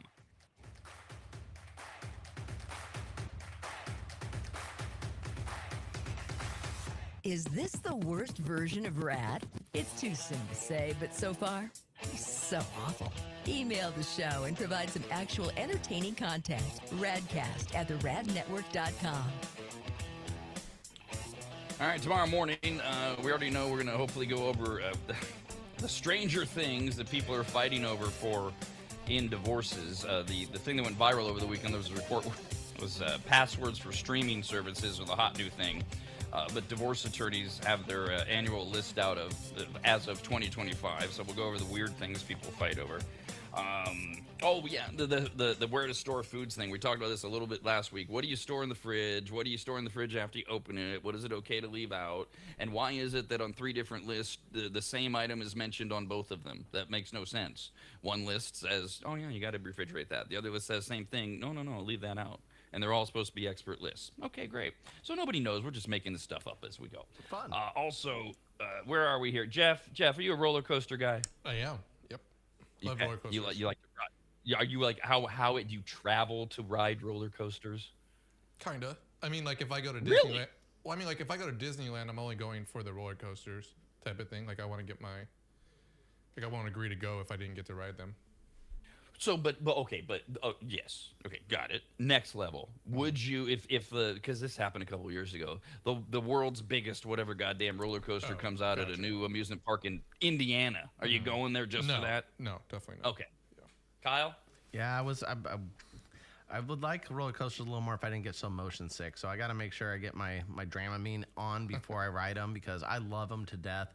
And every time I go on roller coasters and I'm there for like all day at the park, I'll get sick towards the end of the day. But I do really enjoy them. I used to be a nerd and want to be a roller coaster engineer or an architect. I wanted to design roller coasters as a kid. I make beeswax figurines at the hippie school of roller coasters. And that was like the big project. And it was a lot of fun to do. So yeah, I'm a geek for them. I used to go on a website and look up all the, when I was younger, of course, when the internet was still in its infancy to some level, I would go on this certain website and it'd tell me all the height levels and speed of all different roller coasters. And I'd check out the different ones across the country. And at the time, Japan had one called the Red Dragon. That was the tallest roller coaster when I was a kid, and I was really into it. Well, it's that time of the year as we head towards Memorial Day and we head towards summer, all the theme parks that may be closed down or get really slow. They're unveiling some new roller coasters, and they're in the news as well. So we'll go over those tomorrow and see if any of them warrant a trip to because it's so exciting. All right, that's tomorrow. Here's a great idea. So I think around the country people have heard about it. It's been a big deal out west here. The high-speed rail system, where it's California. Yes, see, if you're a Californian, you immediately get laughter when you bring up the old high-speed rail when we were going to turn ourselves into Europe a decade ago by building a train that goes super fast. And then we had to all argue, okay, does it go from Vegas to L.A., or does it go from San Francisco to L.A.? Does it go from Sacramento to San Diego? Doesn't matter. It doesn't go anywhere right now. Nope, it sure doesn't. You see the pillars out in the middle of Highway 99 of them developed, but nothing happening. So it's literally been more than a decade that California has been developing the high-speed rail system with nothing to show for it. So the wizards of smart that our government, it doesn't matter what state you're in. The wizards that smart, when I say our government, I'm saying O-U-R, I'm saying A-R-E. The wizards of smarts that are government. All these morons that have the same stupid mindset. They go, well, this high-speed rail thing that we've sunk $1 billion into hasn't gone anywhere. So how about this? A new idea that makes no sense. Oh, a new idea. We're not going to build on and get the rails actually built. We're going to just ditch that and have a new plan? You got it. No. All you have to do is give it just a little bit of thought to go, well, that'll never fucking work in California. There's certain places you could do, like South Dakota, Utah, two of the fastest growing states in the entire country. They still have time if they wanted to do something like this. They have the space. If they were to sit around and go, we're really growing. We're going to be in the top 10 in the next decade. You could do that. You could do this idea now. I don't know that it's worth it. Certainly not going to pull it off in California because of the logistics of what you would need. Here's what they're going to do. How about instead of a high-speed rail system, high-speed buses? There we go. What? Okay, little an extra bus lane added to all the freeways? What? No. What? I'm confused. So many questions. You should be.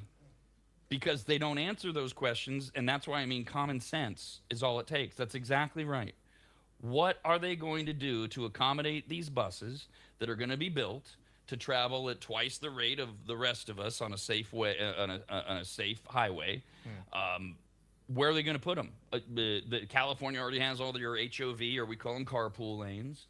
And if you haven't visited California recently, the freeways, they're all packed. There's urban development everywhere. There's not a lot of space to go out. And if you have a 4-lane highway or any lane, we'll just use a 4, and you already have a carpool lane. Oh, now we're going to have a high-speed bus lane. It's now a 2-lane highway. So everything's just going to get backed up even worse. And the point of the high-speed bus, I believe, is to help the environment, because everything is, well, we're actually ruining the environment by having more people sit bumper to bumper. And a lot of people don't want to take the bus even if it's high speed. The idea is the California Department of Transportation, Caltrans, they're a treat, is exploring the idea of high-speed buses that could travel up to 140 miles an hour on the freeway. Holy crap, because that's safe. Yeah. Meant for long-distance interstate travel. It's still in the early research stage, right? Like, no one has done what we just did. They sat around a room and said, could this work? And somebody in the room said, no. That's the early stage of research, which they should be doing at. On a local news broadcast, an anchor pointed out that even if the 140-mile, this is actually in Sacramento on KCRA, but the story went national because there's nothing more fun to the national media than making fun of California, as it should be. Idiots. It's like, let's make fun of California, Florida, Texas, and all for different reasons. Massachusetts, it's states that go so far left or right, everybody else makes fun of them. So a KCRA anchor over the weekend, I don't know which one, said that even if the 140-mile-per-hour buses proved to be too complex, they could try it with a more moderate speed, like buses traveling at 80 to 100 miles an hour, which almost ruins the effect, of getting there that much quicker. Really, a bus that goes 80? Well, I go 74. Yeah. 1 mile. I mean, you go 9 miles an hour over the speed limit, and usually you're quote unquote safe. And plus, you're still going to put them on the road. Where are you going to put them? Yeah. Where you going to put them? And here's the fun thing about riding the bus. I don't know if anybody's been on a Greyhound lately, but I did back in 2019. And guess what? They make like 50 million stops. That's why it takes forever. It's not because they're not going fast, because they got to stop in every goddamn little city between Sacramento and San Francisco on the way. Well, this is another question as you sit around. These buses would be designed for long-distance interstate travel. Okay, but what? So you bring up a great point. Look, long distance, Sacramento, that's about as north as you get for a major city in California, to San Diego. Same thing to the south. Are you going to stop in San Francisco? Are you going to stop in Fresno? Where's this? And you're on the freeway now, so you can go anywhere. So San Francisco to Fresno out in the Central Valley. Wait a minute. We got to go back to the Bay Area. We get in Oakland and San Jose. Oh, wait. Now, what about Bakersfield? What about the train system? Isn't there something called an Amtrak? Did everybody forget about that? Well, yeah, but it's not high speed, and it can't get you from A to B, and it's not electric, and it's not good for the environment and all that. Oh my gosh! I'd like it if maybe we didn't take us 5 hours to get on an airplane these days. That would be a lot faster, and just speed up our airports, get us in and out of there. We can fly. It's fine. It is getting to the point where it is not only almost as quick, depending on where you're going. Obviously, it's not as quick to drive to Tennessee from California. No matter how you do it, right? But when you start thinking about places like Vegas and LA, depending on where you're going from, you start to go, huh. Mm-hmm. I mean, even with gas prices, but then we don't have to wait hours to get to.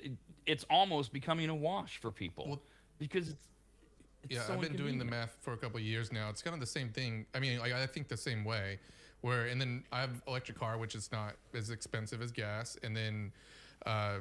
You get there at the airport 2 hours early. You get in there, get in the flight, get your flight take over, get to LAX, spend a half an hour figuring out where to go to LAX, then spend another, and my sister lives right by LAX. That's where I usually go when I'm going to LA now.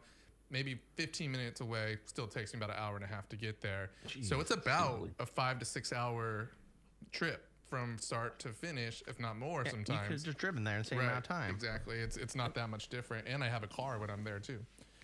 Yeah, not just a car, your car. My car, there's, exactly. There's a big difference there as well. All right, have a great day. We're back tomorrow. Okay, that does it. Screw you guys, and I'm going home. Talking poo is where I draw the line. Go on and go home, you fat chicken. Bye, diddly eye. So long. Bless you. See ya. Goodbye. Bye-bye, Homer. Take care. Adios. So long. Very well. Dar. Bon voyage. Toodle-oo. So long. Bye-bye. Ta-ta. Bye, everybody. Bye-bye. Sayonara, dude. So long. Bye-bye. Bye-bye now. Bye. See ya. Bye. Bye-bye. Ha-ha. So long, Stink Town. Well, goodbye. And don't think it hasn't been a little slice of heaven, because it hasn't. God bless the United States. America's RAD Cast.